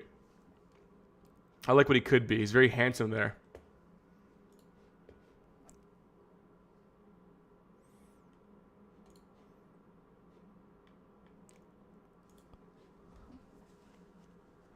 Vance is you if you were born south of the 49th parallel. I have a podcast? Yeah, I have a decently big podcast. Like a Horseshoe Theory podcast. Me and J-Reg. Right there, look. 18.8k subs. A little program we put together for you guys. Look at these. We have PF Young on. We had Not So Erudite on. Famed Destiny co-host, Not So Erudite. We had Martin Cedo Pants on. We're in Hell. Hoser. The Hegelian E-Girl Council. JJ McCullough and Josh Citarella both on. Come on. That's crazy. We had Noah Sampson on. So yeah, Spilling the Milk. We had Jack, his boy from Spilling the Milk. CJ the X. JJ McCullough. Oki's Weird Stories. Gokanaru. One Dime. And then our most recent episode, 10 days ago. Roman, no fuckers. Come on. Yeah, the thumbnails, no. Oh, sorry. There's a weird... Yes, there's a weird filter. I don't know. I tried to fix this before I started streaming. The green screen's like cutting out the color green and yellow. So these look different. This text on my screen is yellow, and there's all his color in it. I don't know why it's making everything black and white. I tried really hard to fix it.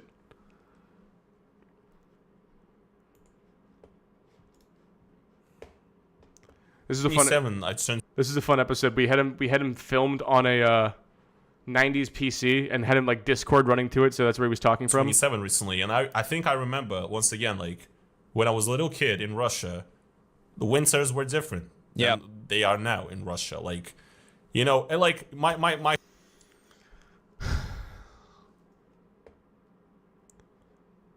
I like Roman's channel. It's interesting watching someone pivot to, you know, kind of be forced or like pigeonholed into pivoting to such political content. He still does pretty well though. He's uploading he's every 3 days. Like getting 100k views every 3 days is still that's a fat channel. I wouldn't say he's fallen off. It seems pretty like quite consistent. But he's like I like Roman. He's a likable dude.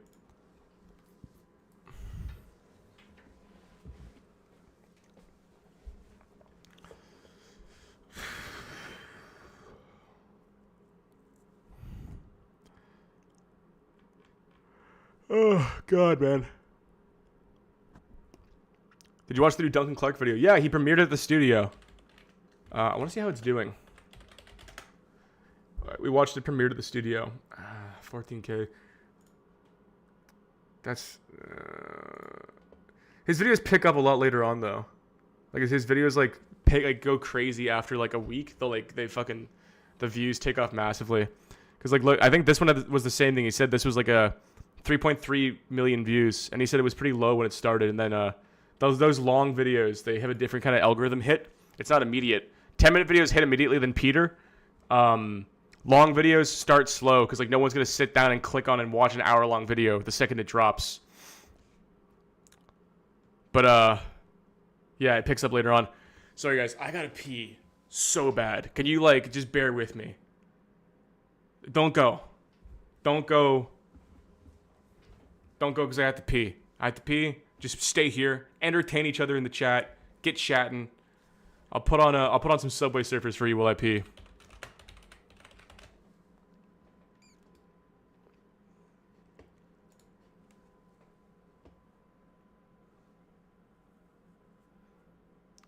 I'll put some Subway Surfers for you. You'd be nice and stimulated. You won't get bored. I don't think the Congress live stream has started yet. There you go.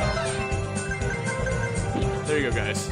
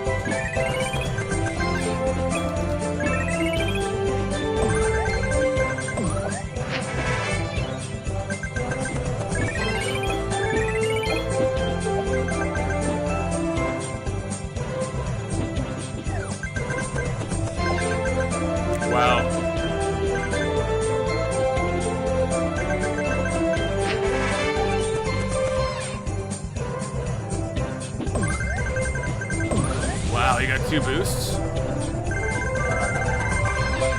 It's got so many coins.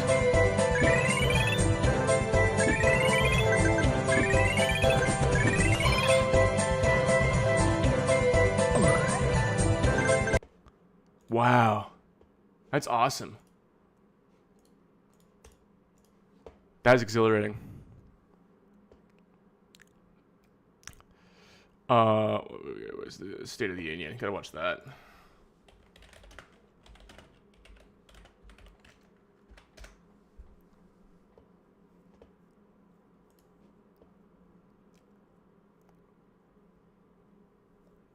If it's gonna load. Of the past, Elliot Engel, the late Sheila Jackson Lee, Michelle Bachmann. They're not there tonight, but a new group has appeared to be already getting in place. This was hours ago at 4 p.m. Eastern time. They were getting in place along the center aisle, and that included Representative Anna Paulina Luna, Republican of Florida, other Republicans, Andy Ogles of Kentucky, Marjorie Taylor Greene of Georgia, and Congresswoman Miller Meeks of Iowa, all lining up on the Republican side on the center aisle hours before the speech in hopes that they get to shake the president's hand when he... Oh, that's so gay. Marjorie Taylor Greene lining up to shake the president's hand. Blown up event than it used to be. Or has this always been a lot of, razzmatazz? I think that it depends on how far back you want to go. Lyndon Johnson. How long do you think the right will tolerate nothing happening with the Epstein files? 0 more days. 0% more days. 56. You saw that, television helped his. That's insane. The Epstein file drop. Live channel. You can go see the reaction in the description. The Epstein file drop is an absolute fucking joke. I think that should have. Marjorie Taylor Greene is building a 14th century sausage maker. What a crazy thing to say about somebody.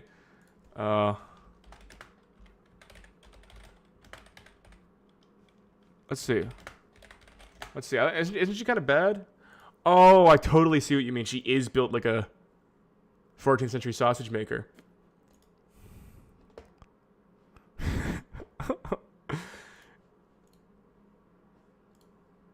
Oh. Yeah, she does. She looks like a jolly old sausage maker.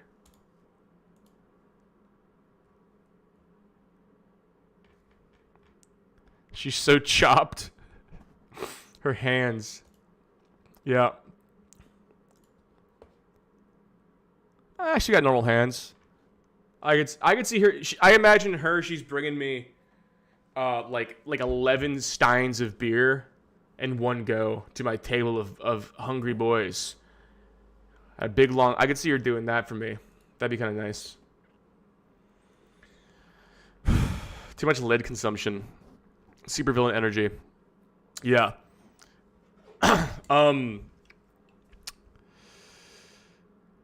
This isn't the #1 meat writing competition. I'm so excited to see what he has to say here. Booker, the senator from Wisconsin, Ms. Baldwin. The members of the escort committee will exit the chamber through the lobby doors. I wonder what the theory is. I don't know. Inflammation, seed oil consumption, a little puffy. Hey man, I'm a little puffy too. I'm not gonna try to, I'm not gonna throw stones at glass ceilings. I'm not gonna break through the glass ceiling with stones. I'm gonna break through the glass ceiling. I'm not gonna go throw stones at it though. I'm gonna break through with my fucking head. Supervillain energy. Yeah, fucking. Definitely. Look at these people, man. Look at all these guys. I'm eager. I'm eager to hear what he has to say. Speaker, the Dean of the Diplomatic Corps.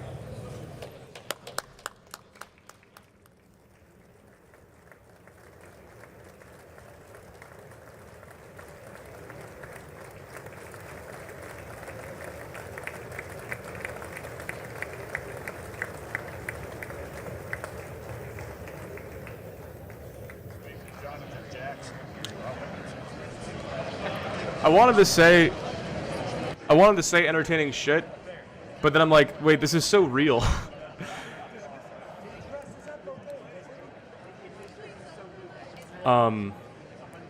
It's so real, right? I still have this 2016 Trump energy, where I was youthful, and everything seemed inconsequential, and he would say stuff, and it was just kind of funny. Now it's like I still have that like desire to see him say funny things and say ridiculous things, but it's now it's consequential. Now I mean, We're about 5-10 minutes away from the president. we have tariffs. entering the chamber. We have tariffs, retaliatory tariffs, mineral deal. He might announce a mineral deal tonight with Zelensky. That's one of the most promised things. I'm sure he'll reference the tariffs as well. What if he just says something crazy, though? What crazy things could he say? What could he do, you know? He could say anything. And Speaker Mike Johnson, we're talking last year versus now. I mean, it's so much more jovial with Vice President Vance and Speaker Johnson than it was. It's so much more kind of homeboy. These people know each other and they're kind of on the same side. It's just interesting to watch the differences. British people are gay to me. Would you call Harris and Johnson formal? Associate Justices of the United States Supreme Court. That's great.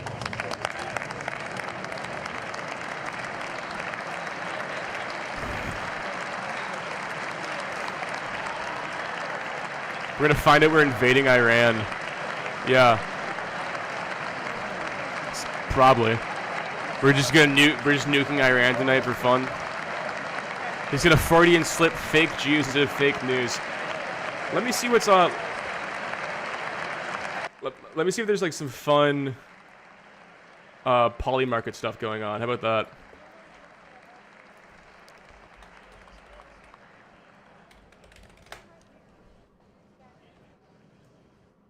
If I can fucking spell with my 90 IQ.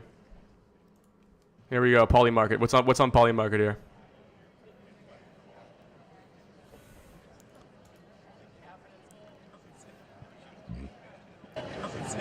What will Trump say during address to Congress? Jason Dick, we were just watching the Supreme Court come in. Crypto/Bitcoin, yes. NATO, Epstein. Kavanaugh, Barrett. We got NATO, strong. Ukraine, 99%. Justices Brown, Jackson, Sotomayor. Yeah. No. Transgender. Zelensky. Term limit. Inflation 10 times. DEI.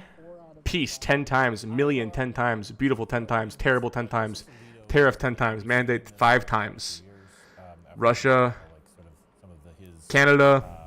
Is there anything funny in here? Ceasefire. Mineral. Gulf of America. The cameras during one of Barack Obama's addresses. Thomas has also skipped quite a few lately. And, you know, it's not surprising to me because I do think that some people are... U.S. recession before 2025. 86. Ukraine agrees to Trump mineral deal before April. 86% chance. Even for people who have, you know, are relatively... Trump ends war with Ukraine. Fed decision by March. Necessarily as a protest by two of the Democratic appointed justices, Brown, Jackson, and Sotomayor. New Pope. You can see Justice Roberts and Kagan. Yeah, I mean, Who will be named in the Epstein files by June 30? Bill Clinton, Bill Gates, Stephen Hawking. Very close. They spend a lot of time around one another. You know, whether or not it's a protest or whether it's just, I think I want to just... No, sorry. I know it's not the State of the Union. It's just addressing Congress. I had a reservation I couldn't miss at the local eatery. It is Mardi Gras. You know, maybe they're at Dauphine in downtown. Take that out of there. Jasmine Wright, when we were talking... Is JD tall? I think JD's kind of tall. Mike Johnson. And I asked the question before we got interrupted, which was... Oh, yeah. JD's like 6'3". Consider the Harris-Johnson relationship formal? They're all tall. It's a tallocracy. Trump's like 6'4". JD's like 6'2", 6'3". Barron's like 6'7". Musk is like 6'3". A lot of big boys. A lot of big boys in this administration. Trump's probably 6'2". He's probably shrunk a lot, but he's 6'2". He was 6'2" at some point in his life. We didn't talk about politics. We talked about things that Tallocracy? It's always been a tallocracy. You know, I am not sure that is the case, right, JD Vance, and that they're talking pretty frequently. J.D. Vance was at the Capitol earlier today for a confirmation hearing for one of the people nominated to join the FBI. Yeah, the height in politics and business is blackpilling. I tried to bring this up on the podcast. I got shut down. They tried to shut me down for the truth. But it is blackpilling. William McFarland, the House Sergeant at Arms, is scheduled to announce, Mr. Speaker, the President of the United States, etc. What are you listening for in tonight's speech, Jason Dick? Mainly about the border. I mean, I think that there is going to be a lot of discussion about immigration and the border. Trump has always felt that this is the winning issue for him. I think that it's going to be Is he going to talk about how he's deported less immigrants than Biden did in the same time span? This tariffs move that happened by like 50% less. Into He's going to talk about that. Obviously, there's some thinking that maybe they would,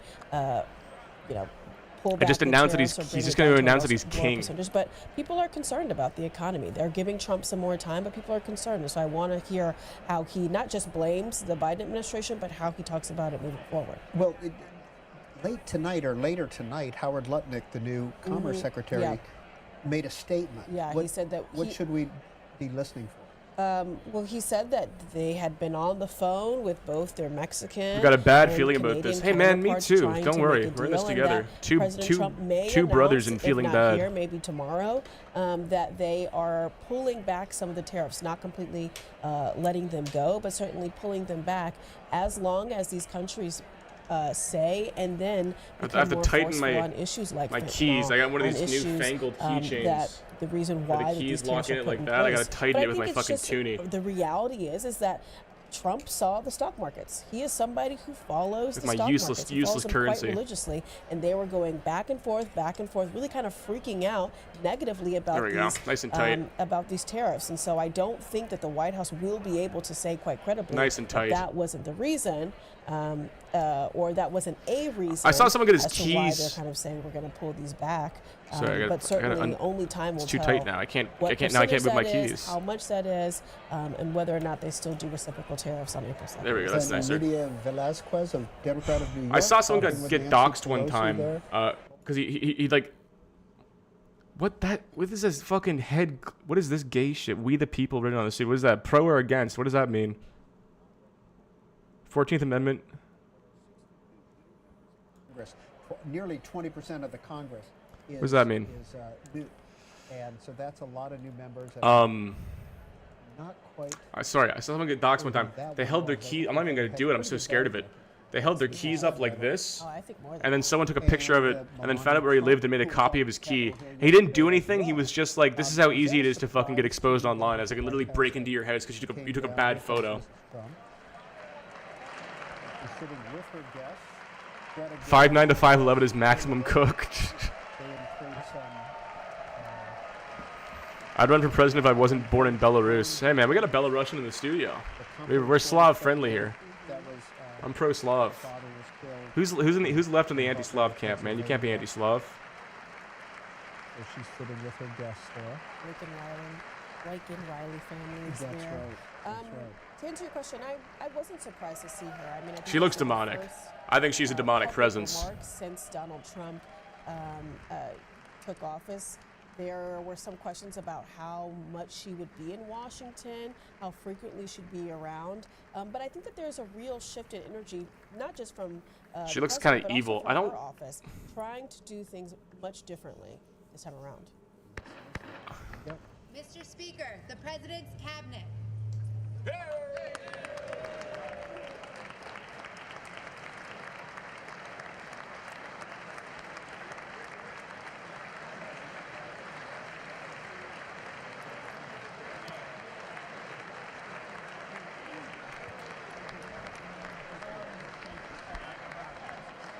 A dark wizard's homunculus. Yeah, she looks like she's gonna she looks like she's about to disintegrate.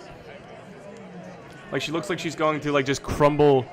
Like, you know that trope from time traveling movies where he goes back in time and kills his grandfather, then he starts fading away. I kind of feel like she's gonna do that someday. We saw there as well, Attorney General Pam Bondi, Pete Hegseth was there. They're all happy. Oh, there's old RFK. Who we talked about a little bit earlier. There he is. Look, they're excited. They're excited to shake RFK's hand. They love. They love these people. There's Seth. I've kind of turned on RFK a little bit. I don't know. I feel like Sorry, Sean Duffy. all these people just want power so bad, man. I liked RFK. I'm a health guy, man. I liked RFK. I think they should fucking get seed oils and everything. I believe all the health. I've swallowed every health pill you could swallow, man. And I've taken pills to counteract those pills as well. And I don't know. I'm turned on RFK. Senator from Delaware, Lisa Blunt, Rochester. Brainworm. We had Carol from Illinois. Carol Mosley Braun. I'd like to see We have Angela RFK fix the goy slop. I'd be happy about that, man. Kamala Harris was the second. Kamala Harris, of course, and then Lisa Blunt. I'd love to see him fix the goy slop. You're oil pilled? You took the seed oil? Like you took a pill full of seed oil? That's ridiculous, man. Why would you do that? Is that the congressman from New Jersey, Jeff? Tim Burchett from Tennessee. There we go. Do you hate victory? That's why you lost, and that's why you'll continue to lose. I do, man. I hate victory. Everyone should lose. I said this yesterday, man. Everyone's a 4 out of 10. Everyone's a 4 out of 10. Let's prove it otherwise. I hate anybody who wins. It is sort of odd to have something like this with, I mean, there's so much we're paying attention to the fashion because of like some of the protests and so forth. Only one of the 50 dyes was banned, and that's during Biden's exit. Not quite the same. Not quite the same. But it is. I liked RFK because he was an environmental lawyer, but some of the stuff he says and the people he supports, I just can't like him anymore. Nobody in the world cares what you Yeah, think. he's a bit too sketchy. Especially the denying of vaccines outright. Joe Biden took at least a half hour to get out of the chamber. It was a moment for him. Seed oils rock. That boosted. It's like Jews rock, seed oils rock. They gotta run the seed oils rock campaign. Canada's gonna run that, man. We got canola. It's one of our biggest exports. For a half an hour, it's one of the most, in a sense, iconic things I've ever seen in politics. Yeah. And do we expect That guy President hates Trump JD to do Vance. the He doesn't same? want to fucking listen to him. I don't know. I don't know if He likes to chat. I don't know if President Trump will be there as long. I mean, in that span, Joe Biden had like 2 hot mic moments that went viral. I mean, he was there for forever. I don't know if you expect President Trump to be. Palo that long, rocks. but the reality is RFK is probably as I responsible talked for the to current him, measles outbreak in close to him, Texas. He is enjoying this. I believe it. He's happy to be back in the White House. He's happy to have a party that responds to him, that respects him. RFK has corpse on metal cover back to vibes. being Man, the you guys are so center great of at analogies. And so I'm into your fucking analogies. They're always so show poignant. that happiness, shaking hands with his friends, shaking hands potentially people who don't like him very much, Democrats, kind of pushing them to say something potentially. He's kind of reveling in this moment that he has now that he's back in the White House. And so I think he is going to be there a long time. Whether or not he's there as long as Joe Biden, I think only time will tell, because Joe Biden, I mean, I remember being there, covering it last year, being like, dang, can you leave? I'm trying to go home. So. I did have a end of the night at your high school reunion. I gotta pull up a note doc. Wrap it up, Joe. So we'll see what Donald Trump does. Yeah, I would guess too that like some of that is there's a little bit of wistfulness, like that Biden was running for re-election, but who knows what kind of doubts he may have. Pull up a had note doc here. about his own.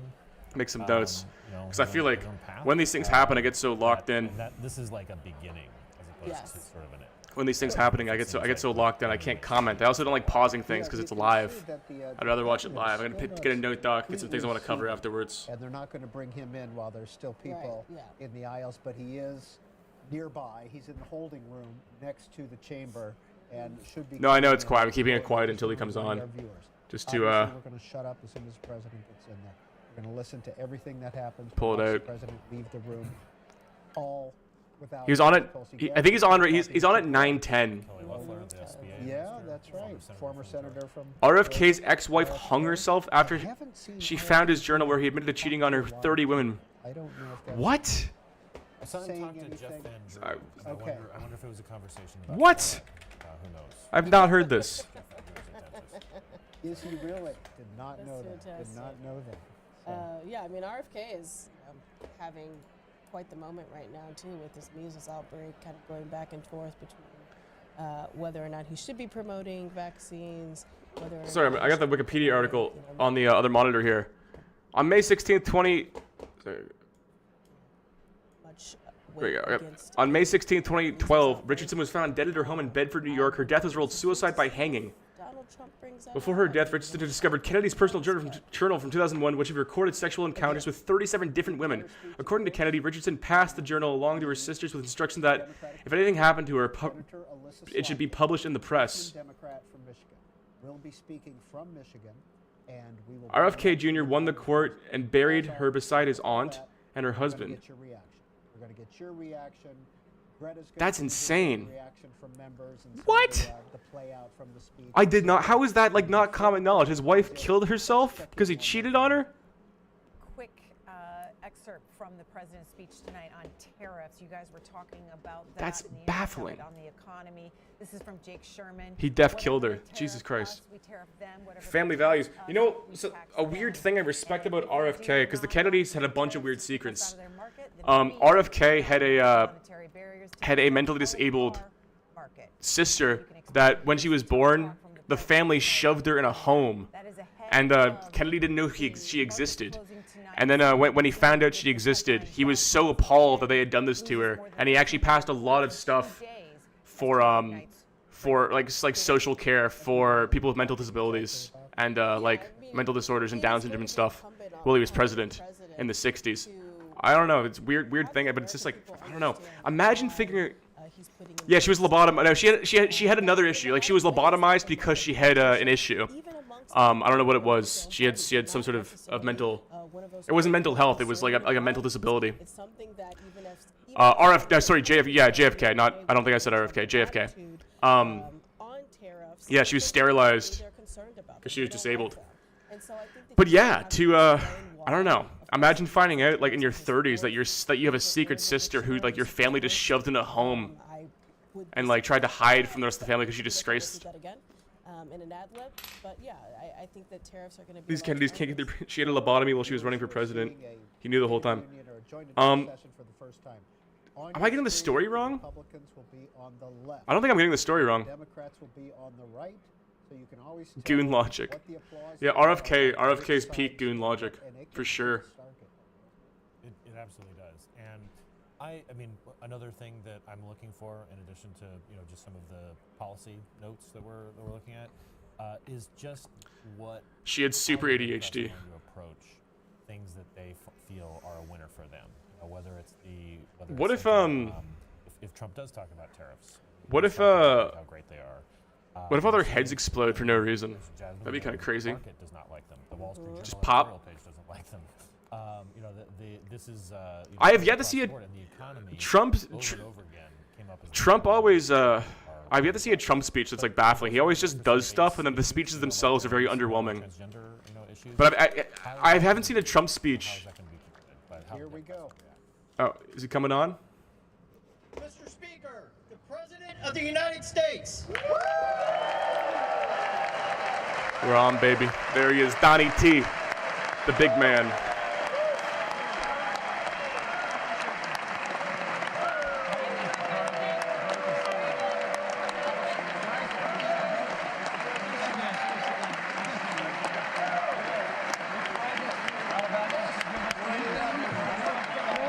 Clinton was the blackest president. Donald's not the blackest president, man.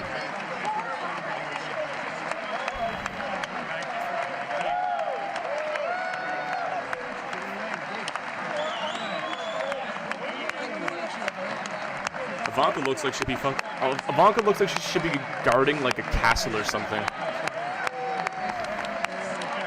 Trump is our Dominican president.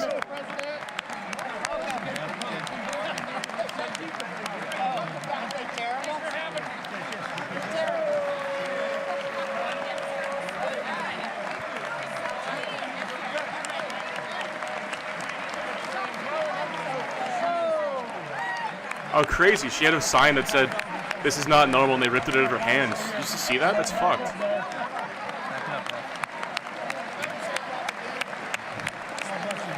Jesus Christ. He's not even talking yet. It's already crazy.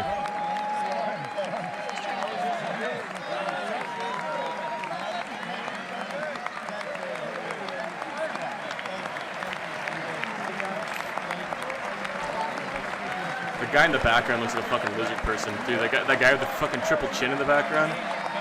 Gotta keep an eye out for him. He's shifty. Oh my god, that smile, dude. It looks like he's got hooks attached to his ears, keeping his mouth open.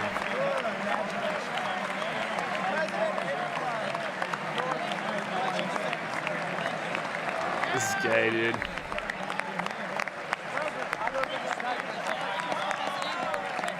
This is a little gay.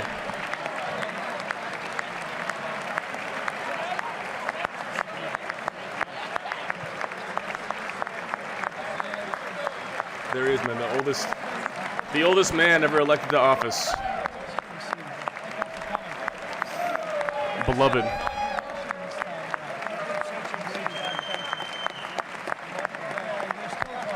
Five big booms from you.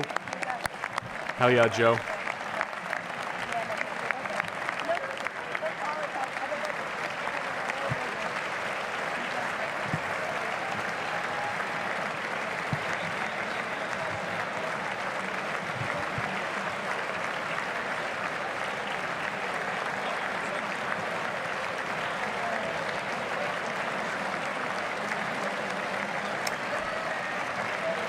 This is insane, dude. The clapping, man. How do you clap for that long? How do you clap for? How do you sit and clap for? Oh, look at that guy. Fucking Cillian Murphy in the fucking room. I love the way these people look, man. They all look so distinct. They all look like they're not human. Like, I've never met a guy that looks like that. I bet a lot of guys, and not many of them have, like, shocked me and scared me with how they look.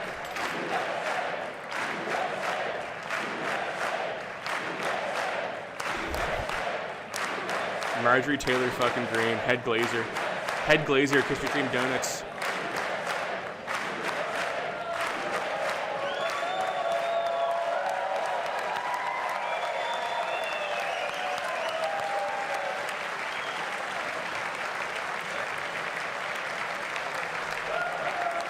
Does he open with a joke?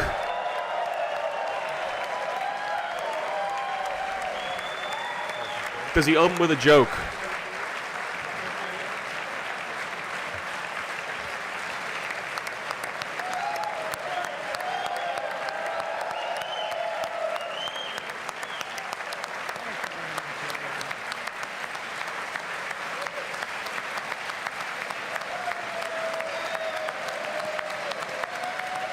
He's clapping for himself now, man. Come on.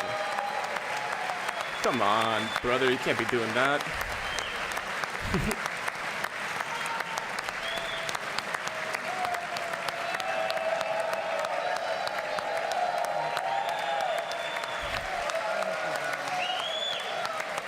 Oh, God, dude. Shut the fuck up. Get after it. He's sick of it, man. He's over it. He's like, fucking losers. Thank you.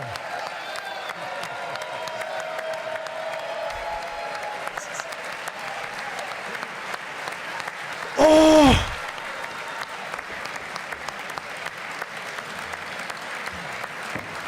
That's, please, yes. Rein it in. Thank you very much. Thank you very much. It's a great honor. Thank you very much. Speaker Johnson, Vice President Vance, the First Lady of the United States. Where's Elon?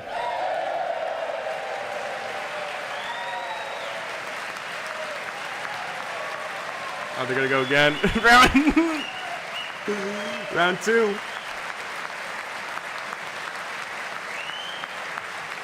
Fuck, dude.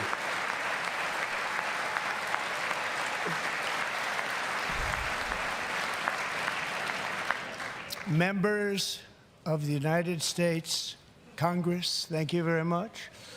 And to my fellow citizens, America is back. Round three. Round three, glaze. Triple glazed. Triple glazed Donnie T.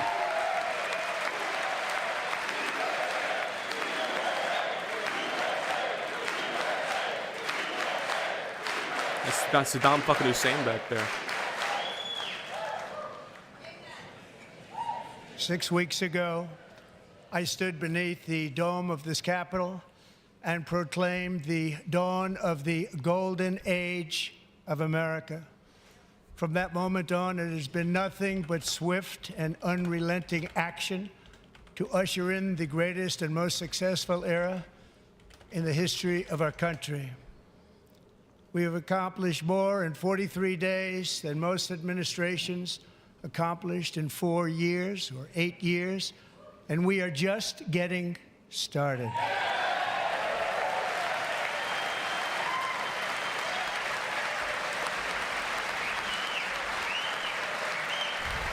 Oh, there he is. God, he took out the fucking Game of Thrones shirt, thank God. And the gold chain. I return to this chamber tonight to report that America's momentum is back, our spirit is back, our pride is back, our confidence is back, and the American dream is surging bigger and better than ever before. He repeated. The American dream is unstoppable, and our country is on the verge of a comeback, the likes of which the world has never witnessed and perhaps will never witness again. There's never been anything like it. What the fuck does that mean, Trump? The presidential election of November 5th was a mandate like has not been seen in many decades. We won all 7 swing states, giving us an electoral college victory of 312 votes.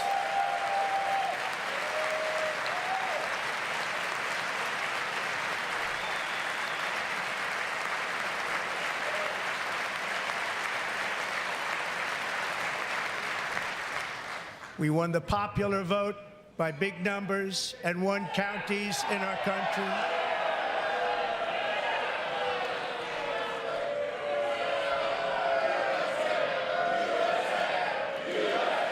Fuck, dude. This is depressing. Oh my God, this is depressing, man. Jesus Christ. This is like Balkan politics.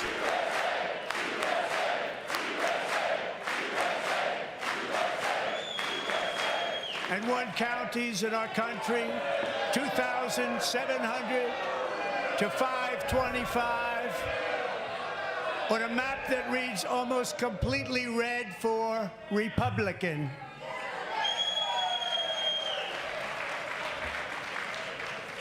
Now, for the first time in modern history, more Americans believe that our country is headed in the right direction than the wrong direction. In fact, it's an astonishing record, 27-point swing, the most ever.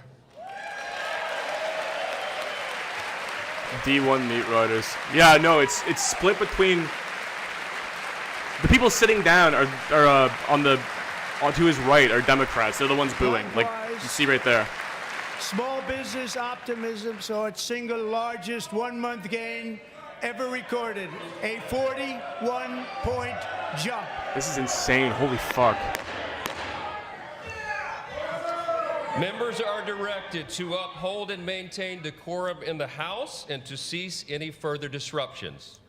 That's your warning.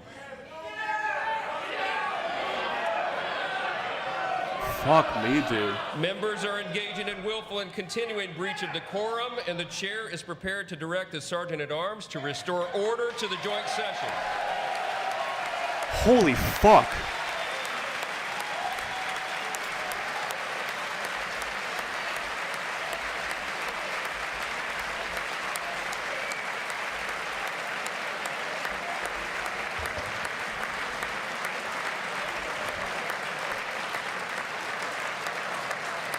Mr. Green, take your seat. Take your seat, sir. Take your seat. Finding that members continue to engage in willful and concerted disruption of proper decorum, the chair now directs the Sergeant-at-Arms to restore order. Mostly doing this to break up the tyranny speech and also I guess to see how honest you are. What's the current calorie budget and how is progress to your Vodkan body comp goal? So I'll get to that after this. Holy fuck, they're kicking him out?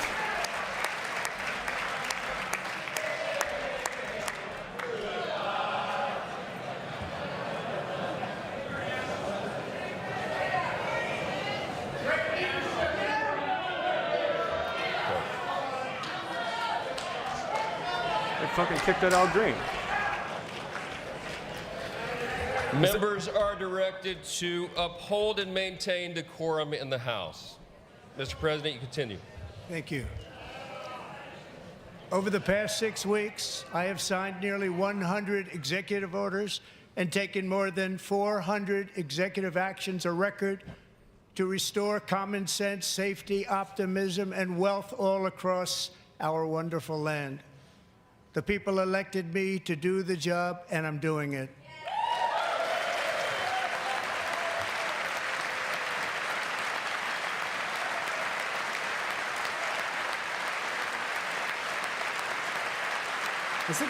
How often does someone get kicked out?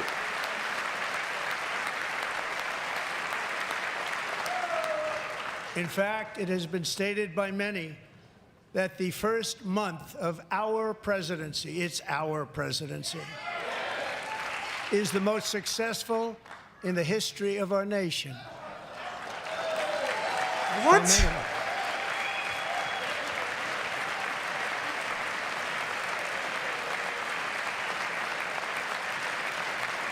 And what makes it even more impressive is that, do you know who number 2 is?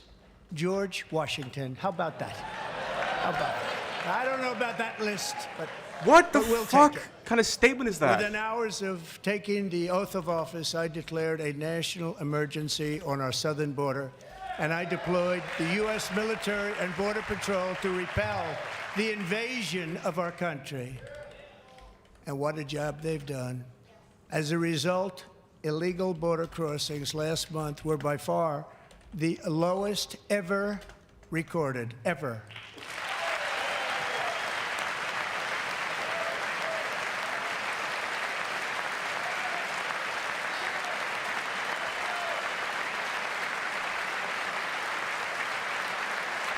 They heard my words and they chose not to come. Much easier that way.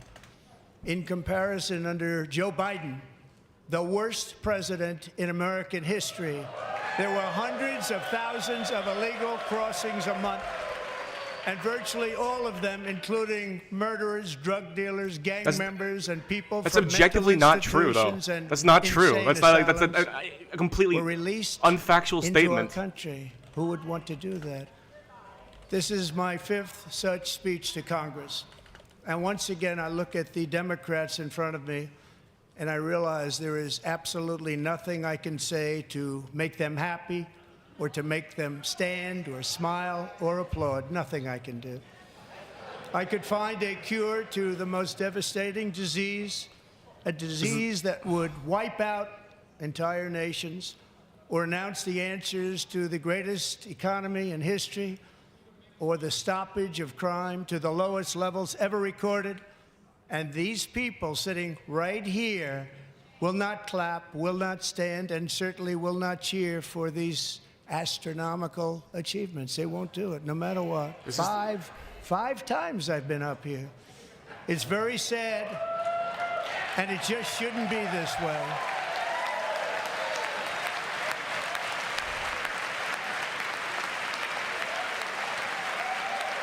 This is like the most. This is fucked. This is like truly fucked up.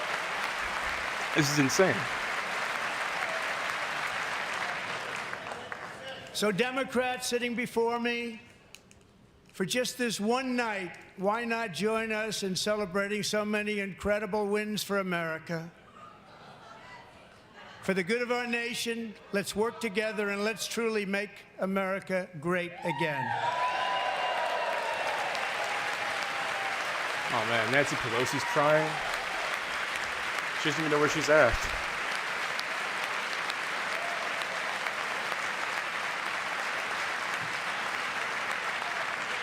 Every day, my administration is fighting to deliver the change America needs to bring a future that America deserves, and we're doing it. This is a time for big dreams and bold action. Upon taking office, I imposed an immediate freeze on all federal hiring, a freeze on all new federal regulations, and a freeze on all foreign aid.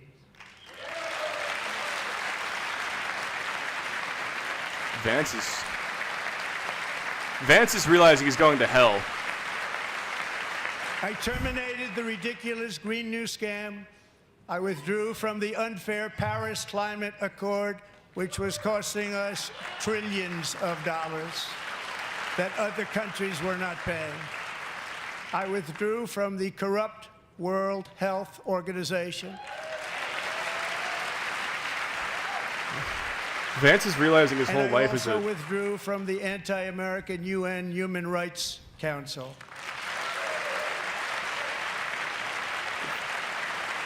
Vance is going through it right now. We Jesus ended Christ. all of Biden's environmental restrictions that were making our country far less safe and totally unaffordable. And importantly, we ended the last administration's insane electric vehicle mandate, saving our auto workers and companies from economic destruction.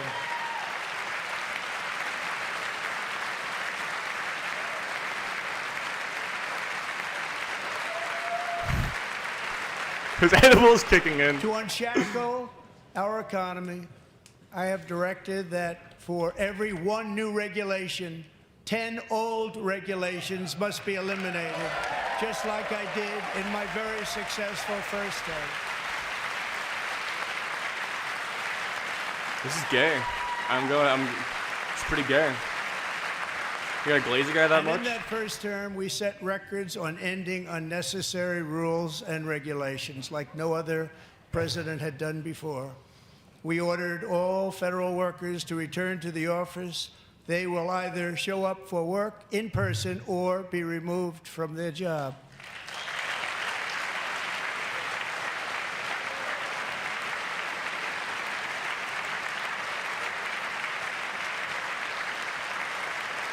And we have ended weaponized government where, as an example, a sitting president is allowed to viciously prosecute his political opponent, like me.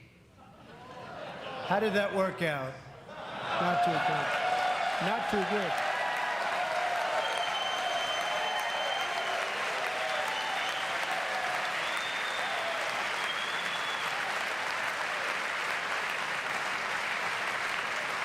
And I have stopped all government censorship and brought back free speech in America. It's back. What is that? What is he referencing? I never know what is he referencing? Like, what is going on in his head that he's referencing that he And 2 says days things like ago, I this? signed an order making English the official language of the United States of America.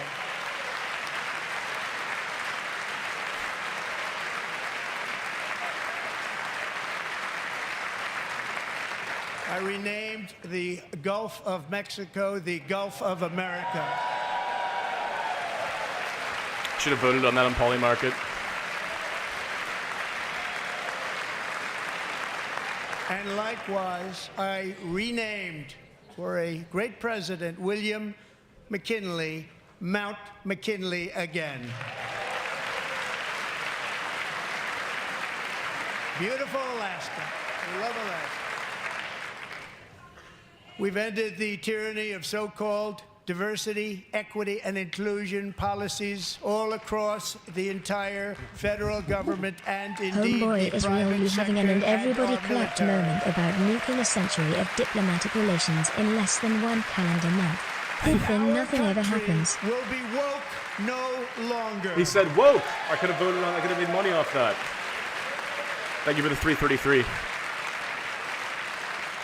We believe that whether you are a doctor, an accountant, a lawyer, or an air traffic controller, you should be hired and promoted based on skill and competence, not race or gender. Very important.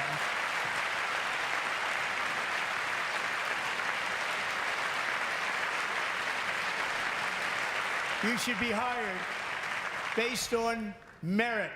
And the Supreme Court, in a brave and very powerful decision, has allowed us to do so. Thank you. Thank you very much. I feel bad for the Democrats, man. They look like fucking We have crying. removed the poison of critical race theory from our public schools, and I signed an order making it the official policy of the United States government that there are only two genders, male and female. all the stuff he actually did doesn't mean anything. It's so funny. He talks about like what he thinks he did nebulously, and then he talks about what he actually did, and it's like just meaningless semantic changes. I also signed an executive order to ban men from playing in women's sports. Trans sports. Cool. We're having a good Joe Rogan moment here. Who's got a dick? Who's a man and a woman? This is politics now. 3 years ago, Peyton McNabb was an all-star high school athlete, one of the best, preparing for a future in college sports. But when her girls' volleyball match was invaded by a male, he smashed the ball so hard in Peyton's face, causing traumatic brain injury, partially paralyzing her right side and ending her athletic career. It was a shot like she's never seen before. She's never seen anything like it. Peyton is here tonight in the gallery, and Peyton, from now on, schools will kick the men off the girls' team, or they will lose all federal funding.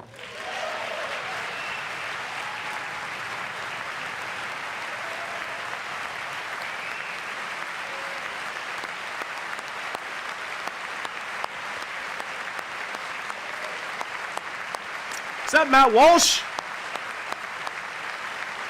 Matt Walsh is there.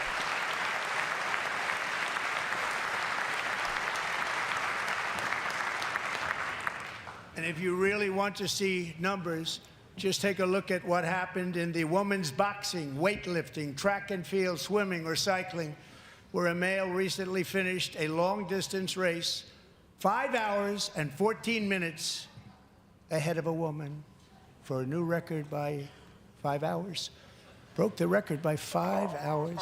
It's demeaning for women, and it's very bad for our country. We're not going to put up with it any longer. How are we still here? How are we still here? How are we still here? How are we still talking about trans people in sports? Like it's the most important. I joke about this. Like this is all they care about, and then I'm proven again and again that all they care about is like fucking semantic and posturing issues and virtue signaling. Fuck me. What I have just described is only a small fraction of the common sense revolution that is now, because of us, sweeping the entire world. Common sense has become a common theme, and we will never go back. Never. Never going to let that happen. Among my very highest priorities is to rescue our economy and get dramatic and immediate relief to working families. As you know, we inherited from the last administration an economic catastrophe and an inflation nightmare. Their policies drove up energy prices, pushed up grocery costs, and drove the necessities of life out of reach for millions and millions of Americans. They've never had anything like it. We suffered the worst inflation in 48 years, but perhaps even in the history of our country. They're not sure. As president, I'm fighting every day to reverse this damage and the Dow dropped 1,000 points today. Affordable again. Right? Right. The Dow dropped 1,000 points today. We're living in the same reality. There's egg rations. Right, egg rations now. There's egg rations in the U.S. in Los Angeles at Trader Joe's. There's egg rations. Biden especially let the price of eggs get out of control. The egg price is out of control, and we're working hard to get it back down. Secretary, do a good job on that. You inherited a total mess from the previous administration. Thank you for the 10 disc. I appreciate that.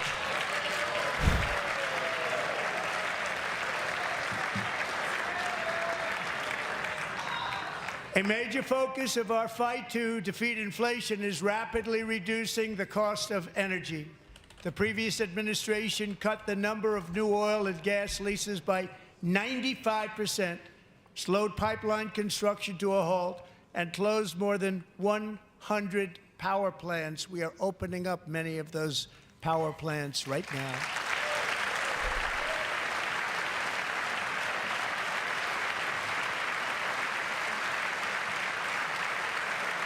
And frankly, we have never seen anything like it. That's why on my first day in office, I declared a national energy emergency. As you've heard me say many times, we have more liquid gold under our feet than any nation on earth, and by far. And now I fully authorize the most talented team ever assembled to go and get it. It's called Drill, Baby, Drill. Dude, them chanting along to the slogans is so sexual. It's so sexy, man.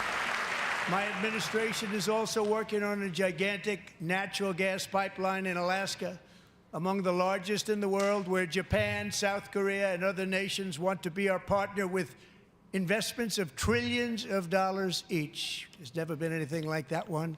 It will be truly spectacular. It's all set to go. The permitting is gotten. And later this week, I will also take historic action to dramatically expand production of critical minerals and rare earths here in the USA. I like that line. The permitting is gotten. Great use of the English language there from Donald.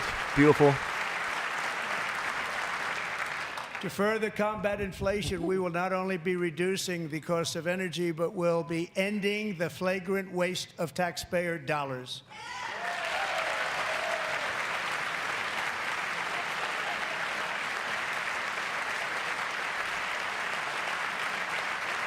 And to that end, I have created the brand new Department of Government Efficiency, GOGE.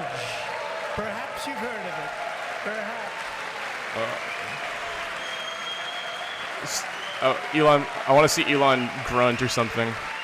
I want to see him do the X jump. Elon Musk, who is in the gallery tonight. Do the X jump. Do something stupid, please. I want to see it so bad, Elon.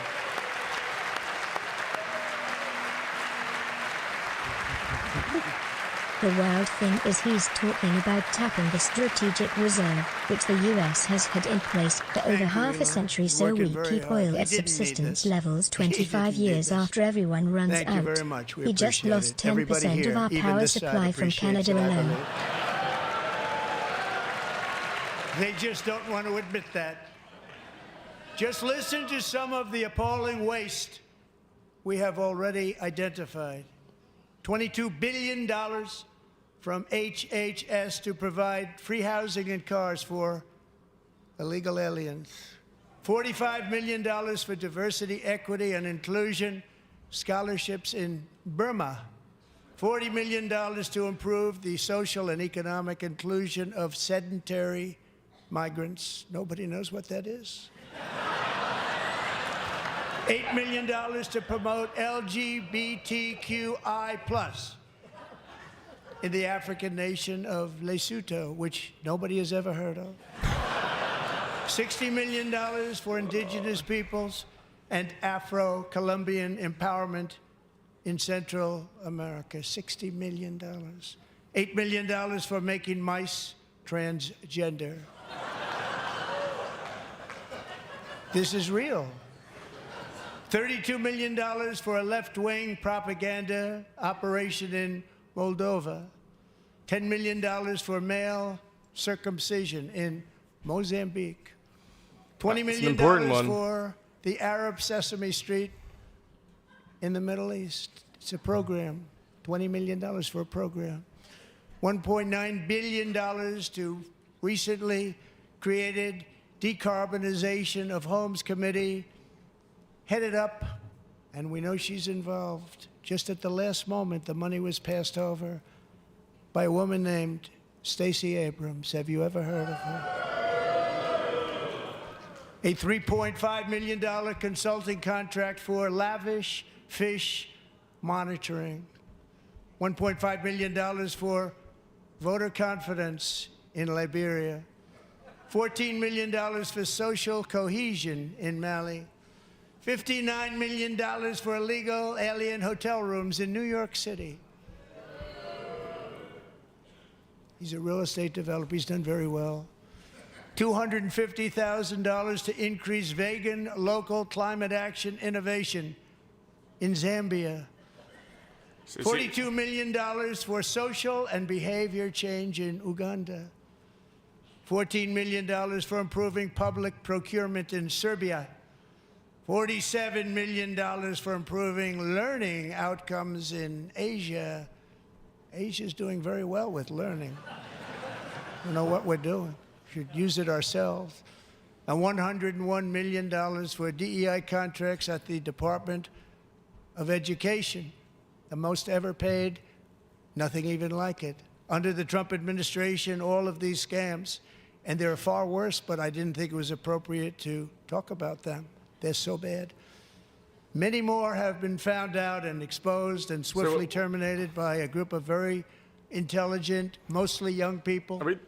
Headed up anyone by kept track Elon. here? We appreciate it. We We're found talking like hundreds of billions of dollars of fraud. So have we even gotten to $1 billion, right? Like we cut HIV prevention from Mozambique for 10 million. Has there even been $1 billion of savings yet? And we've taken back the money and reduced our debt to fight inflation and other things. Reduce the debt by Taken back a lot of that 0.01%. money. We got it just in time. This is just the beginning. The Government Accountability Office, a federal government office, has estimated annual fraud of over $500 billion in our nation, and we are working very hard to stop it. We're going to. We're also identifying shocking levels of incompetence and probable fraud in the Social Security program for our seniors, and that our seniors and people that we love rely on. Believe it or not, government databases list 4.7 million Social Security members from people aged 100 to 109 This years was already... It lists 3.6 million people from ages 110 to 119. I don't know any of them. I know some people that are rather elderly, but not quite that elderly. That's 3.47 million people from Why is he ages doing this? 120 to 129. 3.9 million people from ages He knows this isn't true. 130 to 139. 3.5 million people from ages 140 to 149. And money is being paid to It's a many of coding them. error. They weren't receiving money. And we're That's been searching confirmed. right now. In fact, Pam, good luck. Good luck. You're going to find it. But a lot of money is paid out to people because it just keeps getting paid and nobody does. And it really hurts Social Security and hurts our country. 1.3 million people from ages 150 to 159 and over 130,000 people, according to the Social Security databases, are age over 160 years old. We have a healthier country than I thought, Bobby. I don't understand. Like, why not talk about things if you could, right? Like, talk about things that are true. Like, why spend 5 minutes on a disproven data point? Including, to finish, 1,039 people between the ages of 220 and 229. How's he still good? That's fucking insane. One person between the age of 240 and 249, and one person is listed at 360 years of age. More than 100 years. More than 100 years older than our country. But we're going to find out where that money's going. And it's There's not no gonna money. be It's pretty. not- By slashing all of the fraud, It's not waste, going and anywhere. theft There's no we money can going to find, them. we will defeat inflation, bring down mortgage rates, lower car payments and grocery prices, protect our seniors, and put more money in the pockets of American families.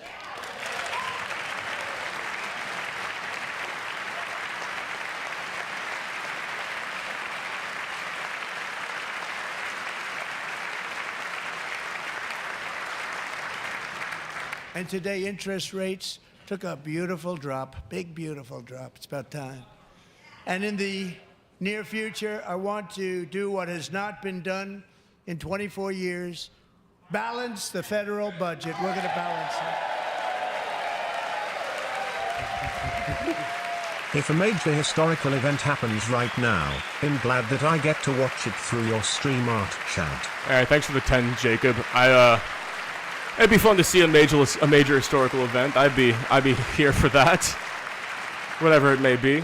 With that goal in mind, we have developed in great detail what we are calling the Gold Card, which goes on sale very, very soon.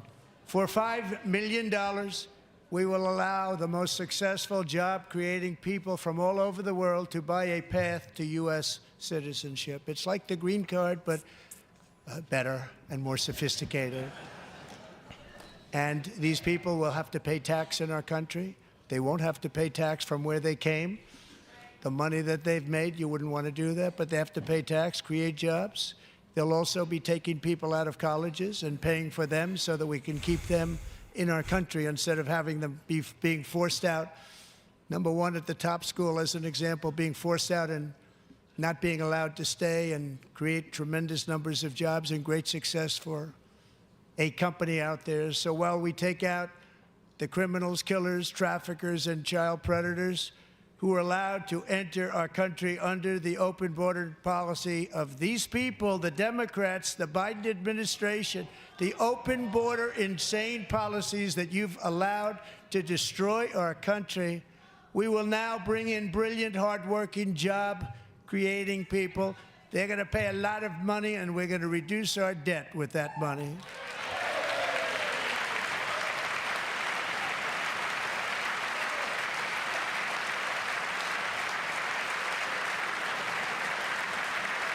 Americans have given us a mandate for bold and profound change.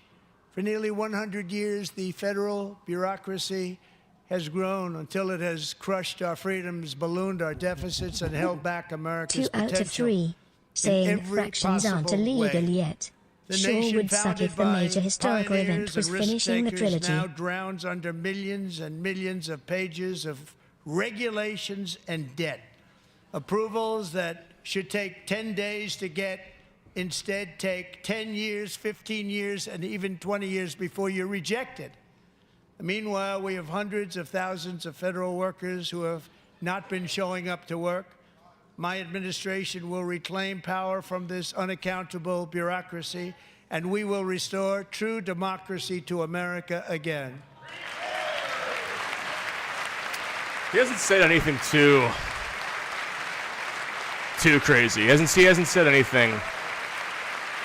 Okay, he said crazy shit. I think he's in the Overton window of things he would say. Any bureaucrat who resists this change will be removed from office immediately. Because we are draining the swamp. It's very simple. And the days of rule by unelected bureaucrats are over.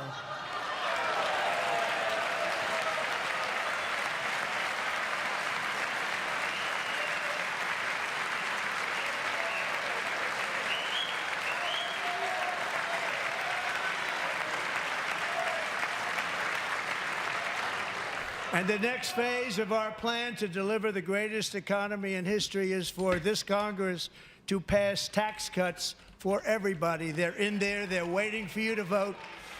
And I'm sure that the people on my right, I don't mean the Republican right, but my right here, I'm sure you're going to vote for those tax cuts, because otherwise I don't believe the people will ever vote you into office. So I'm doing you a big favor by telling you that. But I know this group is going to be voting for the tax.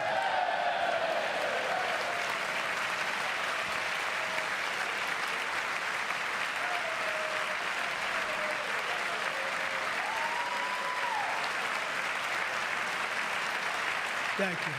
It's a very, very big part of our plan. We had tremendous success in our first term with it. A very big part of our plan. We're seeking permanent income tax cuts all across the board. And to get urgently needed relief to Americans hit especially hard by inflation, I'm calling for no tax on tips, no tax on overtime, and no tax on Social Security benefits for our great seniors. When's it coming, big gang? We've been talking about that one for a while.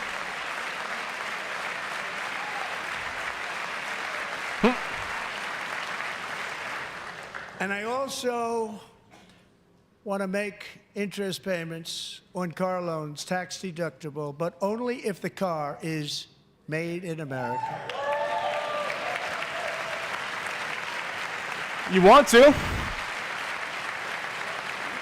Bring it on, man. Let's see. Let's see it happen. And by the way, we're going to have growth in the auto industry like nobody's ever seen. Plants are opening up all over the place. Deals are being made. Never seen. That's a combination of the election win and tariffs.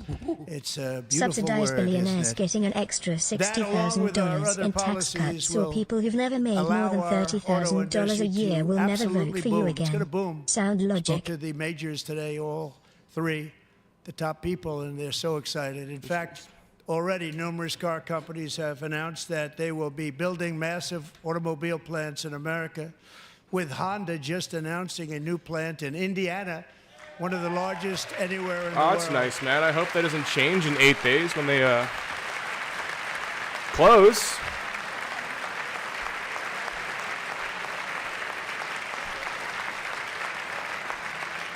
And this has taken place since our great victory on November 5th, a date which will hopefully go down as one of the most important in the history of our country.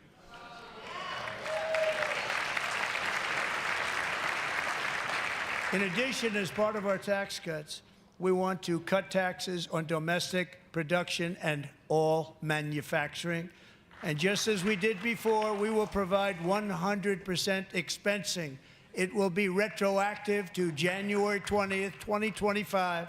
And it was one of the main reasons why our tax cuts were so successful in our first term, giving us the most successful economy in the history of our country. First term. We had a great first term.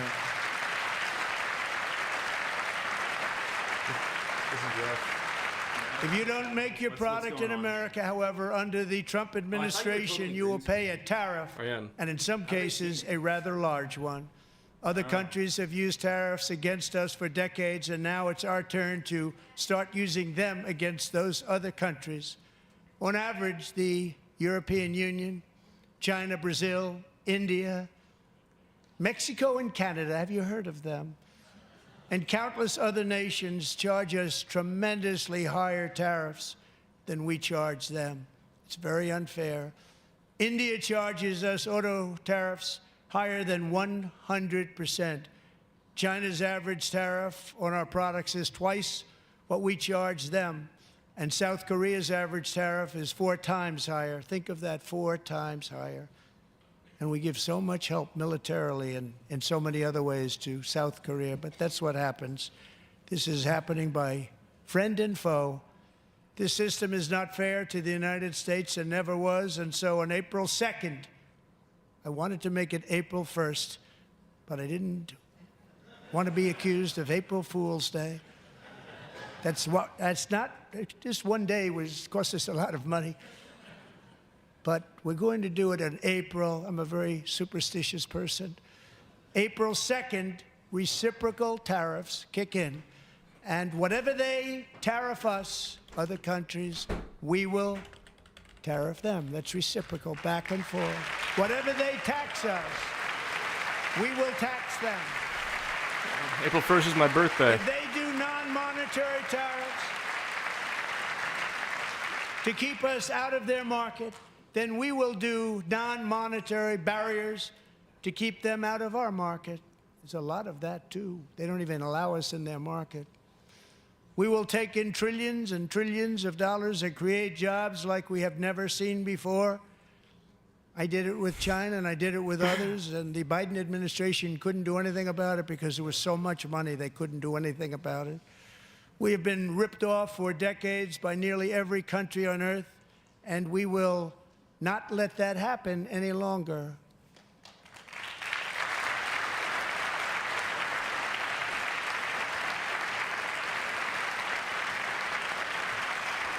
Much has been said circling the drain, brother. over the last 3 months about Mexico and Canada, but we have very large deficits with both of them. But even more importantly, they've allowed fentanyl to come into our country at levels never seen before, killing hundreds of thousands of our citizens and many very young, beautiful people, destroying families. Nobody's ever seen anything like it. They are, in effect, receiving subsidies of hundreds of billions of dollars. We pay subsidies to Canada. What the fuck? And to Mexico of hundreds of billions of dollars. And the United States will not be doing that any longer. We're not going to do it any longer. Subsidized billionaires getting an extra $60,000 in tax cuts, so people who've never made more than $30,000 a year will never vote for you again. Sound logic. $1.7 trillion of new investment in America in just the past few weeks. The combination of the election and our economic policies that people love. SoftBank, one of the most brilliant anywhere in the world, announced a $200 billion investment.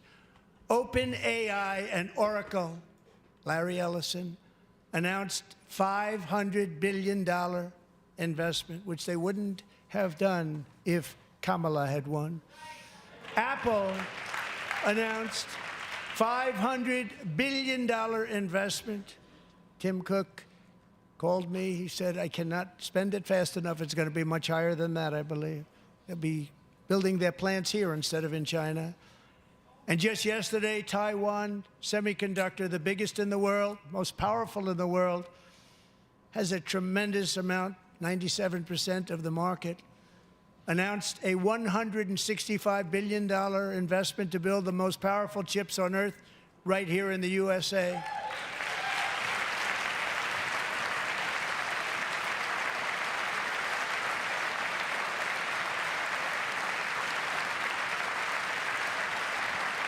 And we're not giving them any money. Your CHIPS Act is a horrible, horrible thing. We give hundreds of billions of dollars, and it doesn't mean a thing. They take our money and they don't spend it.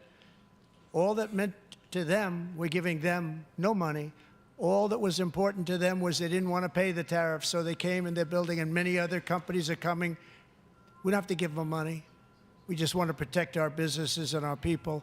And they will come because they won't have to pay tariffs if they build in America. So it's very amazing. You should get rid of the CHIP Act, and whatever's left over, Mr. Speaker, you should use it to reduce debt or any other reason you want to.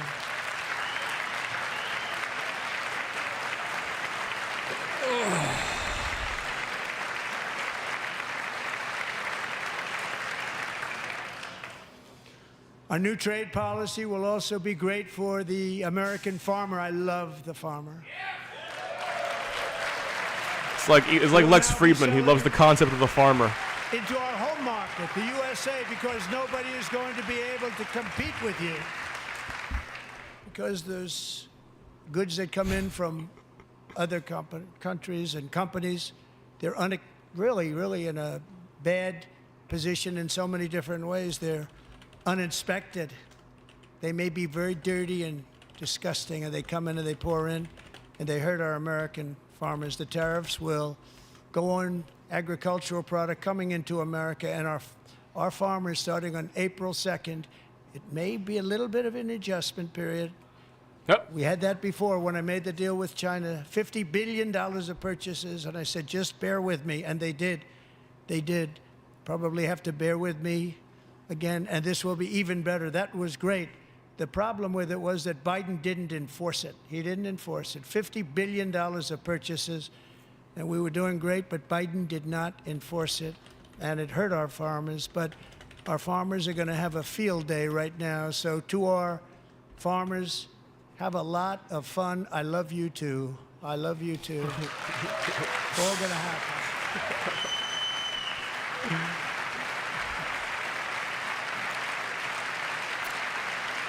And I have also imposed a 25% tariff on foreign aluminum, copper, lumber, and steel, because if we don't have, as an example, steel and lots of other things, we don't have a military, and frankly, we just won't have a country very long.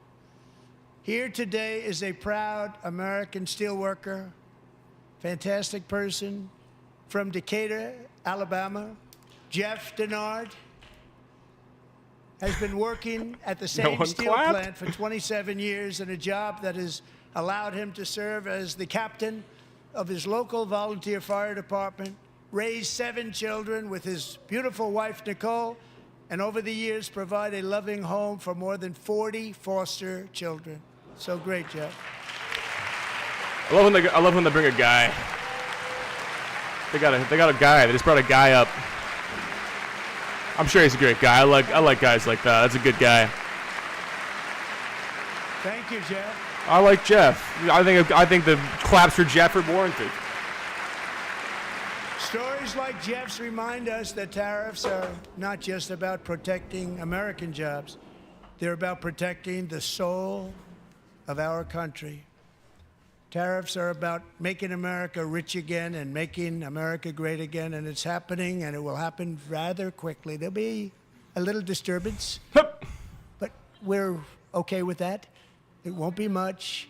No, you're not. Oh. And look where Biden took us. Very low, the lowest we've ever been. Jeff, I want to thank you very much. And I also want to recognize another person who has devoted herself to foster care community. She works so hard on it. A very loving person, our magnificent First Lady of the United States. Yeah, she knows she's going to hell as well, dude. She knows where she's going. I'll bring Jeff back. I want to see more Jeff.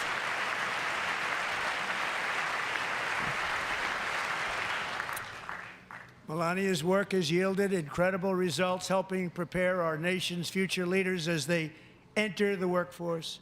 Our First Lady is joined by two impressive young women, very impressive. Haley Ferguson, who benefited from the First Lady's Fostering the Future initiative and is poised to complete her education and become a teacher. And Elliston Berry, who became a victim of an illicit deepfake image produced by a peer.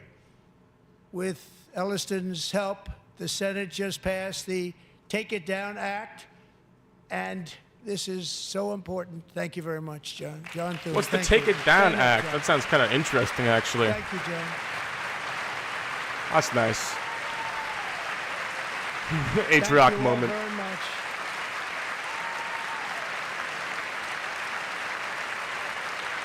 Thank you. And thank you to John Thune and the Senate. Great job. To criminalize the publication of such images online is terrible, terrible thing. And once it passes the House, I look forward to signing that bill. Why is he doing that face? Stop into that. law. Thank you. Quit that. And I'm going to use that bill for myself, too, if you don't mind. Because nobody gets treated worse than I do online. Nobody. That's great. Thank you very much to the Senate. Thank you. Did he just say no one gets treated worse than I do But to if a we victim truly of care about deepfake protecting porn? Americans' children, no step is more crucial than securing America's borders.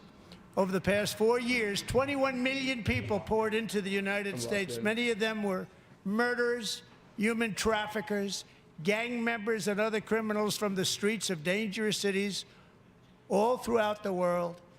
Because of Joe Biden's insane and very dangerous open border policies, they are now strongly embedded in our country, but we are getting them out and getting them out fast.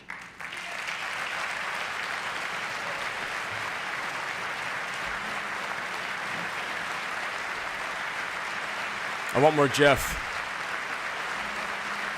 And I want to thank Tom Homan and Christy. I want to thank you and Paul of Border Patrol. I want to thank you. What a job they've all done. Everybody, Border Patrol, ICE, well, law enforcement in general is incredible. We have to take care of our law enforcement. Have to.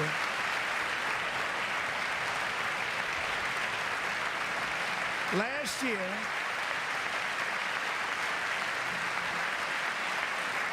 a brilliant 22-year-old nursing student named Laken Riley, the best in her class, admired by everybody, went out for a jog on the campus of the University of Georgia. That morning, Laken was viciously attacked, assaulted, beaten, brutalized, and horrifically murdered.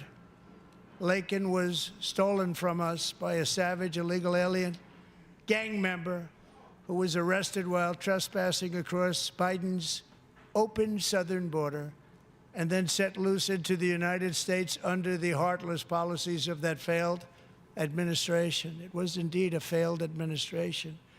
He had then been arrested and released in a Democrat-run sanctuary city, a disaster, before ending the life of this beautiful young angel. With us this evening are Laken's beloved mother, Allison, and her sister, Lauren. I feel emotional about that, actually. That's so sad. That just sucks. That's just objectively upsetting and sad.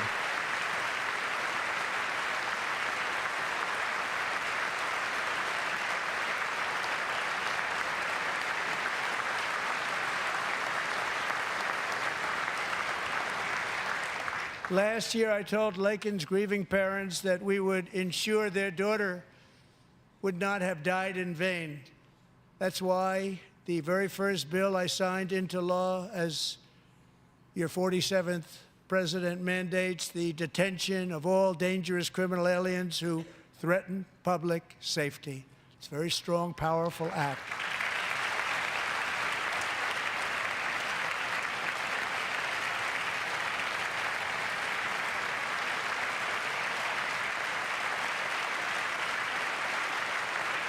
It's called the Laken-Riley Act.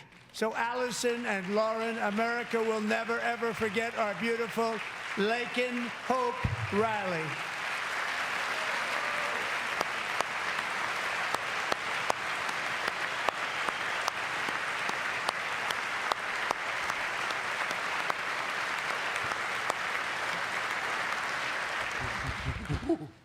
I got a road test in the morning, so I think I'm checking out. That, brother. Since taking office, Thank my you for the 5. administration has launched the most sweeping border and immigration crackdown in American history, and we quickly achieved the lowest numbers of illegal border crossers ever recorded. Thank you. Ever?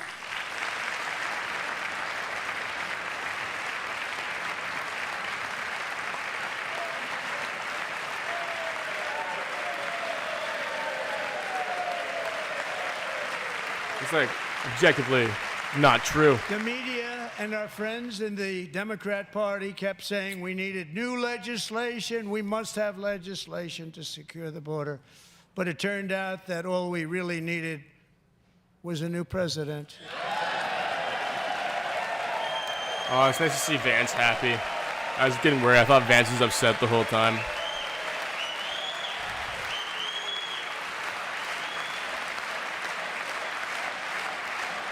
They're chanting his name? That's crazy. Thank you. That's crazy to, Joe Biden didn't just open our borders, he flew illegal aliens over them to overwhelm our schools, hospitals, and communities throughout the country. Entire towns like Aurora, Colorado, and Springfield, Ohio, buckled under the weight of the migrant occupation and corruption like nobody's ever seen before. Beautiful towns destroyed. Now, just as I promised in my inaugural address, we are achieving the great liberation of America.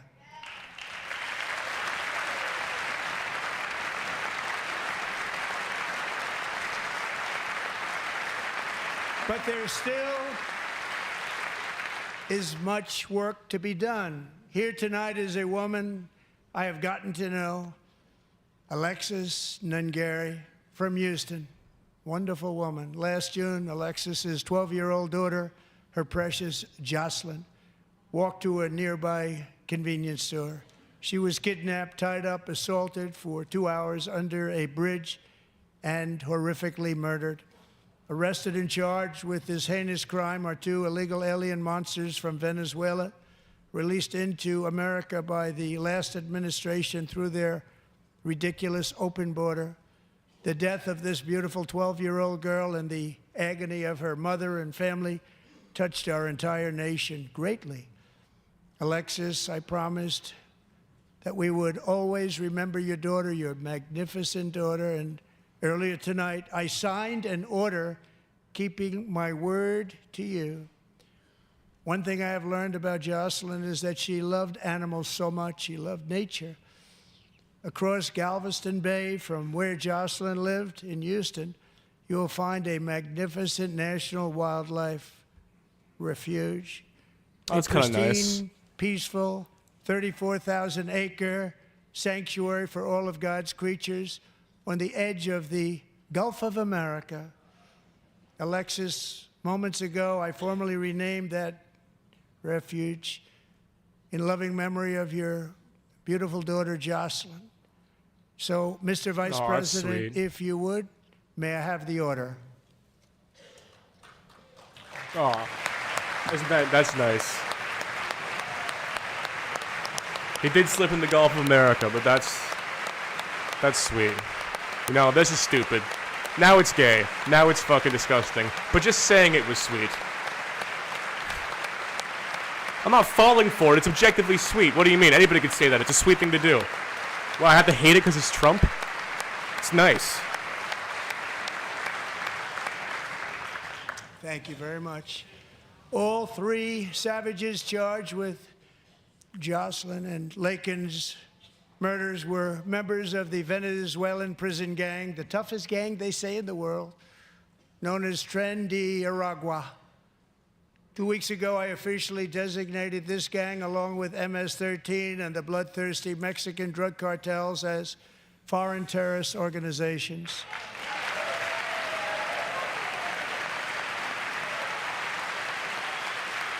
It would be nice if, yeah, it would be nice in any other context, but it's still objectively nice.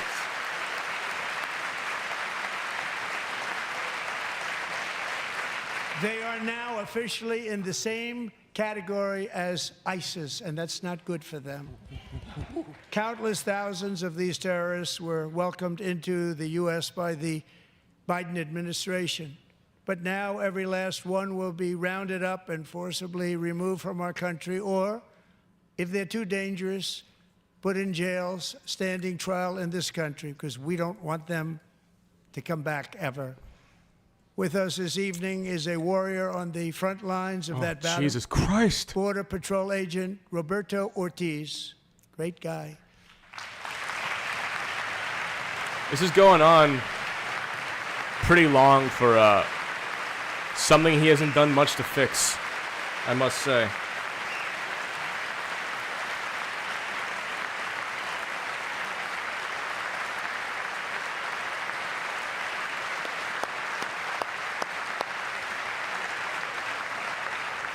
In January, Roberto and another agent were patrolling by the Rio Grande near an area known as Cartel Island. Doesn't sound too nice to me.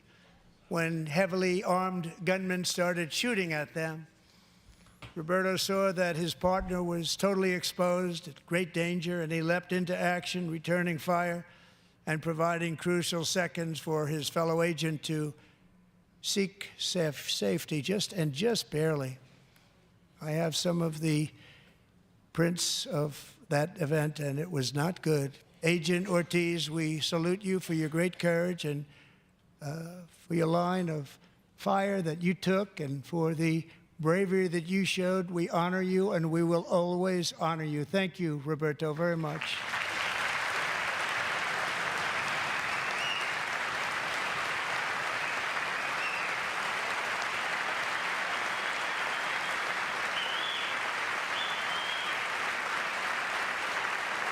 Thank you, Roberto. And I actually got to know him on my many calls to the border. He's a great, great gentleman. The territory to the immediate south of our border is now dominated entirely by criminal cartels that murder, rape, torture, and exercise total control. They have total control over a whole nation, posing a grave threat to our national security. The cartels are waging war in America, and it's time for America to wage war on the cartels, which we are doing.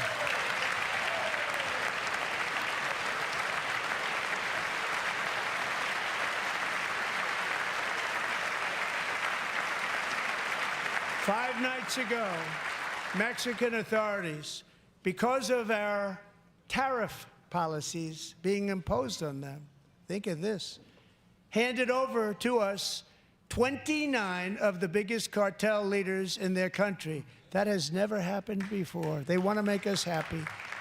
First time ever.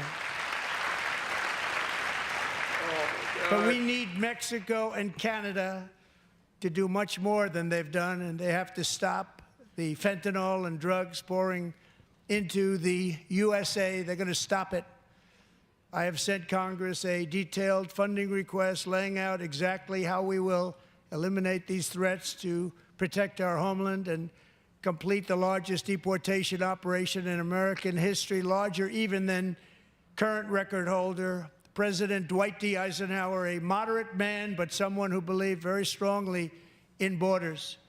Americans expect Congress to send me this funding without delay so I can sign it into law. So, Mr. Speaker, John Thune, both of you, I hope you're going to be able to do that, Mr. Speaker. Thank you.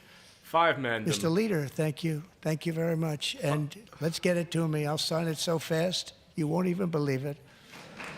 They call him Lightning Pen Donnie. It's like he's like a speed runner. It's just like that. Don't even see him sign things. And as we reclaim our sovereignty, we must also bring back law and order to our cities and towns.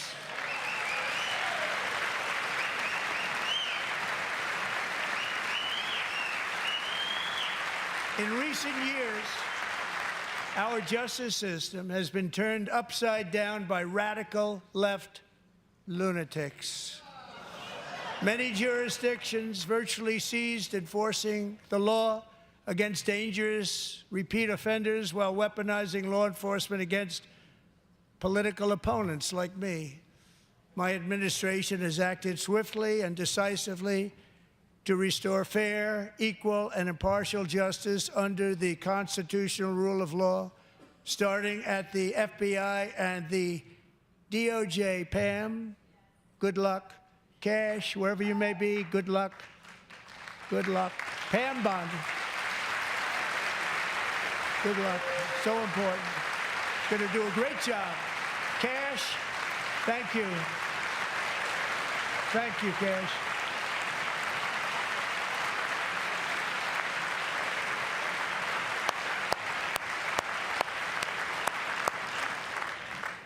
They've already started very strong. They're going to do a fantastic job. You're going to be very proud of them. We're also once again giving our police officers the support, protection, and respect they so dearly deserve. They have to get it. They have such a hard, dangerous job, but we're going to make it less dangerous. The problem is the bad guys don't respect the law, but they're starting to respect it, and they soon will respect it. This also includes our great fire departments throughout the country. Our firemen and women are unbelievable people, and we'll never forget them.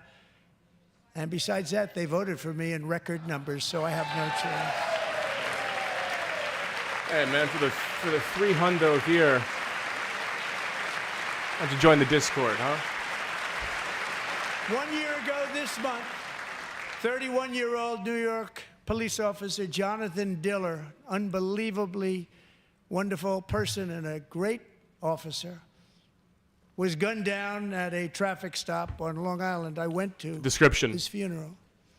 The vicious criminal charged with his murder had 21 prior arrests, and they were I'll rough discuss some of the live arrests, channels too. where the highlights He was a go. real bad one. The thug in the seat next to him had 14 prior arrests and went by the name of Killer. He was Killer. He killed other people, they say, a lot of them. I attended Officer Diller's service, and when I met his wife and one-year-old son, Ryan, it was very inspirational, actually. His widow's name is Stephanie, and she is here tonight. Stephanie, thank you very much, Stephanie. Thank you very much. Stephanie. He killed people. His nickname was Killer.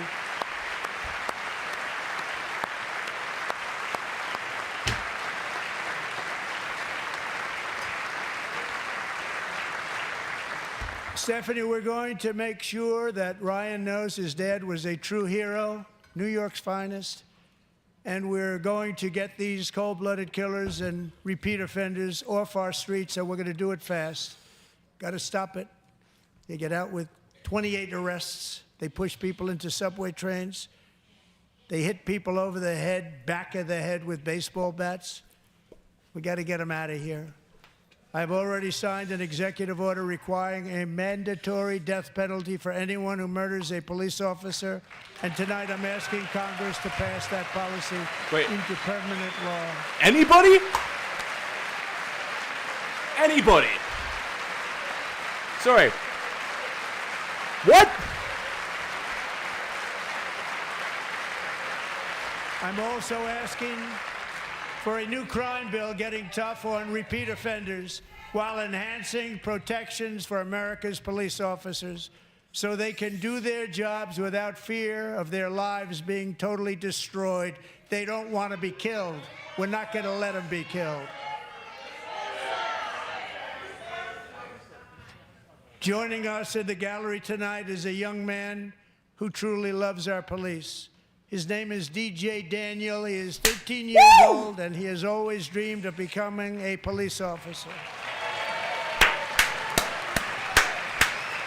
Bring Daniel. Bring Daniel back. Yes, raise up Daniel. He's 15. Lift him up. Lift your 15-year-old son up in the air. Is there something wrong with him? I'm sorry. They got his age wrong, right? No. I feel really bad if he's got something wrong with him.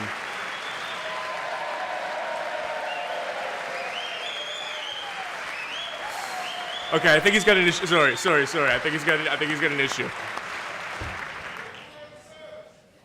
But in 2018, DJ was diagnosed with brain cancer. Oh. The doctors gave him 5 months at most to live. That was more than 6 years ago. Okay, so he's good. Okay. Brink, there we go. He's good.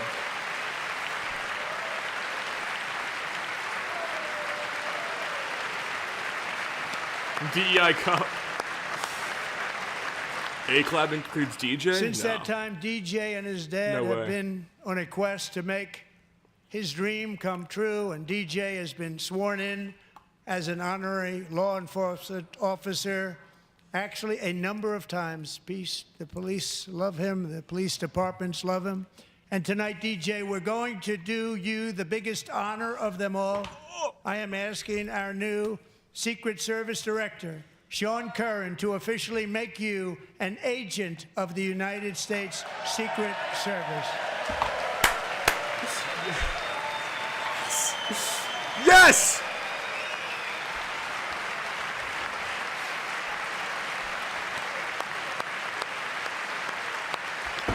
It gets better and better and better, man. You fucking got it, dude. Oh my god.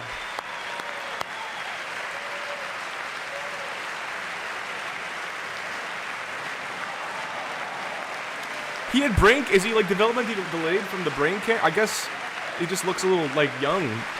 Sorry, did he get his age wrong? Is he not 15?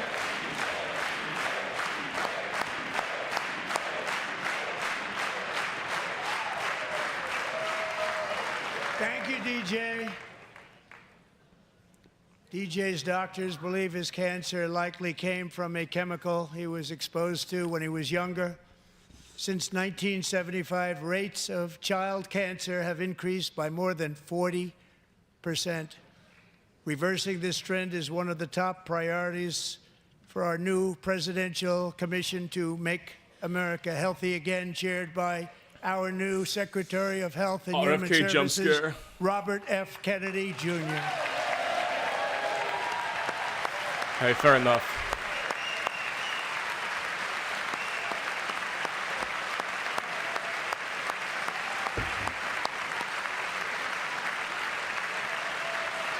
I do fuck with. I agree. Cherub, I agree. Mr. Brainworm, I'm okay with it. With the name Kennedy, you would have thought everybody over here would have been cheering. How quickly they forget. Our goal is to get toxins out of our environment, poisons out of our Seed food oils. supply, and keep our children healthy and strong. As an example, not long ago, and you can't even believe these numbers, 1 in 10,000 children had autism, 1 in 10,000, and now it's 1 in 36.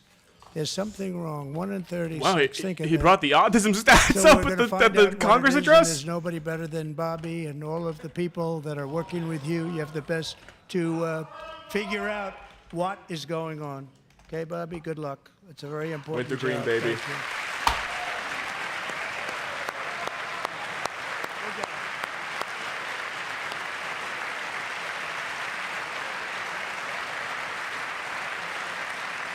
Thank you. My administration is also working to protect our children from toxic ideologies in our schools. Okay, back to A few years ago, Back to this. January, Little John and her husband discovered that their daughter's school had secretly socially transitioned their 13-year-old little girl. Teachers and administrators conspired to deceive January and her husband. Oh, her while name. encouraging Her her name is daughter to January use a new Littlejohn, name man. and pronouns. They, them pronoun, actually. All without telling January, who is here tonight and is now a courageous advocate against this form of child abuse. January, thank you. January Littlejohn. I fuck with that hard. I fuck with that hard.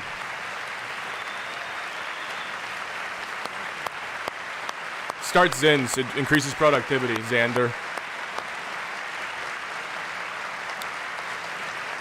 Thank you. Stories like this are why, shortly after taking office, I signed an executive order banning public schools from indoctrinating our children with transgender ideology.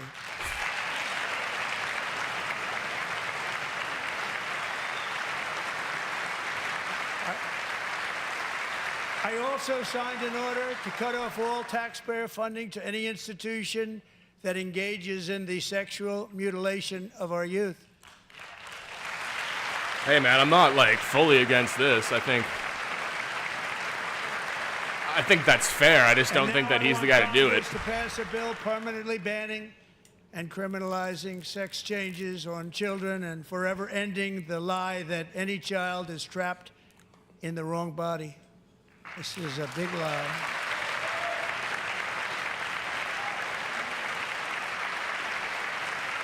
And our message to every child in America is that you are perfect exactly the way God made you.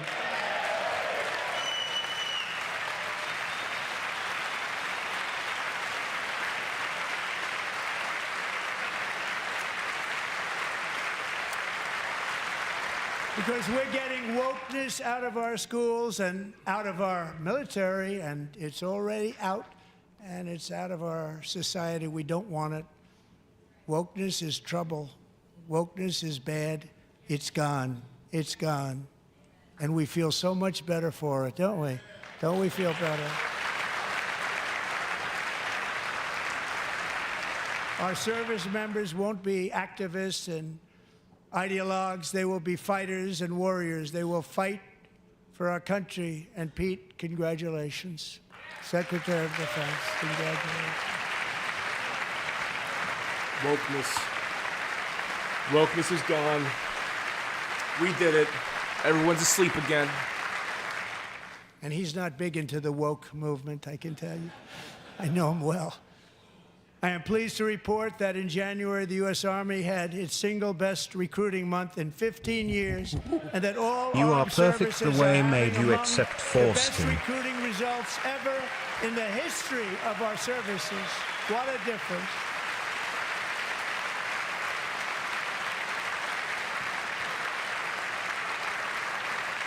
And you know, it was just a few months ago where the results were exactly the opposite. We couldn't recruit anywhere. We couldn't recruit.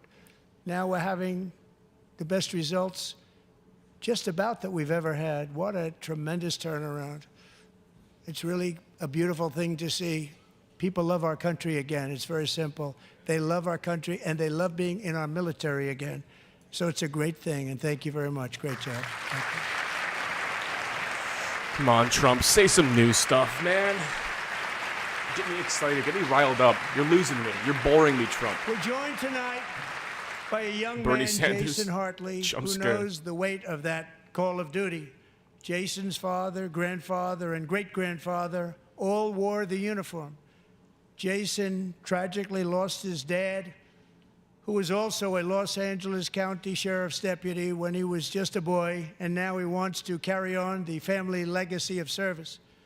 Jason is a senior in high school, a 6-letter varsity athlete, a really good athlete, they say, a brilliant student with a 4.46, that's good, GPA. And his greatest dream is to attend the U.S. Military Academy at West Point. Hell yeah, brother. Hell yeah. That's the kind of man I want to see. We described that man as the man I was imagining right there. He's got that Chad underbite, or that Chad, what is it called? What's it called when your bottom jaw's bigger? That's what it's all about. That's how you know he's a real fucking Jason, that's tested a very up. big deal getting in. That's a hard one to get into, but I'm pleased to inform you that your application has been accepted. You will soon be joining the Corps of Cadets.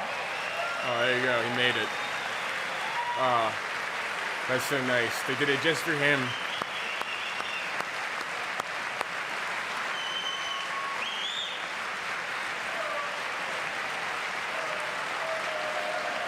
Yeah, DJ got in there, dude. I like these characters, man. I want to assemble a team. I wish the Rizzler was here.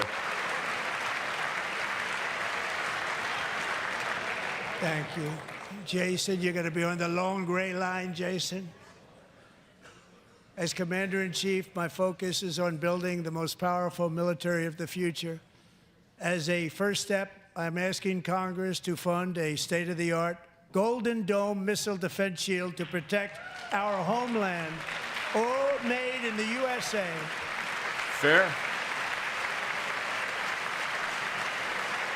What am I gonna do? Get angry about that?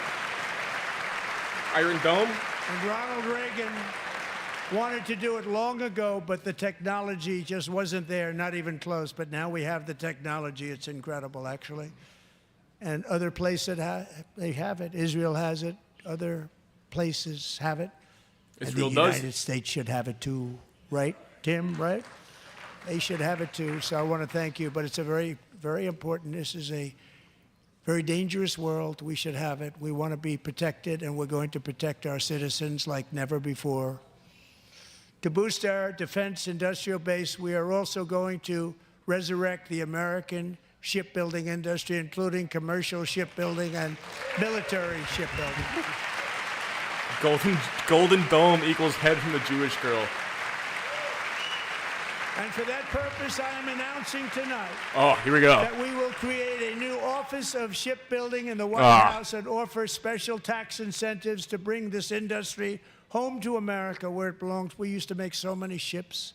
We don't make them anymore very much, but we're going to make them very fast, very soon. That's not fun. It will have a huge impact. To further enhance our national security, my administration will be reclaiming the Panama Canal, and we've already started doing it.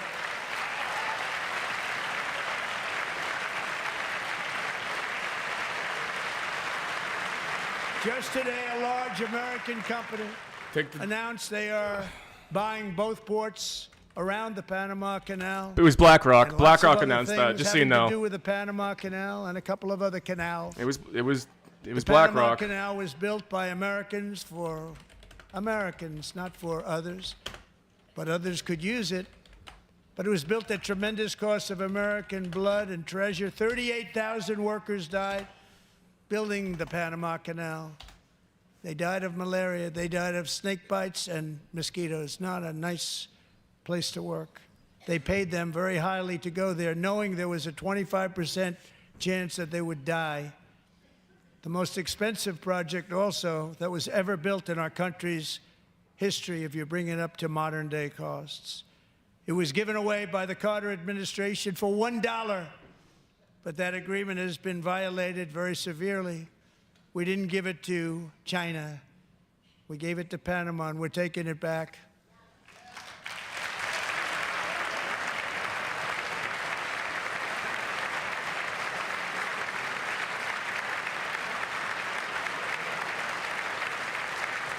And we have Marco Rubio in charge. Good luck, Marco. Now, good luck, Marco. we know who to blame if anything goes wrong. And they will.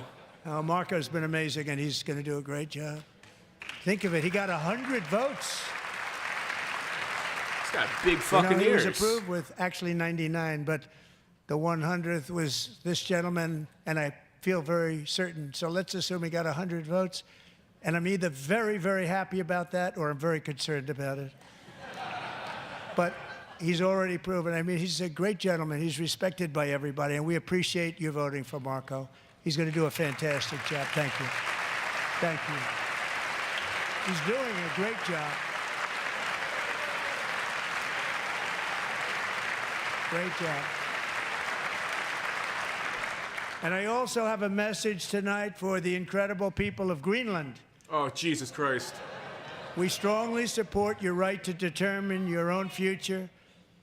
And if you choose, we welcome you into the United States of America. We need Greenland for national security and even international security, and we're working with everybody involved to try and get it. But we need it really for international world security, and I think we're going to get it. One way or the other, we're going to get it. We will keep you Jesus safe. Christ. We will make you rich, and together we will take Greenland to heights like you have never thought possible before. It's a very small population, but very, very large piece of land and very, very important for military security. America is once again standing strong against the forces of radical Islamic terrorism. 3.5 years ago, ISIS terrorists killed 13 American service members and countless others in the Abbey Gate bombing during the disastrous and incompetent withdrawal from Afghanistan. Not that they were withdrawing, it was the way they withdrew. Perhaps the most embarrassing moment in the history of our country. Tonight, I am pleased to announce that we have just apprehended the top terrorist responsible for that atrocity, and he is right now on his way here to face the swift sword of American justice.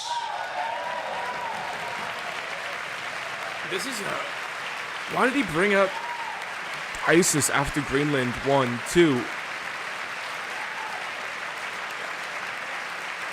He's like just talking about individuals. Who gives a fuck?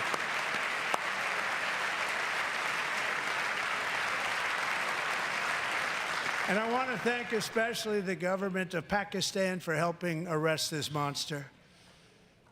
This was a very momentous day for those 13 families who I actually got to know very well, most of them, whose children were murdered, and the many people that were so badly, over 42 people, so badly injured on that fateful day in Afghanistan. What a horrible day.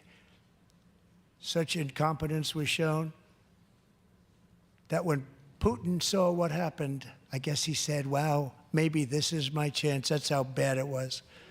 Should have never happened. Grossly incompetent. What does he mean? People. I spoke to many of the parents and loved ones, and they're all in our hearts tonight. I spoke to them on the phone. We had a Republicans big cackling at the call. president saying he's Every going to one of them forcefully called, annex a sovereign nation in a everybody national was address, on the and line, we're and still not allowed to They did openly nothing call but them cry with fascists. happiness. They were very happy, as happy as you can be under those circumstances. Their child, brother, sister, son, daughter was killed for no reason whatsoever. In the Middle East, we're bringing back our hostages from Gaza. In my first term, we achieved one of the most groundbreaking peace agreements in generations, the Abraham Accords.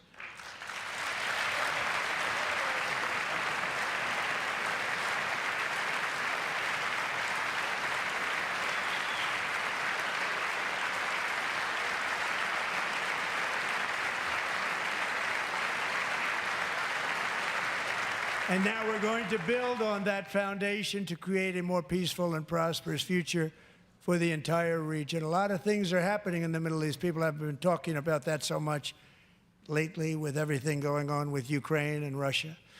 But a lot of things are happening in the Middle East. It's a rough neighborhood, actually. I'm also working tirelessly to end the savage conflict in Ukraine. Millions of Ukrainians and Russians have been needlessly killed or wounded in this horrific and brutal conflict with no end in sight. The United States has sent hundreds of billions of dollars to support Ukraine's defense with no security, with no anything.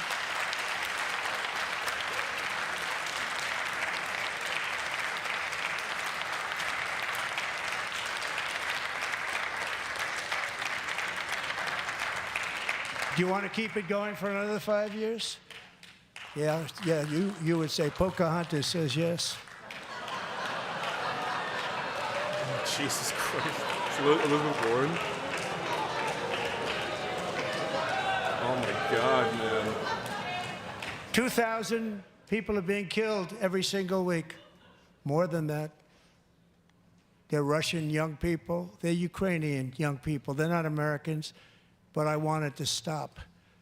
Meanwhile, Europe has sadly spent more money buying Russian oil and gas than they have spent on defending Ukraine, by far. Think of that.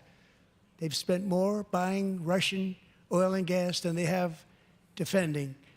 And we've spent perhaps $350 billion, like taking candy from a baby. That's what happened. And they've spent $100 billion. What a difference that is. And we have an ocean separating us, and they don't. But we're getting along very well with them, and lots of good things are happening. Biden has authorized more money in this fight than Europe has spent by billions and billions of dollars. It's hard to believe that they wouldn't have stopped it and said at some point, come on, let's equalize. You got to be equal to us. But that didn't happen. Earlier today, I received an important letter from President Zelensky of Ukraine. The letter reads, Ukraine is ready to come to the negotiating table as soon as possible to bring lasting peace closer. Nobody wants peace more than the Ukrainians, he said. My team and I stand ready to work under President Trump's strong leadership to get a peace that lasts. We do really value how much America has done to help Ukraine maintain its sovereignty and independence. Regarding the agreement on minerals and security, Ukraine is ready to sign it at any time that is convenient for you. I appreciate that he sent this letter, just got it a little while ago. Simultaneously, we've had serious discussions with Russia and have received strong signals that they are ready for peace. Wouldn't that be beautiful? Wouldn't that be beautiful?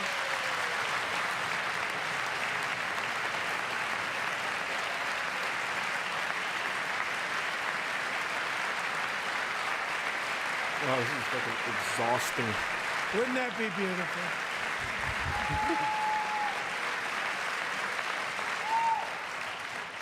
It's time to stop this madness. It's time to halt the killing. It's time to end this senseless war. If you want to end wars, you have to talk to both sides.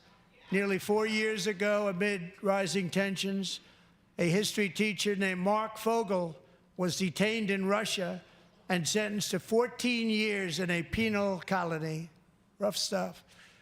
The previous administration barely lifted a finger to help him. They knew he was innocent, but they had no idea where to begin. But last summer, I promised his 95-year-old mother, Malphine, that we would bring her boy safely back home. After 22 days in office, I did just that, and they are here tonight.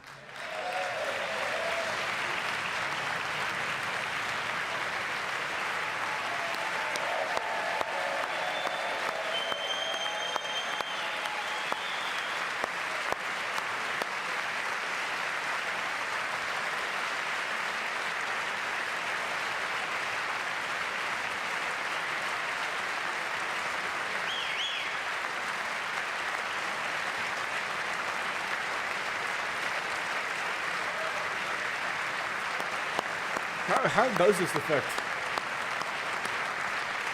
the cost of groceries, Vaughn? To Mark and his great mom, we are delighted to have you safe and sound and with us. As fate would have it, Mark Fogel was born in a small rural town in Butler, Pennsylvania. Have you heard of it? Where his mother has lived for the past 78 years. I just happened to go there last July 13th for a rally. That was not pleasant.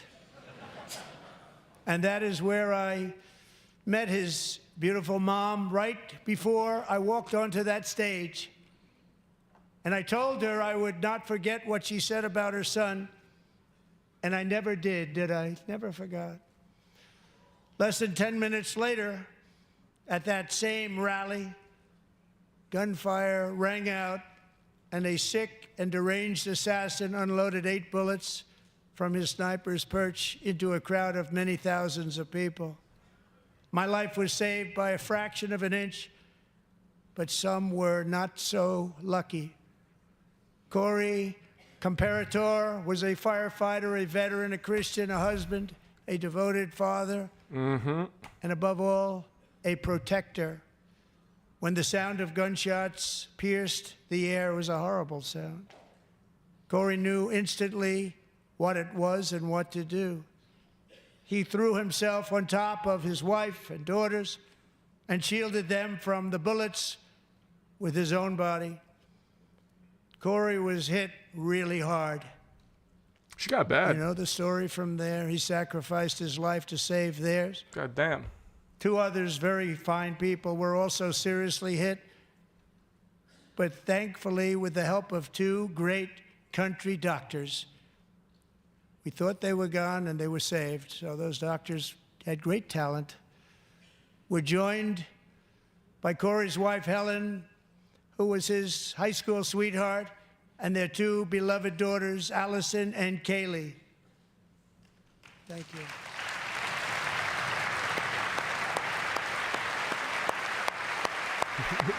Two perks in, never goon.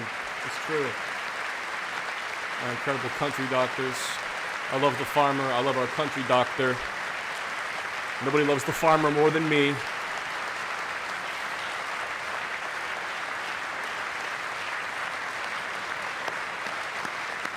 I can't goon, I'm disabled.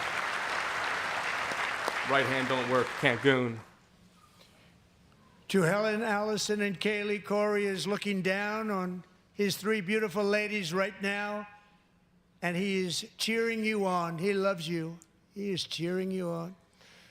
Corey was taken from us much too soon, but his destiny was to leave us all with a shining example of the selfless devotion of a true American patriot. It was love like Corey's that built our country, and it's love like Corey's that is going to make our country more majestic than ever before. I believe that my life was saved that day in Butler for a very good reason. I was saved by God to make America great again. I believe that. Oh, God. Is that not offensive to Christians? It feels kind of like a... That's gotta be fucking...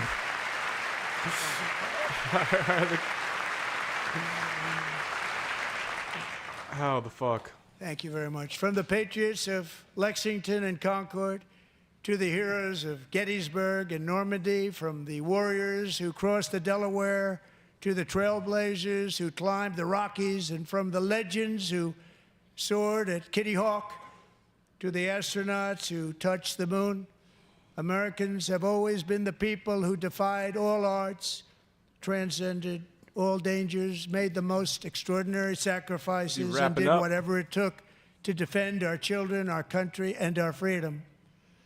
And as we have seen in this chamber tonight, that same strength, faith, love, and spirit is still alive and thriving in the hearts of the American people. Despite the best efforts of those who would try to censor us, silence us, break us, destroy us, Americans are today a proud, free, sovereign, and independent nation that will always be free, and we will fight for it till death. We will never let anything happen to our beloved country, because we are a country of doers, dreamers, fighters, and survivors. Our ancestors crossed a vast ocean, strode into the unknown wilderness and carved their fortunes from the rock and soil of a perilous and very dangerous frontier. They chased our destiny across a boundless continent. They built the railroads, laid the highways, and graced the world with American marvels like the Empire State Building, the mighty Hoover Dam, and the He was the towering first Golden president to Gate not put Bridge. his hand on the Bible They when he lit was the world sworn in, with electricity, probably because he'd burst broke into free of flames, the force of saying that is gravity, not the most offensive fired up thing the he's done engines to of Christians. American industry, vanquished the communists, fascists, and Marxists all over the world, and gave us countless modern wonders sculptured out of iron, glass, and steel. We stand on the shoulders of these pioneers who won and built the modern age. These workers who poured their sweat into the skylines of our cities. These warriors who shed their blood on fields of battle and gave everything they had for our rights and for our freedom. Now it is our time to take up the righteous cause of American liberty. And it is our turn to take America's destiny into our own hands and begin the most thrilling days in the history of our country. Oh, they are thrilling. This will be our greatest era. With God's help, over the next 4 years, we are going to lead this nation even higher, and we are going to forge the freest, most advanced, most dynamic, and most dominant civilization ever to exist on the face of this earth. We are going to create the highest quality of life, build the safest and wealthiest and healthiest and most vital communities anywhere in the world. We are going to conquer the vast frontiers of science, and we are going to lead humanity into space and plant the American flag on the planet Mars and even far beyond. No, not the Mars rhetoric. I hate space people, dude. I'm done with space people. I'm over it.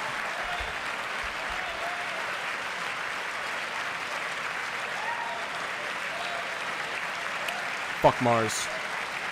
You go to space. And through it all, we are going to rediscover the unstoppable power of the racist American against spirit. Martians. And we are going to renew unlimited promise of the American dream. Every single day, we will stand up and we will fight, fight, fight for the country our citizens believe in and for the country our people deserve.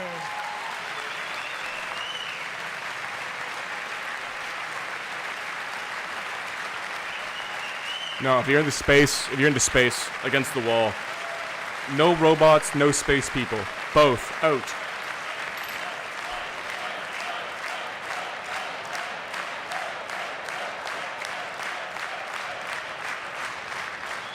My fellow Americans, get ready for an incredible future, because the golden age of America has only just begun.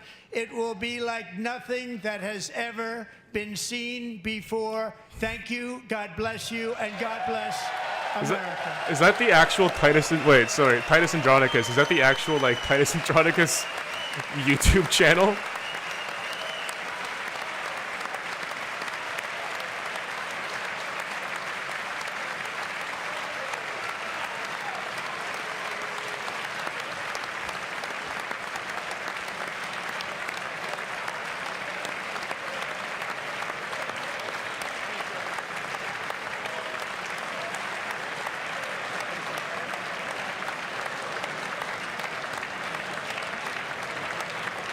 Is that it?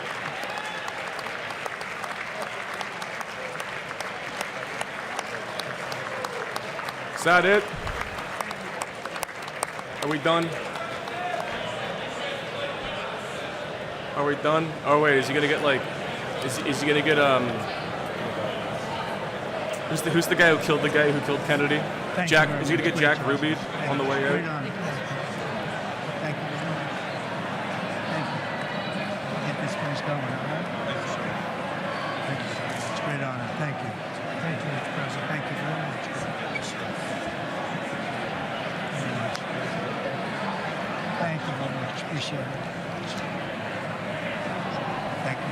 Teaching young people to love America.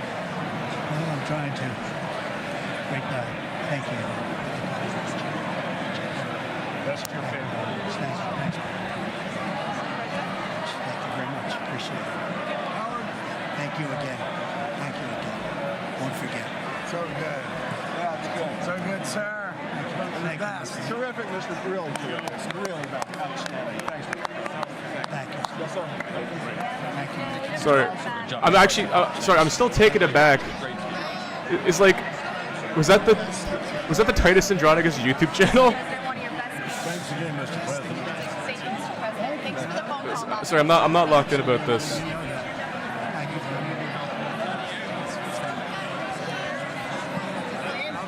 I'm about to freak out if Titus Andronicus is watching my stream, dude. That's like my fucking that's like my Led Zeppelin. I'm gonna lose it.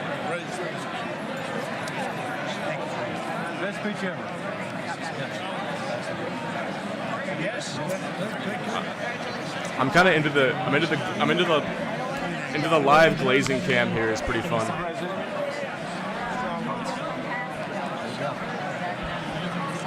President Roger Williams, thanks for the call. I love Roger Williams. Thank you. Breaking up the suffering with an instant subsidy. Favorite song, color, playing card and season? Also, I guess the fitness questions you said you'd answer when it was done. Oh yeah, sorry. I'm gonna keep this. I'm gonna go to that stuff after the after this. I will respond to that. Thank you for the 20. That was fantastic, sir. But I will respond to that. I just want to get my thoughts in about the joint set thing here. I'm really enjoying this glaze sesh, man. Best speech ever is crazy.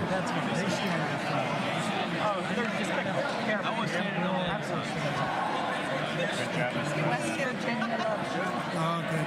How you doing? All right? Did you get a chance to shake his hand earlier? Do you want me to get a picture of you shaking his hand or anything? You're good. Thank you very much. Let's do biofilm. Thank you, darling. Great, sir. Thank you. I love you. Best speech on the floor. Best speech ever. It was so good. Thank you very much. You rocked it, Mr. President. We're with you. 100%. You rocked it, Mr. You rocked it, Mr. President. Congratulations. You rocked it. Thank you. Fantastic. Mr. President, that was a great speech. That was awesome. Marjorie Taylor Greene, the sausage maker. Great job. Let's go. Get down there. Just tuned in, man. You missed the whole thing. Wowza land. Wowza Lord. Sorry, brother. Thank you, everybody. Good job. Thank you for mentioning God needs to help us. Thank you. It's true. Jesus Christ. Also, real quick, if Titus Andronicus is still here, The Monitor is my favorite piece of music. Since I was like 21, that's my favorite album. I've listened to it. I still have listened to it like fucking weekly, front to back. It's like Tremendous, Mr. one of the most inspiring pieces of music I've ever heard. I was drunk the other night and I ranted to my friend about that album for like an hour. Like I cornered him and explained like everything about it. You earned this night. Thank you very much. Appreciate it. What time? Thank you, man. I want to hear a good live mic. Thank you, sir. The Monitor by Titus Andronicus. It's like the fucking such a good album. I did indeed. You better believe it. Very well done. Good endorsement. President, home run. Thank you very much. job. Killed it. Thank you, Mr. President. Thank you, everybody. You did great. Thank you. Did great. I want to hear a good live mic. The children yearn for the mind. Also, can someone pull an Australian protester and throw an egg at Mr. Orange Man? Good. Thank you, sir. You did amazing. I don't know. I think they got this place down. I think they got this place on lock. Thank you. Love you, Mr. President. I think they got this place on lock, man. I don't think they're gonna get a. New congressman from Eastern Washington. We've never met. Michael Baumgartner. I was one of Mike Leach's best friends. He thinks very highly of you. He was Tremendous. He was a great guy. Oh, that's a nice looking guy in the corner there. I'm so locked in on the aesthetics, man. I can't help null the artist in me. I like looking at the faces. That's what I'm all about. I'm a face guy. They call me a face guy. Talk to you about some buildings, some public buildings. You let me know. I will. Thank you, sir. Mr. President.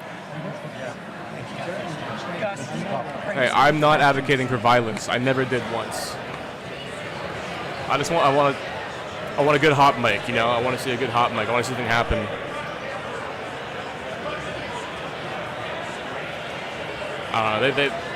reported for extreme violence. Fuck. Sid Natius. My apologies. Hopefully you get banned. That would be so sad if an innocuous comment they made on a 270 person live stream got me banned. I don't know. I think everyone dreams about, everyone watches an event like this and the back of their mind there's a bit of excitement towards there's a bit of anticipation towards the concept of something bad happening. The House will be in order.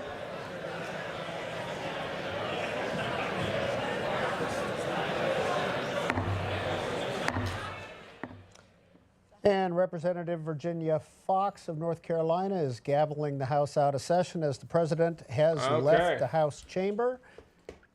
That's en masse. There we go. Let's keep this minimized.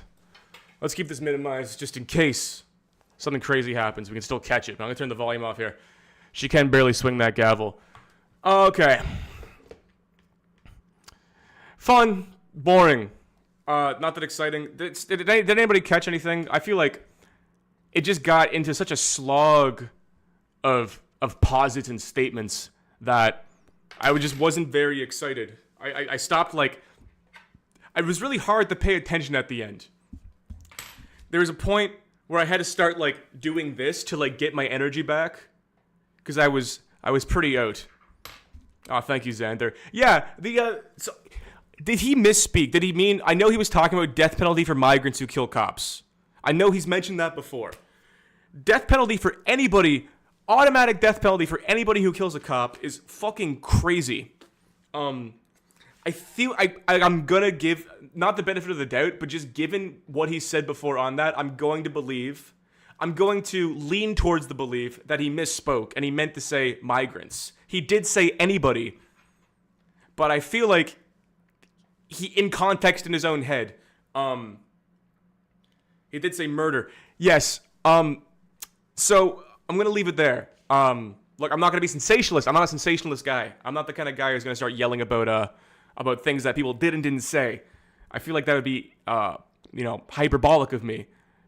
It's possible he did mean everybody though. What do we got here? Vance looking chubby. The clapping was fucked. The clapping was insane. There's something so sad about, like, JJ raised during the election, during the 2024 election, JJ raised an interesting point where it's like, look, however you want to feel about Kamala Harris just kind of being appointed the Democratic nominee. Okay. Whatever, but at least it showed and you can look, you can go down a conspiracy. You can go down a conspiracy hole about the deep state, whatever. I'm not going to speak on that.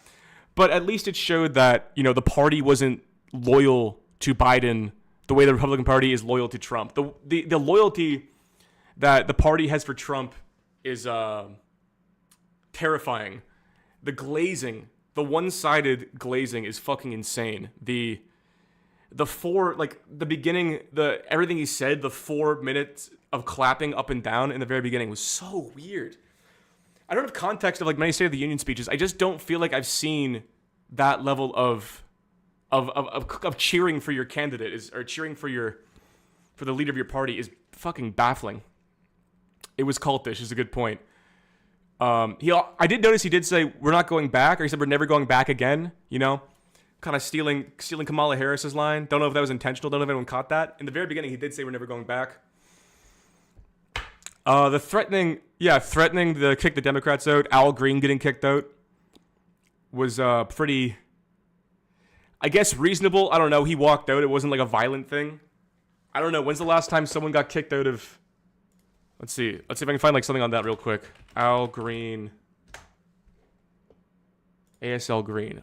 No, not American Sign Language Green. I want to see when's the last time this happened. Escorted out of the chamber. House chamber. Pushed. Yeah. Is there a thing in there when's the last time this happened? protest Trump's policies on women and families. Al Green, not the singer. I don't know. I don't know when the last time that's happened is, but that was pretty alarming. The fucking thing about, like, there's so much, like, this is, I stopped taking notes because he just said so many things where I was like, that's not true. That's a fucked up thing to say. That's like a ridiculous thing to state out loud. Like when he said, his presidency is the most successful presidency ever, ahead of George Washington. He said George Washington's in second place. Specifically, he didn't say second only to George Washington. He said George Washington is in second place behind his.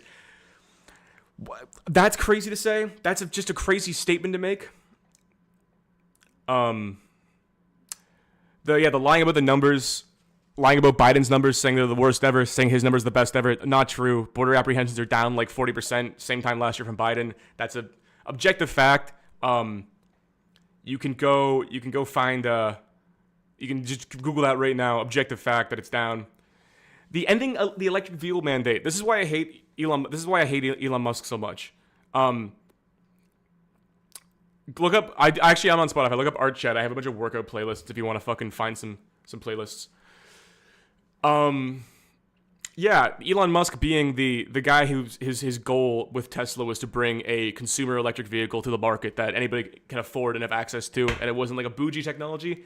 To have him, so willingly align and be so enthralled with a president who ended the electric vehicle mandate is he just like so spineless, right? Like he doesn't really.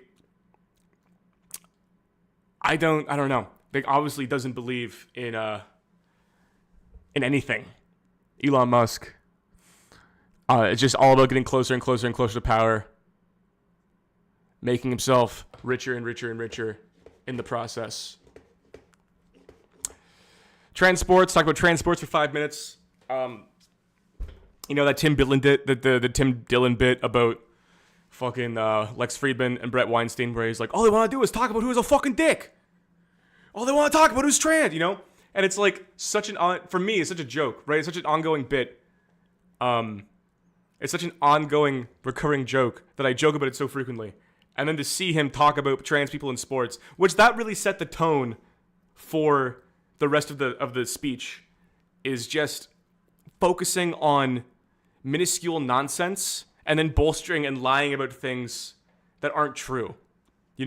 There was a few things, like I'm not gonna like write everything he said off as bad because Trump said it. I'm not like ideologically captured to the point where I would write off everything. I think the concept of deep loading the government, cutting regulations, I'm not against that. It should be done so carefully and not this guy on Twitter I follow is an EAC guy named Soul. On Twitter, he made a good point where it's like, this is a first principles approach to cutting regulation where you're cutting first and then realizing what was important afterwards rather than finding out what's important and then cutting. I found that really interesting, like an interesting take, because that's exactly what they're doing. And just really, I don't know. Like, it's such a joke, right? It's such a fucking joke, and it makes Doge looks so fucking stupid. Who's left who loves Doge? It can't be that many people. Conceptually, yes, it's fascinating, but in actuality, it's so fucked up. What else got here? Transports, egg prices. That's really funny that he mentioned the egg. Like, there's literally, I have a good friend in Los Angeles who sent me a picture of, or posted a picture on Twitter of the empty egg shelves at Trader Joe's in Los Angeles and all the signs that say, please stock up on eggs. There needs to be enough for everybody. And the egg shelves are empty with all these signs that say, please take one, like literally rationing eggs. I know it's partly to do with bird flu, but it's just so, like, I don't understand. Of all the things you could have brought up that have dropped in price or are getting better, whatever they may be, I don't know off the top of my head. Why would you, like, his propensity to bring things up that are such blatant lies that they make him look, it's almost like it's a got you moment. Like he knows he's making himself look bad in front of the Democrats, right? Because everyone knows that egg prices are skyrocketing. And just for him to say, like, egg prices are down, like, it's, no one believes that. I mean, like, no one in Mega believes that. There's no one who's following that. It's It's such a silly thing to do optically, when you could just pick a better fact to stand on and make yourself look better. To the point where it's so stupid, I feel like it is like lying for the fun of it. To sort of show to his detractor, to show to people who are against him, to be like, look, I can say anything, and everyone believes it. I can say whatever I want. You're not receiving a video and maintain smooth streaming.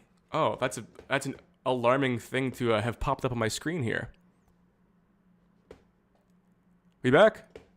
I think we're good now. Sorry, because the live stream was lagging me down.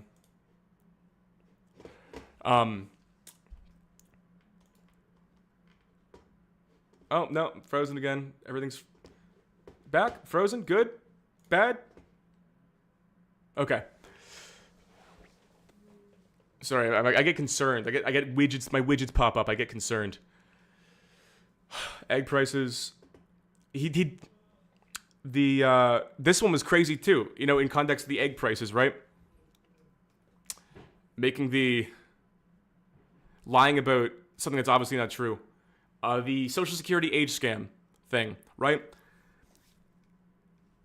Any one Google search, you can find like hundreds of people who've looked into this, and the money's not going anywhere. It's a coding error because the technology is old. Fine, it's its own issue. But the whole concept of like there's people in their 30s, 140s, 150s, 160s, 170s who are receiving millions of dollars a year in Social Security isn't true. They're not receiving money. Their names are listed, and and that age is tied to their names, but it's because of how the coding works in the system. I just don't understand the point of bringing that up, and to stay on it for so long, and to continually, like, as people are clapping, they sit back down, and then he goes, and ages 140 to 150, and they stand up and they sit back down. And then they ages 150 to 160, you know, just that is like fucking so silly, man. So silly. I don't know why they're still on that. Egg prices are all that matters. My egg price cope. Egg prices are all that matters, man. Egg prices are the objective standard for how everything is doing.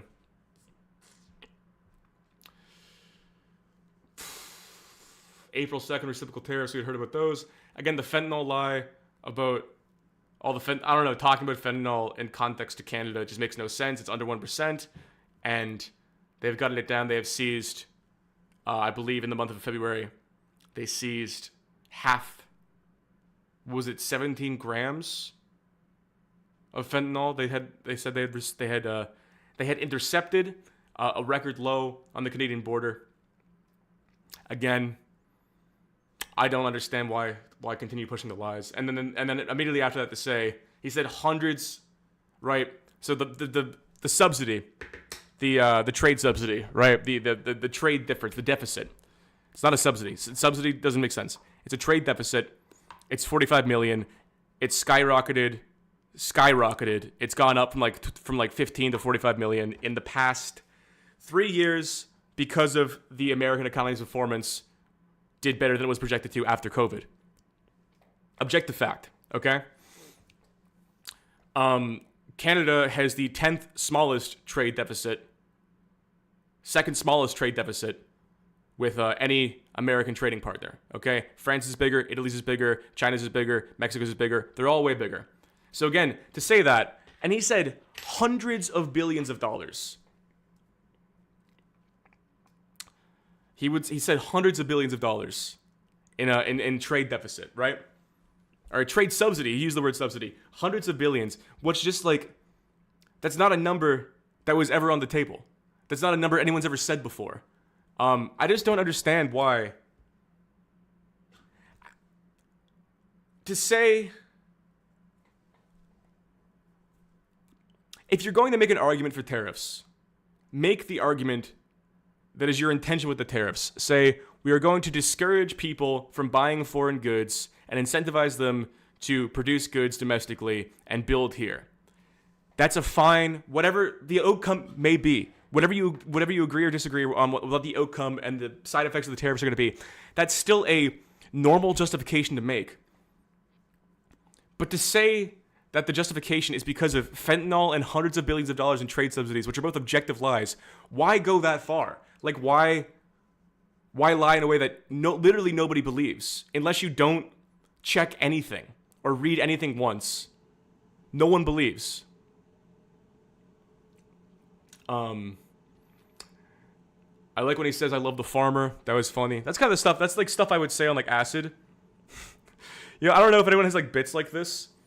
I have this bit with like a lot of my old friends where we'll message each other and we'll talk like robots to each other. Or like we have this bit, like this ongoing bit, we talk to each other the way like NPCs in video games talk. And that's a thing I would totally say. I love the farmer. Like, oh yes, I love the farmer. They're good people. The farmer, they're good people. Very funny way to phrase it. You know, I love the farmer. Lex Friedman loves the concept of hunting. He loves the hunter. I love the farmer. I love Jeff. Jeff was great. I think Jeff was the highlight. That's a good man, you know. 40 kids, 40 foster care kids. Post-truth politics indeed. Post-truth politics. Post-truth politics indeed. Shadanks, thank you for the 2. DJ was great. DJ was good. I'm like DJ. You know, look, man, I'm an emotional guy, okay? I'm not gonna lie to you and say that I'm cold-hearted. I'm not like, you know, Hassan, Destiny, these other people. They're so stuck. They're so cold. You know, they're so stream-brained. They'll look at DJ and they'll go, "Fucking loser." DJ, fuck him. I love DJ.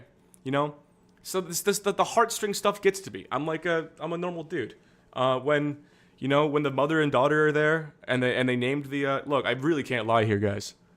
When the mother and daughter are there and then he's saying he's gonna name the national park after the daughter that got killed, I was like beginning to well up. Just because that's a nice story. That's a sweet story. That's a sweet story. You know, objectively sweet. I don't give a fuck about it in the context that it was given in, and the fact it was given with an immediate executive order that he purportedly pulled out, held up, and then signed. Disgusting. Absolutely disgusting to use something like that for political gain, and to use interest stories is ridiculous. But you know, that's how they get you. I feel like if you don't have the context, having the important thing there is like you can look at that and say, yes, it's a nice story. Yes, it's a very emotional story, objectively, and then in the context of the president just used it in a national speech, I'm easily there we go. Easily emotionally manipulated. I'm easily emotionally manipulated. I'm sorry. I well up when I see babies. I look at, you know, old people dancing and I cry. I can't help it. I love being alive, man. I love humans. But you know, when you should look at that and say it's disgusting to use it for political gain, right? It's a very egregious story, and then to use it as a photo op moment to bring out an executive order on your speech, on a televised speech to sign is abhorrent. That's a horrible thing to do. You know, it's in the same realm as like as soon as there's a school shooting, and people start talking about gun control, or like, you know, Republicans start talking about like gun control laws, and they use it as a political opportunity to talk about like, and they use like the names of people that talk about like gun controls and tug on your heartstrings. It's very, very objectively gross. But I feel like after that, man, the whole story. I feel like after that, the whole speech just developed into personal interest, right? It just evolved into random anecdotes of like, yeah, this shit sucks. Of course, like people's fucking kids getting killed by gang members suck. Of course, like soldiers dying sucks. Weaponized humanity. Yeah. No, exactly. It is weaponized humanity. Of course it sucks, right? But like to just use it immediately as political gain is so sad. It's so depressing. And then yeah, you know, DJ. I love DJ. I love Jeff. They're good people, man. Death for anyone who kills a cop. I can't get over that. The autism stats at the address. Pulling out the autism stats. The 1 in 36. Is this sorry, the autism stats. I gotta like maybe do a quick double check on that, and just see where he's getting that number.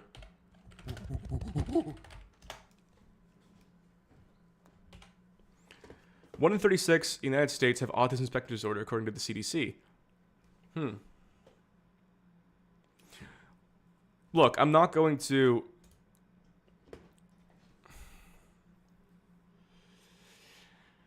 I'm going to.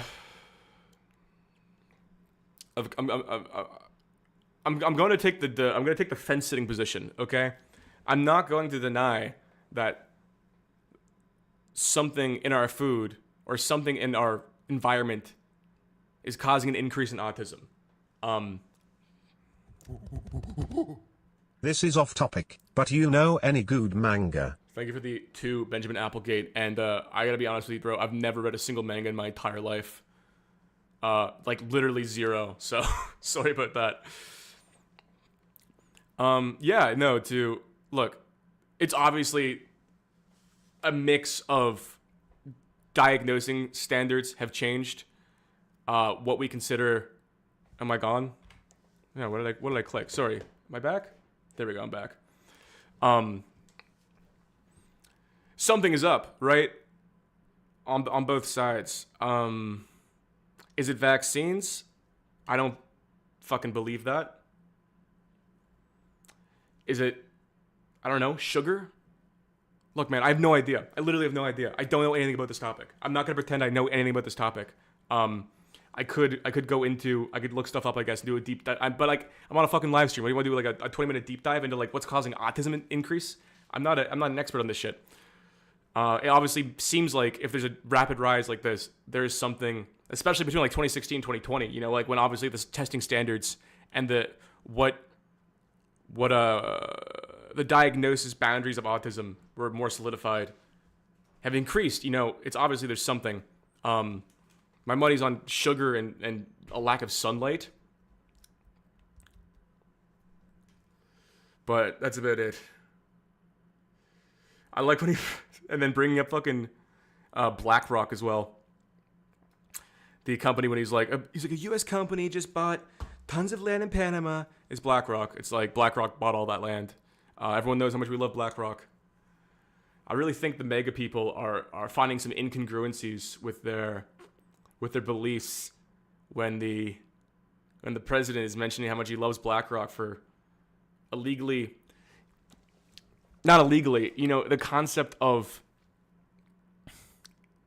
a U.S. company going into foreign countries and then buying assets en masse constantly, and BlackRock being the largest purchaser of single-family homes, you know, rent-seeking behavior, as they would say. You know, that doesn't grok well for anybody, but then for some reason, when it's Panama, when it's like in their interest again, when it's always ideological. Everything's bad until it's my ideology, and then it's good, and then everything's good until it's against my ideology, and then it's bad. This is all these people have, is their shaky belief system. The autism numbers are only so inflated because screening is now standard, and it wasn't until the late 2010s. Also, all cognitive deviances that would be separate, like Asperger's and sensory disorders, were consolidated to autism spectrum disorder. Oh, I didn't know that. I'm not gonna believe you. I'm not gonna believe you right off the bat. Why is let's see if I can just confirm that quick.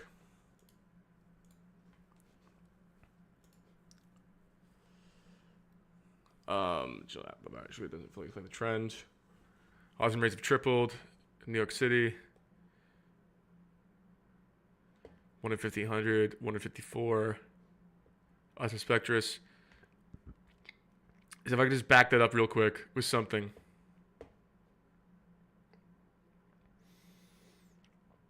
I'm gonna take that with a grain of salt. That'd be interesting if it's true, but I'm not gonna agree with you right off the bat. I can't back that up right now. Yeah, I don't know. And then threatening Greenland. I don't know. Threatening military action. Again, no new wars, right? No new wars again, unless it's ideological. No new wars unless it's based in MAGA and owns the libs, and then bring him on. New wars every day of the fucking week. And that's what's so fucking silly about it. I don't know. I just can't take the hypocrisy, man. That's the biggest issue. Is I can't take the hypocrisy. I can't take the blatant hypocrisy from what seems to be just everybody in MAGA. Just blatant hypocrisy. It's just so frustrating. That's what makes me feel like a crazy person, right? Is I'm like, obviously not the only person seeing this. There's, millions and millions of people who see the hypocrisy. But then when people don't understand the hypocrisy, and I'm like, how do you not get it, How do you not get the hypocrisy? I don't know, man. At least try to be consistent. Like, have beliefs. Try to have like axioms, have things that you operate by. No new wars. You should be you can be more autism for America. More autism is fine for America. That is nice. Yeah, you know what? Yeah, good, better economic units. We're better at locking in, not talking to people, and staying inside and making money for the economy. That's what they want. Maybe. Jeff could adopt us if we get autism. Yeah, you can be, look, I can accept somebody who is pro-Trump, who is like, maybe they're like, okay, the government's bloated. If someone approaches me and says like, I voted Trump because of all these things that I believe and all these things that are like, factually true, like the egregious spending, and then I voted for him because I saw him as the best way out to cut the spending down, right? Fair enough. That's a valid reason, right? If you believe that, totally true. If you can be in that position and then also say like, I agree with this, but I also think that his stance on like Panama and Greenland are ridiculous. His stance in Panama and Greenland are so antithetical to what I believe. If I believe like no new wars. If I believe we should pull out of all these conflicts, we should be isolationist. We shouldn't be messing in foreign affairs.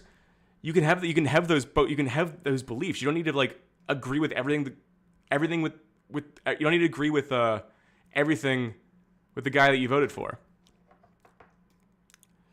So it's I don't know. I mean, yeah, government waste is ridiculous, especially in like Canada. I'm against government waste. There's 25% of Canadian 25% of Canadians of working age are employed in some way or another by the federal government. I don't want to be in a socialist state with no competition, where there's no incentive to bring business here, and the incentive is to go get a job at the CRA and make $90K a year for the rest of your life and afford just enough to be sort of cozy. That's a sad existence. The CRA in Canada, the Central Revenue Agency, or the Canadian Revenue Agency, which is the equivalent of the IRA or the IRS in the US, right? Is I believe has like almost the same number of employees. I don't know the exact numbers. I used to know off the top of my head the exact numbers of CRA employees in Canada, but it's like we almost have the same as the US for their equivalent agency, right? But we're a country with a tenth of the population. But like, it's just that's not what's happening. The government isn't getting debloated properly. Doge is cutting things on an ideological basis, and they're not cutting that much money. How much money are they cutting? Everything he listed equated to like $500 million. That's a drop in the bucket. That's not a serious amount of money at all. One of my top 5 moments of the speech was when he bragged about cutting funding for DEI teacher hires, clearly too clueless to know he was referring to paying veterans to fill emergency teacher shortages, and that it counted as DEI because vet status counts. I know, man. I know. There was a ton of things he mentioned that were ridiculous. I mean, he said $250,000. Like, again, it's all ideological. It's all owning the libs. It's always about owning the libs and owning the Dems and being based in epic and being funny and for the meme. That's what it's always about, To bring up in any serious capacity on a you know a platform such as this to say like they found what was it $250,000 for some weird program in Colombia and they cut $250,000, right? That's not an amount of money to bring up. It's so silly. I don't know. I have no faith. I just have no faith in any of the things that could potentially be good about this administration. I have no faith they're going to get done. I have no faith anything is going to get done. I think it's going to be an absolute mess. Just a messy lost year. A messy lost 4 years of America where they embarrass themselves on the global stage and nothing happens and everything has to be rebuilt afterwards.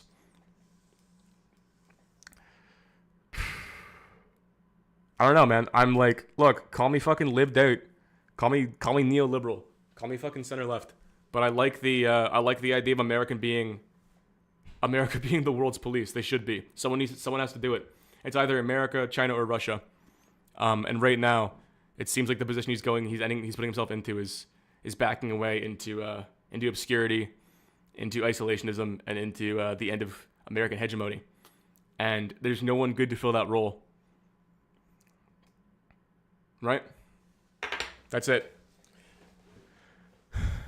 The way of the Chinese century is here. The Chinese century is here. I'm here for it. Fuck it, dude. Start learning Mandarin. What are you gonna do? Learn Mandarin, huh? 10 trillion to Israel. 10 trillion to Israel. Learn Mandarin. China number 1. We're a one China household here. We're a one China studio. Multiplurality. Many countries can police the world better. I don't know. I don't think so. Maybe if the EU combines into one. I don't know if the EU combines their forces. Maybe. I don't know. I have no faith. I don't see anything good happening. I don't see anything good happening on any level. I don't see anything good happening on any level. I don't see anything good happening on shit I care about, like, ridiculous levels of mass immigration. I'm against that. I'm against, in Canada, I'm against it. I'm not from Europe, but I'm against it in Europe. These things should be done carefully and with respect to the people who already live there. I don't know. It's so frustrating. I don't see anything, like, personally, like, just to my own personal interest here. Anything I value, I don't see anything happening that is doing anything for what I value at all. I don't see anything heading in the right direction for anything that I actually care about. Benjamin Applegate, what is the white? I don't see a white pill version of all of this. I do not see a white pilled version of this at all. I mean, best case scenario is that I don't know what the best case scenario is, man. Canada bring, like, for me personally in Canada, right? These tariffs just create a bunch of Canadian manufacturing. We do really good. We get closer with Europe and America. I don't know. All this stuff fucks up and he replaces it. He fucks up so bad. He fucks up so bad that he has to reverse everything he's done. Well, yeah. At least we got the trans out of. At least we got the trans people out of sports. That's it, man. At least we got trans people out of sports. What a huge dub. Huge dub. We got trans people out of sports. That's what it was always about, man. It's always about trans people in sports. That's what it always goes back to, A united Africa will become the next great power if America steps back. Get on the train before it leaves the station. Hey, man, I'll take a united Africa. Fuck it. I'll take United Africa. I'll go. Dude, I've always wanted to go to Africa. You know how much Tuareg music I listen to? I'll go hang with the Tuareg. I'll go hang with the Tuareg in the desert. Play some fucking sweet Tuareg rock. Some sweet desert rock. Fuck it, man. Why not?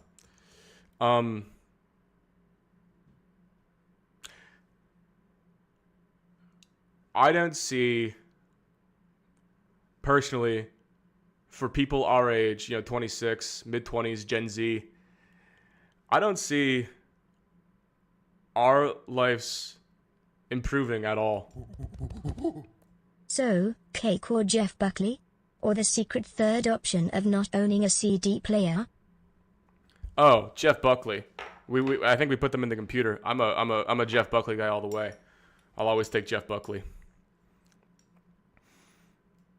I don't know. I do not see my. I don't see my opportunities improving. Maybe I don't know. I have a good thing, I guess. I got YouTube. Hopefully, it keeps growing. But as far as just the classic.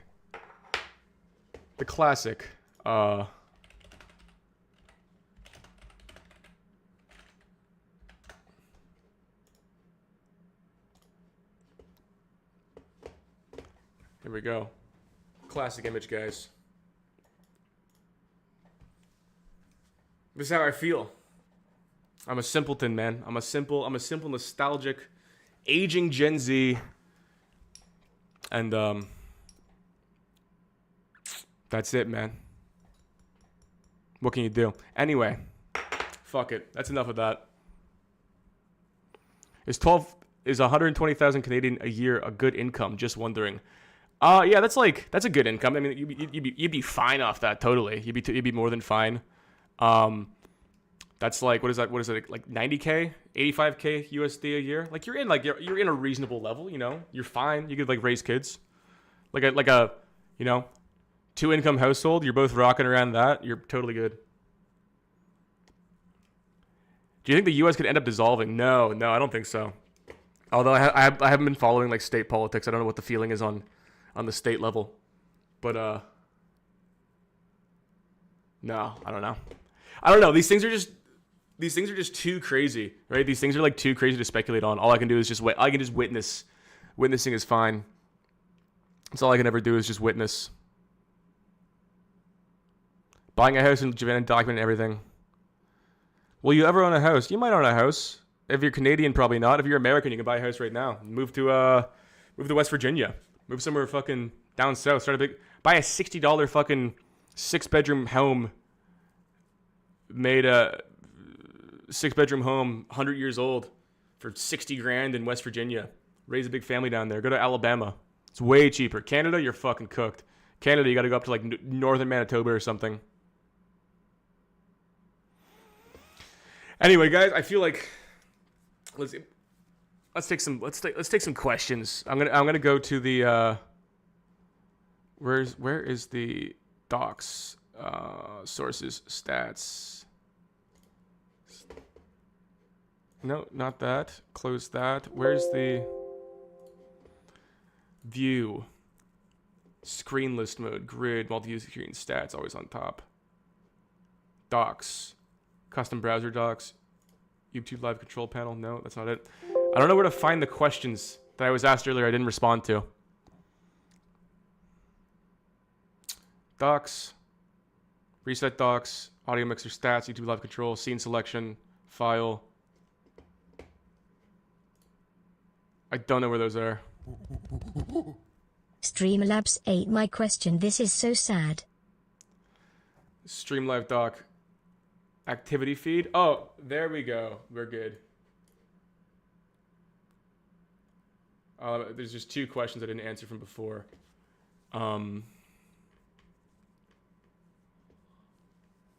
Lazy. First person to put his hand in the Bible. Can I get the full question, please? Here we go. Favorite color, playing card, and season. Dude. Favorite song, color, playing card, and season. My favorite song's Paper Planes by MIA. Everyday listen. It's my pump-up song. That's how I know I'm on the right track. The more I listen to Paper Planes, the better my life gets. It's like a spell. Never fuck with Paper Planes. It locks you in so hard. It puts its spell over you. It locks you in. It's like you wake up, you play Paper Planes, you know today's going to be a good day. No ifs, ands, or buts. Every day. 4 times a day. Paper Planes. Color. I don't fucking know. Dark green. Playing card. Fucking dude, playing card? I don't know. I've never thought about what my favorite playing card is. That's a crazy question. I'll go with Queen of Spades, man. Queen of Spades, vibing it out, free associating. Season. I used to be back in the day. I was a fall guy. I was a winter guy. I'm a summer guy now. I'm a summer boomer. I'm a summer boomer now. I can't take it. I love the summer. I live for the summer. I wish it was hot all the time.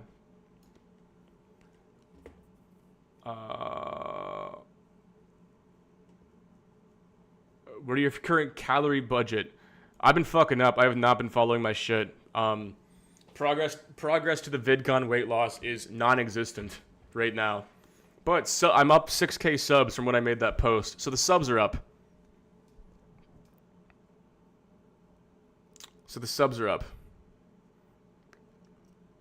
What's Canadian hot? Like 80 Celsius? I feel like 85 Celsius is a hot day. Definitely. That's what I'm like. But I love sweating, man. I love getting a shirt, keeping the buttons down low, a pair of light linen pants, button-up shirt, button low. I love sweating, dude. I love when I'm just dripping sweat. It feels so good. 80 Fahrenheit. 85 Fahrenheit. Not Celsius. I said Fahrenheit to clarify. I feel like there's more Americans here than Canadians. I don't know, like 32 Celsius. Oh, thank Durano Clark. Fuck Fahrenheit. Are you planning something for 100K? I'll probably just do a big stream. I kind of feel like that's what I just do. I just do a big stream and chat. Like 100, like, dude, the YouTube meta is so different, man. You can't do like 100K video, like 100K AMA. It's just like no one's gonna watch it. Maybe I do like a, I don't know. Maybe I would do a video. I don't want to do a video. I don't want to do a 100K video. I don't like celebrating things like that. It's weird. I'd just do a stream. I would just do a stream and title it 100K stream. But I think that's all I would do. Don't get too into your own success. Never get too into your own success. I think it's really bad practice to like celebrate all your victories and like you just keep going. It's way better. Like if I get a good video, if a video hits 100K for me in like a week, I'll take a day off. That's sort of my metric. And I'll feel good about it. But yeah, don't get too into your own success. It's like you should feel nothing about how you're doing. If you're losing, keep going. If you're failing, keep going. You should feel the exact same. You should be completely agnostic about it. So that's the path to just consistent growth. If you could debate Destiny on a topic, what would it be? I don't think I'd debate Destiny. I would lose that debate. I am not a debate bro. I do not have the debate tactic in me. Give me like 2 beers and a Vyvanse. Thank you, Accelerated Learning. I appreciate that. Give me 2 beers and a Vyvanse. I might be able to muster some. I might get something out, you know. But like going in raw, I would need 2 beers, Vyvanse, empty stomach. I could do a debate for half an hour. I think that would give me the energy to like to go on attack mode for a little bit. But I could not. I'd fucking lose, dude. I'd fucking lose. I'm not debating. I don't know. I'm just not into debating. It's not fun. And I don't know. It's not my thing. I like conversations a lot more. I feel like I'm better in that environment as well. If I feel like I can convince people of things or explain my side better conversationally, but I can't do it in like attack mode. In attack mode, I get really it's not flustered. I'm just not that kind of thinker at all. Vyvanse only give me, dude. I get sleepy. I get exhausted. I'm so ADHD, man. I just move on in my head. Once I'm tapped out, I can't do it. Debates are kind of lame, but they also convince. I think the power of debating is like the platform it's on. You're not convincing the person you're debating. You're convincing the audience that is watching the debate. That's the point. And they're very good at that. I think to say there's this kind of like meta now. No more walking the longest road until you KO at 100k? Damn, that was gonna be good. Also, I don't think you answered Cake or Jeff Buckley, or not owning a CD player, which Streamlabs Def 8. Oh, sorry. I answered that when you asked it. I answered Jeff Buckley. Fucking love Jeff Buckley. Cake's a little bit too like antiquated and gimmicky for me. Yeah, I move on too fast, man. I feel like I can't stay focused on shit. I move on way too fast. There is a lot of money in debating, but I don't know, man. Maybe, dude. I wouldn't do that for like 10 years. I just don't know enough about a single topic to like handle my own. I could debate idiots. I feel like I could do like that kind of lowbrow like Charlie Kirk stuff, or like even Dean Withers is kind of funny. Like I respect what he does, but it's so entertainment where he just like owning Trump supporter stuff. I'm like, dude, you're talking to like grandmas who don't know anything. Like fair, it's entertaining. I'm not gonna knock you for entertainment, but I don't know. It's lowbrow, right? I don't want to yell at people who are stupider than me, and I don't want to look stupid trying to debate with people who are obviously way smarter than me. Both just like I look bad and nothing comes of it. I'd rather like have a conducive conversation and be chill. What's the hope pill for Gen Z? That nothing happens. Nothing ever happens is a good thing. We come out in 6 or 7 years and nothing changed that dramatically and everything just adjusts and you get used to this life. That's the hope pill. The hope pill is that you like can wake up tomorrow. There's always a hope pill, man. The hope pill is that you wake up tomorrow and you get to go see your friends. You get to talk to your mom. You get to get you have enough money in your bank to get a fucking pub burger and a couple of brews with some people you like spending time with. You have enough time out of your day to work on the things you want to work on, to enjoy your life the way you want to enjoy it, and enough money to keep food in your belly and a roof over your head. Those are fine, you know? That's great. And it is nice. I love being alive. I'm not as pessimistic as I seem. I'm not pessimistic. You know, you're only a slave in your own mind. I think it's a very important sort of Buddhist mentality to have, is that you are only a slave in your own mind, right? If you're not being physically restrained, you can sort of always find the silver lining and stuff. Poo-poo economy can't kill love. See, that's why I love Lex. Sorry, not love Lex. That's what I respect in Lex a little bit, is that he does lean into, he knows that inherently you can't focus, like shit needs to get done. That's the issue with Buddhism. That's the issue with the Buddha mindset, right? Is that you need to be angry and emotional to get shit done. You need to have like passion. Anger. You need to harness your anger. You need to harness your passion to do things. You need to believe in a future. You need to have goals to accomplish and futures you want to reach. That's it, right? So you need to find this balance of, you know, I don't know. I think my baseline's really good. I think your baseline can be really good if you're a regular person with regular opportunities. You can just enjoy life. You can enjoy your friends. And then anything after that is like icing on the cake. But you should, you know, strive for that. You should strive for that. Never dread life, man. There's nothing to dread in life. Life's beautiful.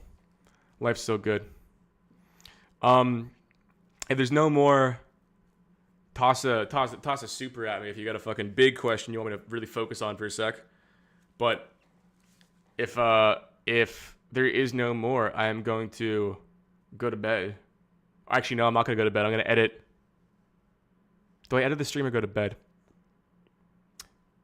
I got to edit the stream. I got to get the stream clip out for the debate reaction. Probably like in an hour. So I have to do that. And then I'm going to leave and go to bed.